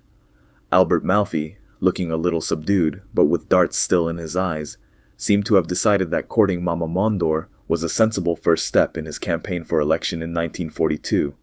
Raymond Liggett sat on the couch, conversing quietly with Marko Vukcic. My friend Tolman got it right in the neck, or rather he didn't get it at all, when Constanza Barron came in, and he went up to her looking determined, and spoke. She failed to see or hear him so completely that for a second I thought he wasn't there at all. I had just imagined it. A couple of minutes before we started for the dining room, Dina Lassio entered. The noise died down. Rossi, her father, hurried over to her, and not far behind him was Vukcic. Then several others went up to pay their respects to the widow. She resembled a grieving widow about as much as I resemble a whirling dervish. But of course, it can't be expected that every time a woman packs for a little trip with her husband, she will take weeds along in case he happens to get bumped off. And I couldn't very well disapprove of her showing up at the feast, since I knew that Nero Wolfe had requested Servan to see her personally and insist on it. At the table, I was next to Constanza again, which was tolerable. Wolfe was at Servan's right. Vukcic was on the other side of Dina Lacio, down a ways. Liggett and Malfi were directly across from me, next to each other. Baron was across from Wolfe, on Servan's left, which seemed to me quite an honor for a guy just out of jail, and next to him was Clay Ashley, not making much of a success of attempts to appear affable. The others were here and there, with the meager supply of ladies spotted at intervals. On each plate when we sat down was an engraved menu: Les 15, Maitre, Kanawha Spa, West Virginia, Thursday, April 8th, 1937. American dinner oysters, baked in the shell. Terrapin, Maryland, beaten biscuits. Pan-broiled young turkey rice croquettes with quince jelly lima beans and cream, Sally Lunn, avocado, Todd Hunter pineapple sherbet, sponge cake, Wisconsin, dairy cheese, black coffee. As the waiters, supervised by Moulton, smoothly brought and took, Louis Servan surveyed the scene with solemn and anxious dignity. The first course should have helped to allay the anxiety, for the oysters were so plump and savory, not to mention aromatic, that it seemed likely they had been hand-fed on peanuts and blueberries. They were served with ceremony and a dash of pomp. As the waiters finished distributing the enormous tins, each holding a dozen oysters, they stood back in a line against one of the screens, the one which 48 hours previously had concealed the body of Philip Lazio, and the door to the pantry hall opened to admit a brown-skinned cook in immaculate white cap and apron. He came forward a few paces, looking embarrassed enough to back right out again, but Servan stood up and beckoned to him, and then turned to the table and announced to the gathering, "I wish to present to you Mr. Hyacinth Brown, the fish chef of Kanawha Spa." The baked oysters we are about to eat is his. You will judge whether it is worthy of the honor of being served to les 15 maîtres. Mr. Brown wishes me to tell you that he appreciates that honor. Isn't that so, Brown? Yes, sir. You said it. There was a ripple of applause. Brown looked, more embarrassed than ever, bowed, and turned, and went. The masters lifted forks and waded in, and the rest of us followed suit. There were grunts and murmurs of appreciation. Rossi called something across the length of the table. Pierre Mondor stated with quiet authority, "Superb. Extreme oven?" Servan nodded gravely, and the forks played on. With the terrapin, the performance was repeated, this time the introduction being accorded to Crabtree, and when the course was finished, there was a near riot of enthusiasm, and it was demanded that Crabtree reappear. Most of them got up to shake his hand, and he wasn't embarrassed at all, though he was certainly pleased. Two of them came in with the turkey. One was Grant, with wrinkled face and gray, kinky hair, and the other was a tall black one that I didn't know, since he hadn't been at the party Wednesday night. I never tasted better turkey, but the other servings had been generous, and my capacity limited me to one portion. Those guys eating were like a woman packing a trunk. It's not a question of capacity, but of how much she has to put in, not to mention the claret they washed it down with. They were getting merrier as they went along, and even old Servan was sending happy smiles around. Unquestionably, it was first-class fodder. I went slow on the wine. My head was fuzzy anyhow, and if I was going to be called on to save Wolfe's life again, I might need what wits I had left. There was nothing strained about the atmosphere. It was just a nice party with everyone well filled and the smell of good coffee and brandy in front of us, when finally, a little after 10 o'clock, Wolfe arose to start his speech. He looked more like the plaintiff in a suit for damages than an after-dinner speaker, and he was certainly aware of it, but it didn't seem to bother him. We all got our chairs moved around to face him more comfortably, and got settled into silence. He began in an easy and formal tone. "Mr. Servan, ladies, masters, fellow guests, I feel a little silly. Under different circumstances, it might be both instructive and amusing for you, at least some of you, to listen to a discussion of American contributions to la haute cuisine, and it might be desirable to use what persuasiveness I can command to convince you that those contributions are neither negligible nor meager. But when I accepted an invitation to offer you such a discussion, which greatly pleased and flattered me, I didn't realize how unnecessary it would be at the moment scheduled for its delivery. It is delightful to talk about food, but infinitely more delightful to eat it, and we have eaten. A man once declared to me that one of the keenest pleasures in life was to close his eyes and dream of beautiful women, and when I suggested that it would be still more agreeable to open his eyes and look at them, he said not at all, for the ones he dreamed about were all beautiful, far more beautiful than any his eye ever encountered. Similarly, it might be argued that if I am eloquent, the food I talk to you about may be better than the food you have eaten, but even that specious excuse is denied me. I can describe, and pay tribute to, some superlative American dishes, but I can't surpass the oysters and terrapin and turkey which were so recently there, he indicated the table, and are now here. With a gentle palm he delicately patted the appropriate spot. They applauded. Mondor cried, "Bien dit!" Servan beamed. Properly speaking, he hadn't started the speech yet, for that wasn't in it. Now he started. For the first 10 minutes or so, I was uneasy. There was nothing in the world I would enjoy more than watching Nero Wolfe wallowing in discomfiture, but not in the presence of outsiders.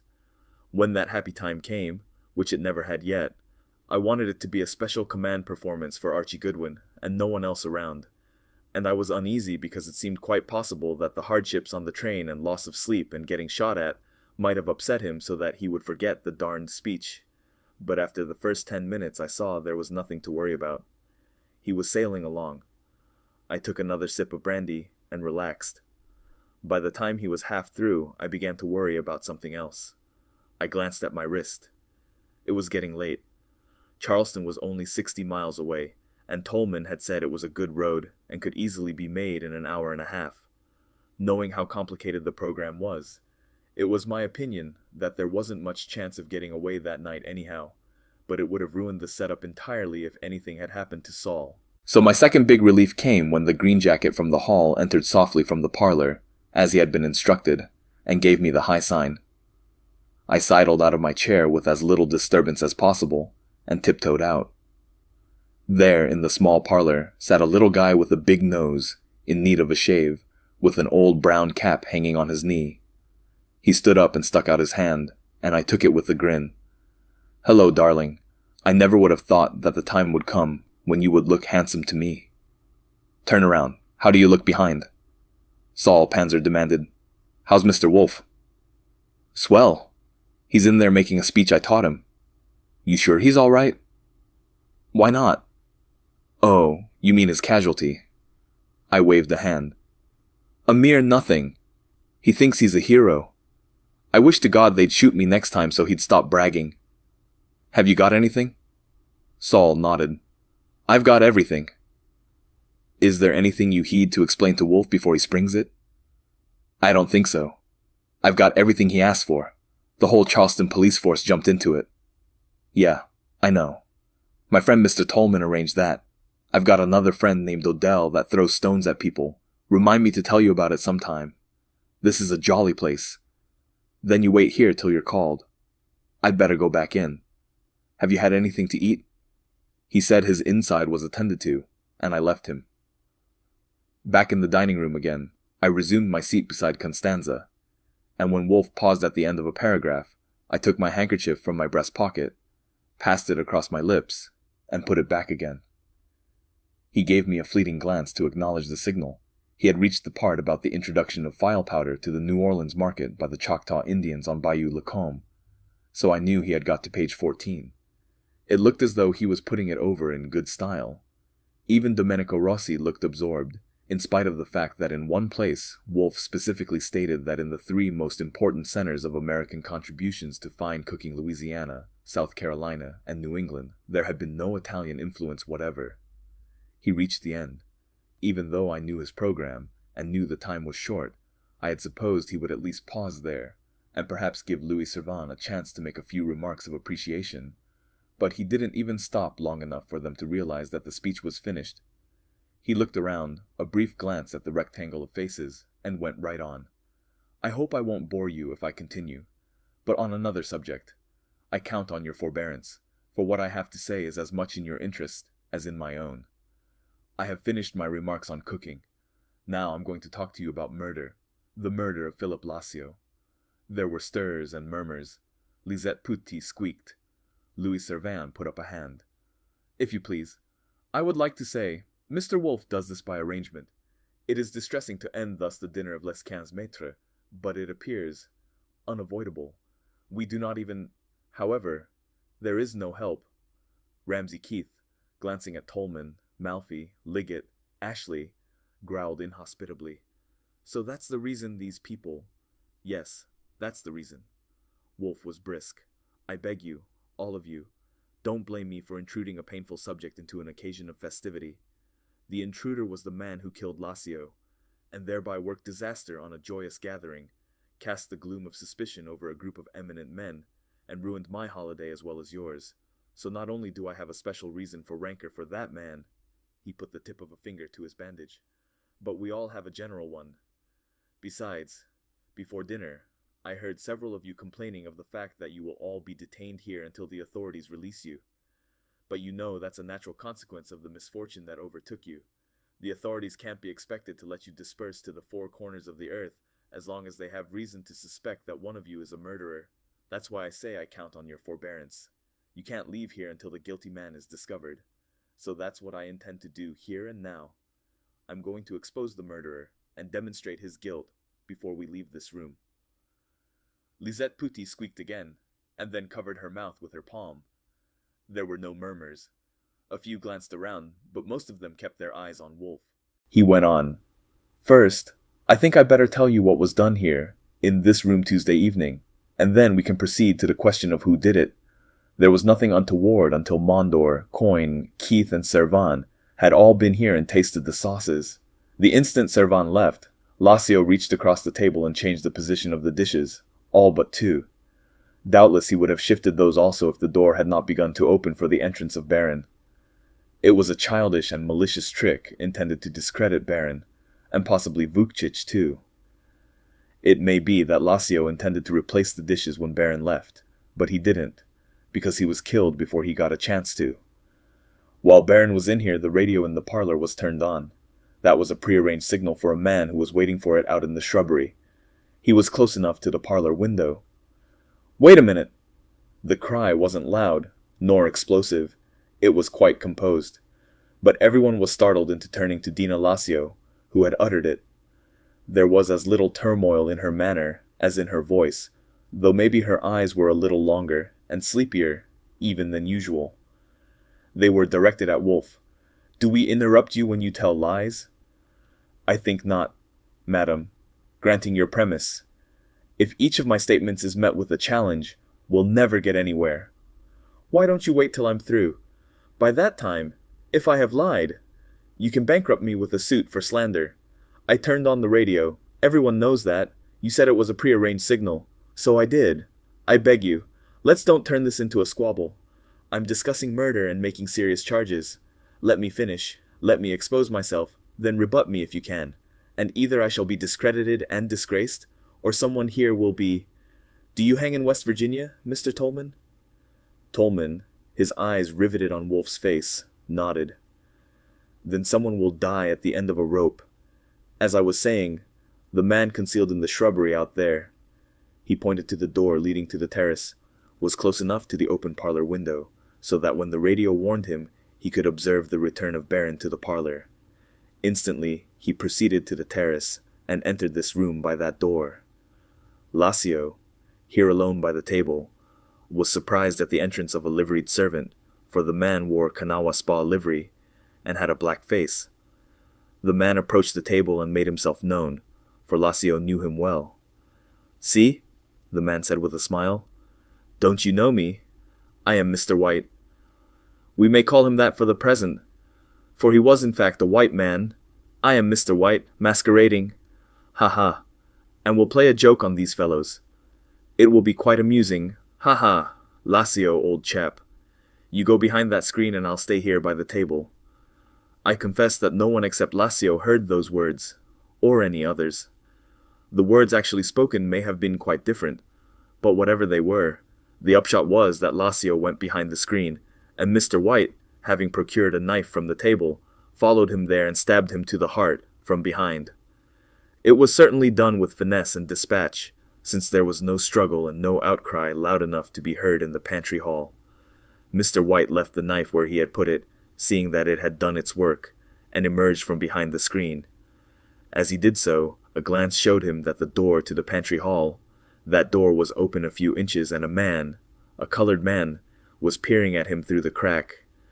Either he had already decided what to do in case of such an emergency, or he showed great presence of mind, for he merely stood still at the end of the screen, looking straight at the eyes peering at him, and placed his finger to his lips. A simple and superb gesture. He may or may not have known, probably he didn't, that at the same moment the door leading to the terrace, behind him, had also opened, and the woman was looking through at him. But his masquerade worked both ways. The colored man knew he was a fake. A white man blacked up, took him for one of the guests playing a joke, and so was not moved to inquire or interfere. The woman supposed he was a servant and let it go at that. Before he left this room, Mr. White was seen by still another man, the head waiter, Moulton here, but by the time Moulton looked through the door, Mr. White was on his way out, and his back was turned, so Moulton didn't see his face. We might as well record names as we go along. The man who first peered through the door was Paul Whipple, one of our waiters here, who, by the way, is studying anthropology at Howard University. The one who saw Mr. White going out was Moulton. The woman who looked through the terrace door was Mrs. Lawrence Coyne. Coyne jerked around to look, startled, at his wife. She put up her chin at Wolfe. "But you promised me—" "I promised you nothing. I'm sorry, Mrs. Coyne, but it's much better not to leave out anything I don't think," Coyne sputtered indignantly. "I've heard nothing. Nothing." "Please." Wolfe put up a hand. "I assure you, sir, you and your wife have no cause for worry. Indeed, we should all be grateful to her. If she hadn't hurt her finger in the door and asked you to kiss it in my hearing, it's quite probable that Mr. Barron would have got the noose instead of the man who earned it. But I needn't go into that. That's what happened here Tuesday night. I'll clear up a point now about the radio.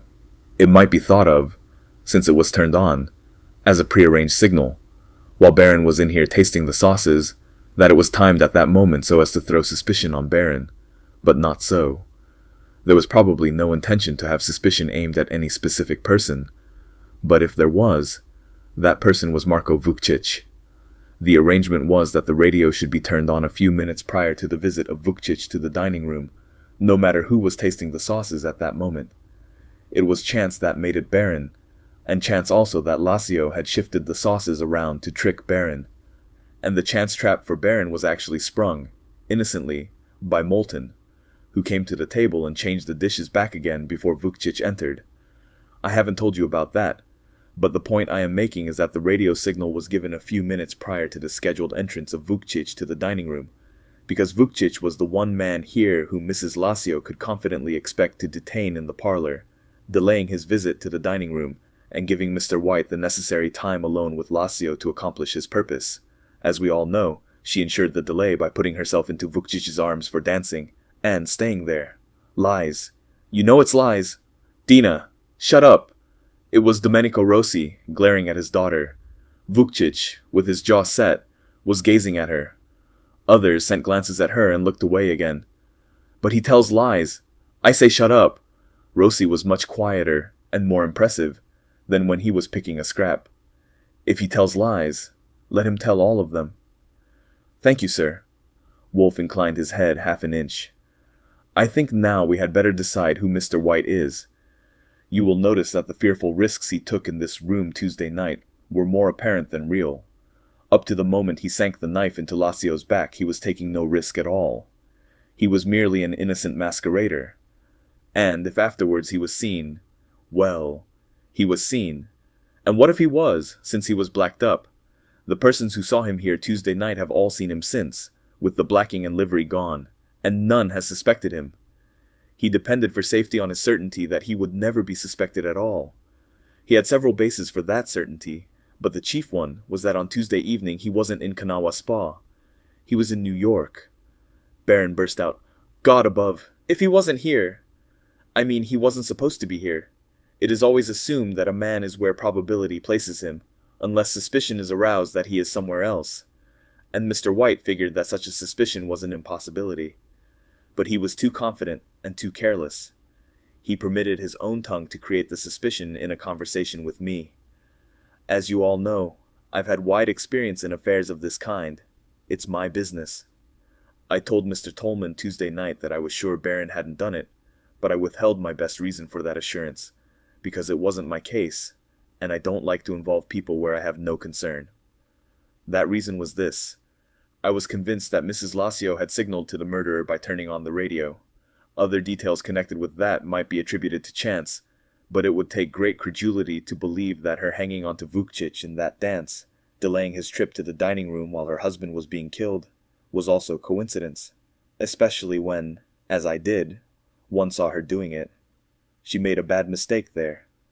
Ordinary intelligence might have caused her to reflect that I was present, and that therefore more subtlety was called for. When Barron was arrested I did become interested, as you know, but when I had got him released I was again unconcerned with the affair. Whereupon another idiotic mistake was made, almost unbelievable. Mr. White thought I was discovering too much, and without even taking the trouble to learn that I had withdrawn, he sneaked through the shrubbery outside my window and shot me. I think I know how he approached Upshur Pavilion. My assistant, Mr. Goodwin, an hour or so later, saw him dismounting from a horse at the hotel.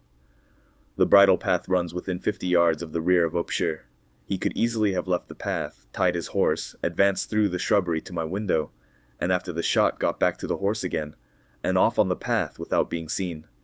At all events, he made that mistake, and by it, instead of removing me, he encountered me. My concern revived. I assumed, as I say, that the murderer was in league with Mrs. Lacio. I dismissed the idea that it was solely her project, and he had been hired by her, for that would have rendered the masquerade meaningless. Besides, it was hard to believe that a hired murderer, a stranger to Lacio, could have entered this room, got a knife from the table, enticed Lacio behind the screen, and killed him, without an outcry or any struggle. And just as yesterday, when Barron was arrested, and I undertook to find evidence to free him, I had one slender thread to start with, Mrs. Coyne's appeal to her husband to kiss her finger, because she had caught it in a door. So today, when I undertook to catch the murderer, I had another thread just as slender. It was this. Yesterday, about 2 o'clock, Mr. Malfi and Mr. Liggett arrived at Kanawha Spa after a non-stop airplane flight from New York. They came directly to my room at Upshur Pavilion, before talking with anyone but servants, and had a conversation with me. During the conversation, Liggett said, "I think this is verbatim. It seems likely that whoever did it was able to use finesse for other purposes than tasting the seasonings in sauce printemps. Do you remember that, sir?" "For God's sake," Liggett snorted. "You damn fool! Are you trying to drag me into it?" "I'm afraid I am. You may enter your action for slander along with Mrs. Lacio. Do you remember saying that?" "No, neither do you." Wolfe shrugged. "It's unimportant now. It was vital in its function as my thread. Anyway, it seemed suitable for inquiry. It seemed unlikely that such a detail as the name of the sauce we were tasting had been included in the first brief reports of the murder wired to New York. I telephoned there, to an employee of mine, and to Inspector Kramer of the police. My requests to Mr. Kramer were somewhat inclusive. For instance, I asked him to check on all passengers of airplanes, scheduled or specially chartered, from all airports, leaving New York Tuesday, which had stopped no matter where in this part of the country in time for a passenger to have arrived at Kanawha Spa by 9 o'clock Tuesday evening. I made it 9 o'clock because when we went to the parlor after dinner, Tuesday Mrs. Lacio immediately disappeared and was not seen again for an hour, and if there was anything to my theory at all, it seemed likely that that absence was for a rendezvous with her collaborator. I also asked Mr. Kramer to investigate Mrs. Lacio's life in New York, her friends and associates now, madam. Please. You'll get a chance. For suspicion was at that point by no means confined to Liggett. There was even one of you here, not entirely clear, and I want to express publicly to Mr. Blanc my thanks for his tolerance and good nature in assisting with the experiment which eliminated him. No doubt he thought it ridiculous. At 1 o'clock this afternoon I received a telegram telling me that sauce printemps had not been mentioned in the account in any New York paper Tuesday morning, since Liggett had left in the airplane before 10 o'clock, had come non-stop, and had talked with no one before seeing me. How had he known it was Sauce Printemps?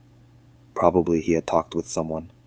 He had talked with Mrs. Lacio around 9:30 Tuesday evening, somewhere in the grounds around this building, making the arrangements which resulted in Lacio's murder. I wasn't any too well pleased, because I couldn't see Liggett's hands. He was across from me, and the table hid them. Nor his eyes either, because they were on Wolfe. All I could see was the corner of his thin smile on the side of his mouth that was toward me, and the cord on the side of his neck as he held his jaw clamped. From where he sat, he couldn't see Dina Lacio, but I could, and she had her lower lip caught by her teeth. And at that was the only outward sign that she wasn't quite as nonchalant as she had been when she patted Wolfe's shoulder. Wolfe went on. At 3 o'clock, I had a phone call from Inspector Kramer. Among other things, he told me that Saul Panzer, my employee, had left on an airplane for Charleston in accordance with my instructions.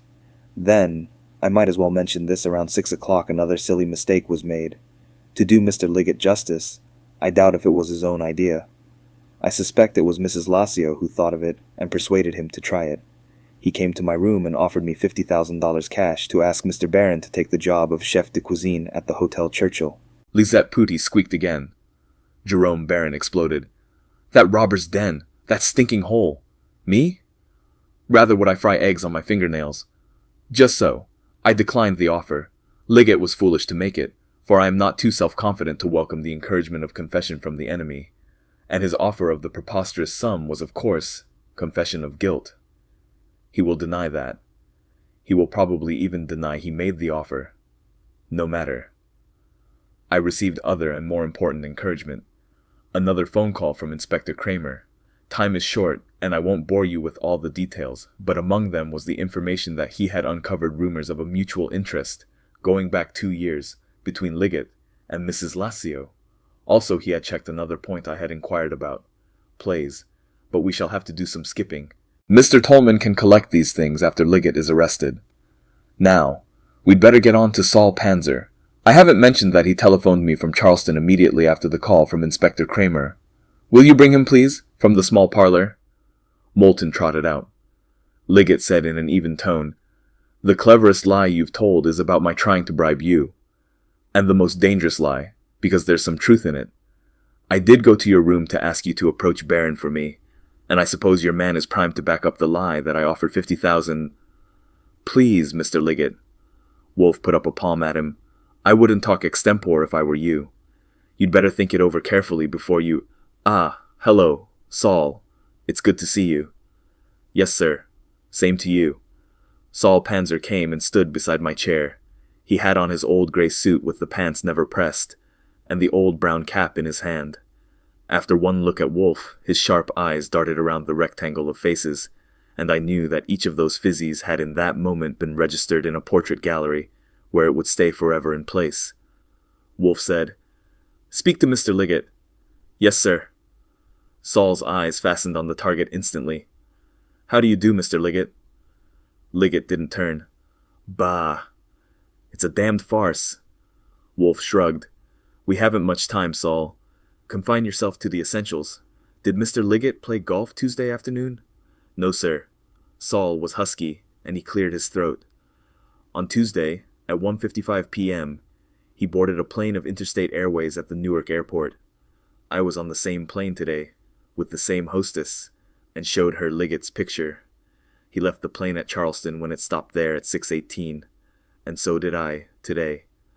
About 6:30, he appeared at Little's garage on Marlin Street and hired a car, a 1936 Studebaker, leaving a deposit of $200 in $20 bills. I drove the same car here this evening. It's out in front now. I inquired at a few places on the way, but I couldn't find where he stopped on the way back to wash the black off his face. I had to hurry, because you told me to get here before 11 o'clock.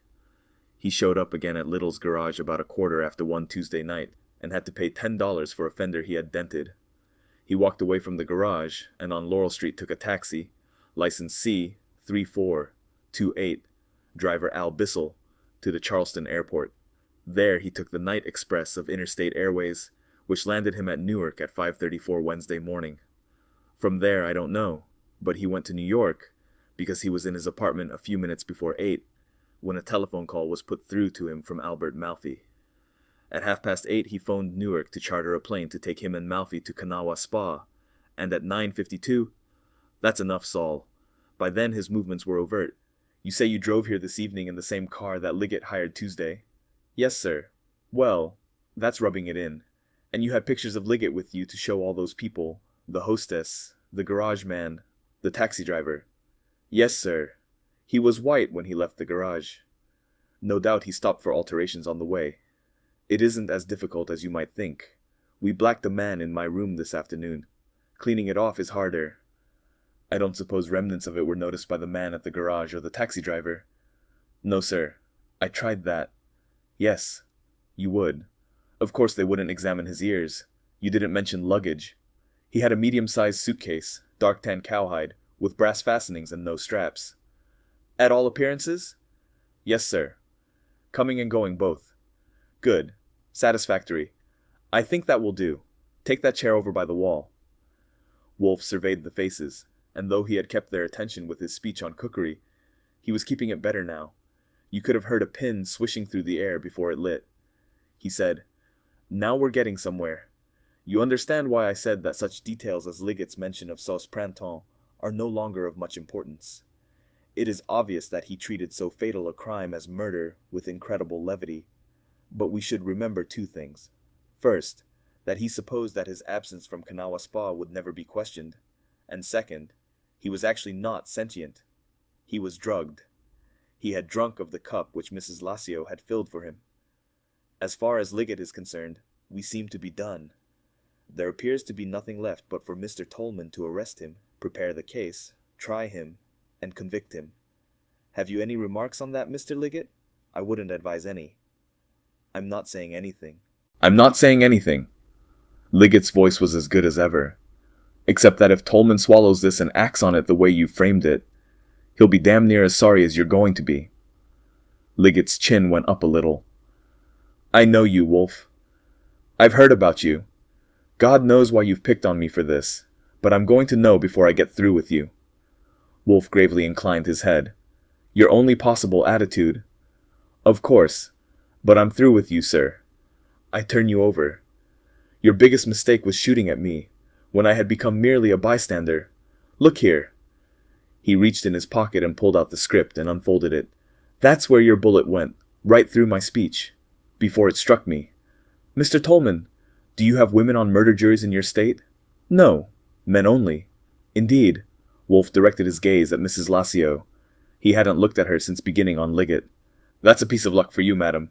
It'll be a job to persuade 12 men to pronounce your doom." Back to Tolman. "Are you prepared to charge Liggett with the murder of Lassio?" Tolman's voice was clear. "I am."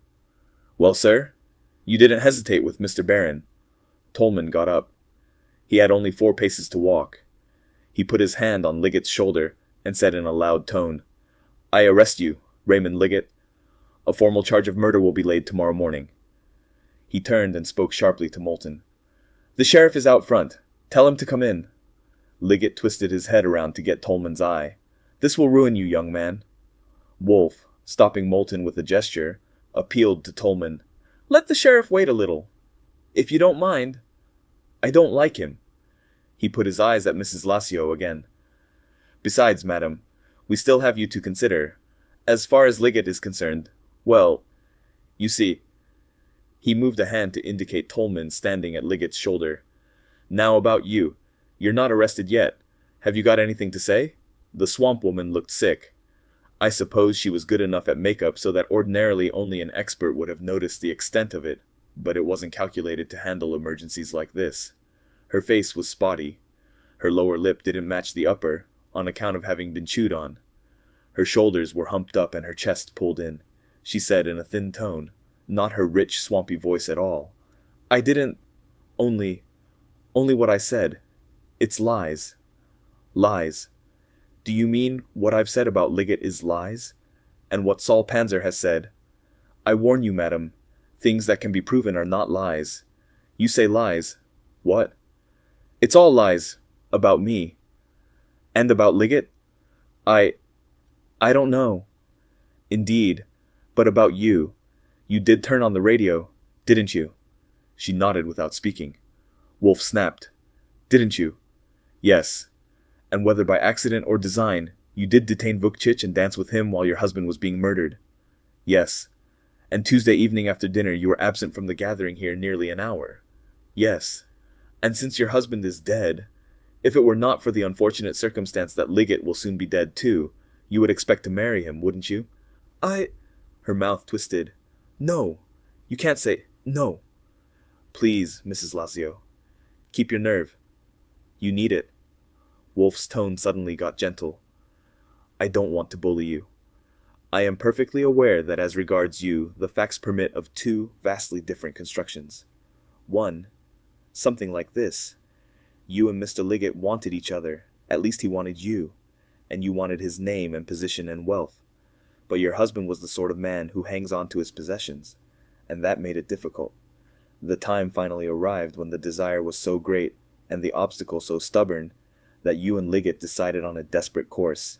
It appeared that the meeting of Les Quinze Maîtres offered a good opportunity for the removal of your husband, for there would be 3 persons present who hated him, plenty of targets for suspicion.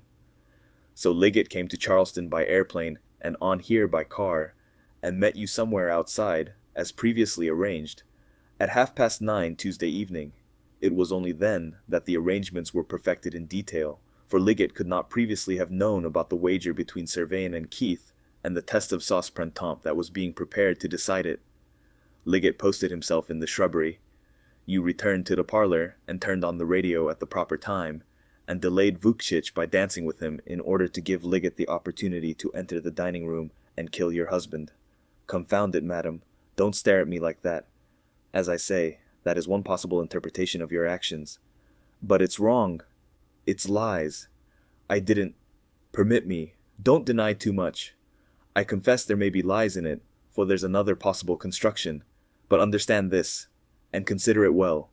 Wolfe aimed a finger at her and pointed his tone. It is going to be proven that Liggett came here, and was told by someone about the test of the sauces, and that he knew precisely the moment when he could safely enter this room to kill Lazio without danger of interruption. That he knew that Vukcic would not enter to disturb him before the deed was done. Otherwise his proceeding as he did was senseless. That's why I say don't deny too much. If you try to maintain that you didn't meet Liggett outdoors, that you made no arrangement with him, that your turning on the radio when you did was coincidence, that your keeping Vukcic from the dining room during those fatal minutes was also coincidence, then I fear for you. Even a jury of 12 men, and even looking at you on the stand, I'm afraid they wouldn't swallow it. I believe, to put it brutally, I believe you would be convicted of murder. But I haven't said you're a murderer. Wolfe's tone was almost soothing. Since the crime was committed, you have unquestionably, at least by silence, tried to shield Liggett. But a woman's heart being what it is. He shrugged. No jury would convict you for that. And no jury would convict you at all. You wouldn't even be in jeopardy, if it could be shown that the arrangement you entered into with Liggett Tuesday evening, when you met him outdoors there, was on your part an innocent one. Merely as a hypothesis, let's say. For example, that you understood that Liggett was engaged in nothing more harmful than a practical joke. No matter what. I couldn't guess at the details even as a hypothesis, for I'm not a practical joker.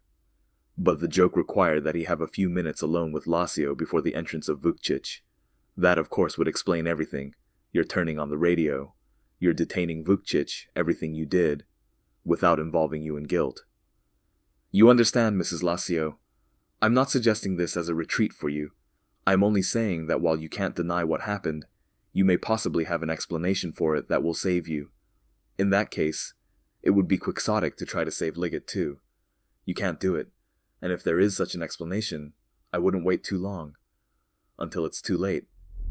It was too much for Liggett. Slowly his head turned, irresistibly, as if gripped in enormous pliers, square around, until he faced Dina Lazio. She didn't look at him. She was chewing at her lip again, and her eyes were on Wolfe, fixed and fascinated. You could almost see her chewing her brain too. That lasted a full half a minute, and then by God she smiled. It was a funny one, but it was a smile, and then I saw that her eyes had shifted to Liggett, and the smile was supposed to be one of polite apology. She said in a low tone, but without anything shaky in it, "I'm sorry, Ray. Oh, I'm sorry, but—" She faltered. Liggett's eyes were boring at her. She moved her gaze to Wolfe and said firmly, "You're right. Of course you're right, and I can't help it. When I met him outdoors after dinner, as we had arranged—" "Dina! Dina, for God's sake!" Tolman, the blue-eyed athlete, jerked Liggett back in his chair. The swamp woman was going on. "He had told me what he was going to do, and I believed him. I thought it was a joke. Then afterwards he told me that Philip had attacked him, had struck at him." Wolfe said sharply, "You know what you're doing, madam. You're helping to send a man to his death." "I know. I can't help it. How can I go on lying for him? He killed my husband, when I met him out there and he told me what he had planned." "You tricky bastard!" Liggett broke training completely. He jerked from Tolman's grasp, plunged across Mondor's legs, knocked Blanc and his chair to the floor, trying to get at Wolfe. I was on my way, but by the time I got there, Baron had stopped him, with both arms around him, and Liggett was kicking and yelling like a lunatic. Dina Lacio, of course, had stopped trying to talk, with all the noise and confusion. She sat quietly looking on with her long, sleepy eyes. Chapter 17. Jerome Barron said positively, "She'll stick to it. She'll do whatever will push danger farthest from her, and that will be it." The train was sailing like a gull across New Jersey on a sunny Friday morning, somewhere east of Philadelphia. In 60 minutes we would be tunneling under the Hudson. I was propped against the wall of the Pullman bedroom again. Constanza was on the chair, and Wolfe and Barron were on the window seats with beer between them. Wolfe looked pretty seedy, since of course he wouldn't have tried to shave on the train, even if there had been no bandage, but he knew that in an hour the thing would stop moving, and the dawn of hope was on his face. Barron asked, "Don't you think so?" Wolfe shrugged. "I don't know, and I don't care. The point was to nail Liggett down by establishing his presence at Kanawha Spa on Tuesday evening, and Mrs. Lacio was the only one who could do that for us. As you say, she is undoubtedly just as guilty as Liggett, maybe more, depending on your standard. I rather think Mr. Tolman will try her for murder. He took her last night as a material witness, and he may keep her that way to clinch his case against Ligator. He may charge her as an accomplice. I doubt if it matters much. Whatever he does, he won't convict her. She's a special kind of woman. She told me so herself. Even if Liggett is bitter enough against her to confess everything in order to involve her in his doom, to persuade any dozen men that the best thing to do with that woman is to kill her would be quite a feat. I question whether Mr. Tolman is up to it." Barron, filling his pipe, frowned at it. Wolfe upped his beer glass with one hand as he clung to the arm of the seat with the other. Constanza smiled at me. "I try not to hear them, talking about killing people." She shivered delicately. I grunted. "You seem to be doing a lot of smiling, under the circumstances." She lifted brows above the dark purple eyes. "What circumstances?" I just waved a hand. Barron had got his pipe lit and was talking again. "Well, it turned my stomach. Poor Rossi. Did you notice him? Poor devil. When Dina Rossi was a little girl, and I had her many times on this knee, and she was quiet and very sly, but a nice girl. Of course, all murderers were once little children, which seems astonishing." He puffed until the little room was nicely filled with smoke. "By the way, did you know that Vukcic made this train?" "No." Barron nodded. "He came leaping on at the last minute. I saw him, like a lion with fleas after him. I haven't seen him around this morning, though I've been back and forth. No doubt your man told you that I stopped here at your room around 8 o'clock. Wolfe grimaced. "I wasn't dressed." "So he told me. So I came back. I wasn't comfortable. I never am comfortable when I'm in debt, and I've got to find out what I owe you and pay it. There at Kanawha Spa, you were a guest, and didn't want to talk about it, but now you can. You got me out of a bad hole, and maybe you even saved my life, and you did it at the request of my daughter for your professional help. That makes it a debt, and I want to pay it, only I understand your fees are pretty steep. How much do you charge for a day's work?" "How much do you?" "What?" Barron stared. "God above. I don't work by the day. I am an artist, not a potato peeler." "Neither am I." Wolfe wiggled a finger. Look here, sir. Let's admit it as a postulate that I saved your life. If I did, I am willing to let it go as a gesture of amity and goodwill and take no payment for it. Will you accept that gesture? No. I'm in debt to you. My daughter appealed to you. It is not to be expected that I, Jerome Barron, would accept such a favor.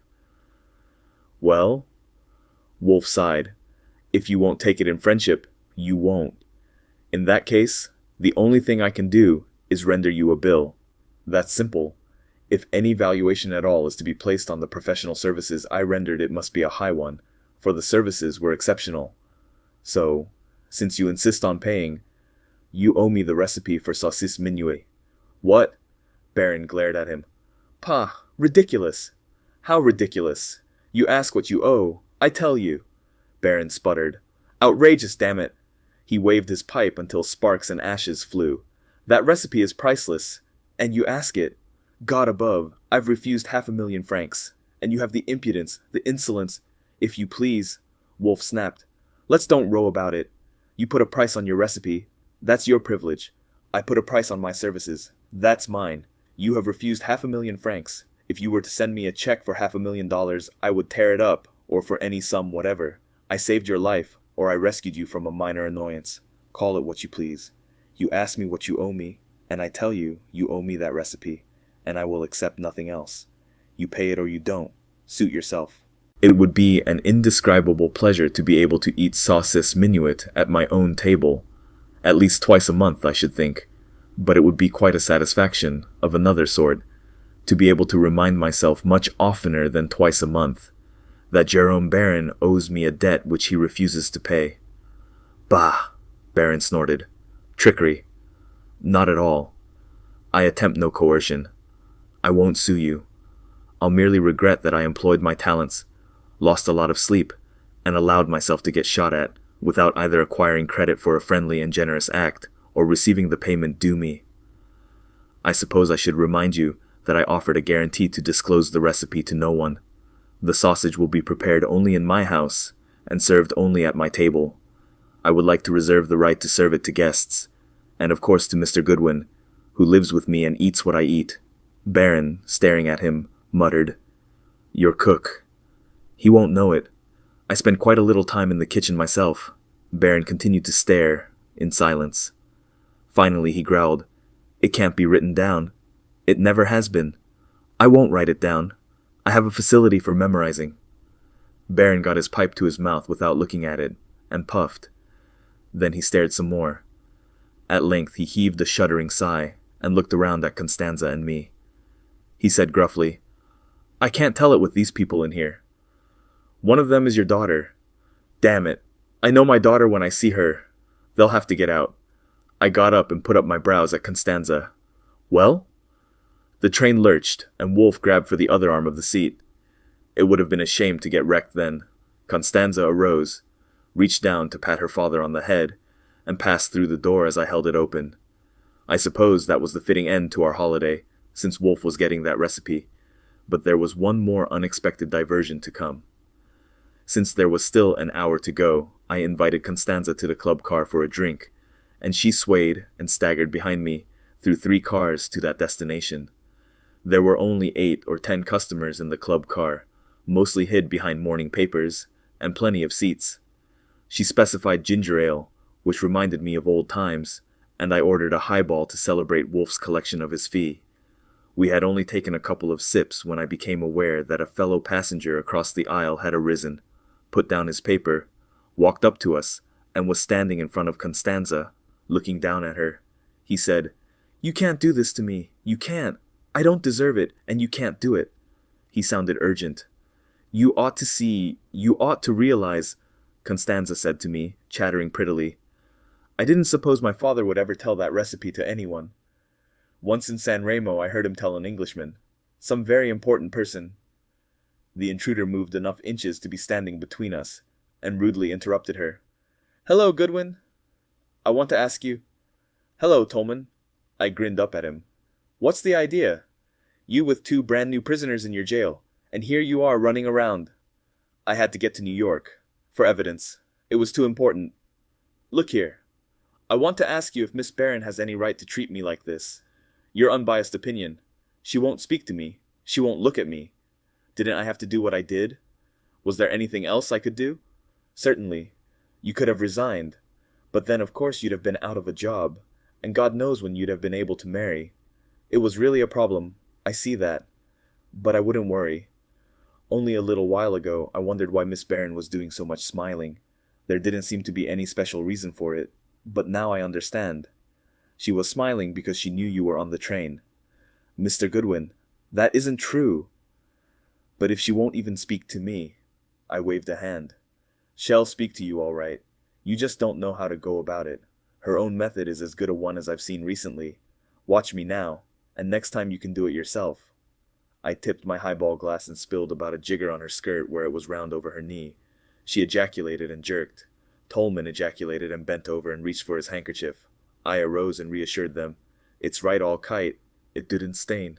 Then I went over and picked up his morning paper and sat down where he had been.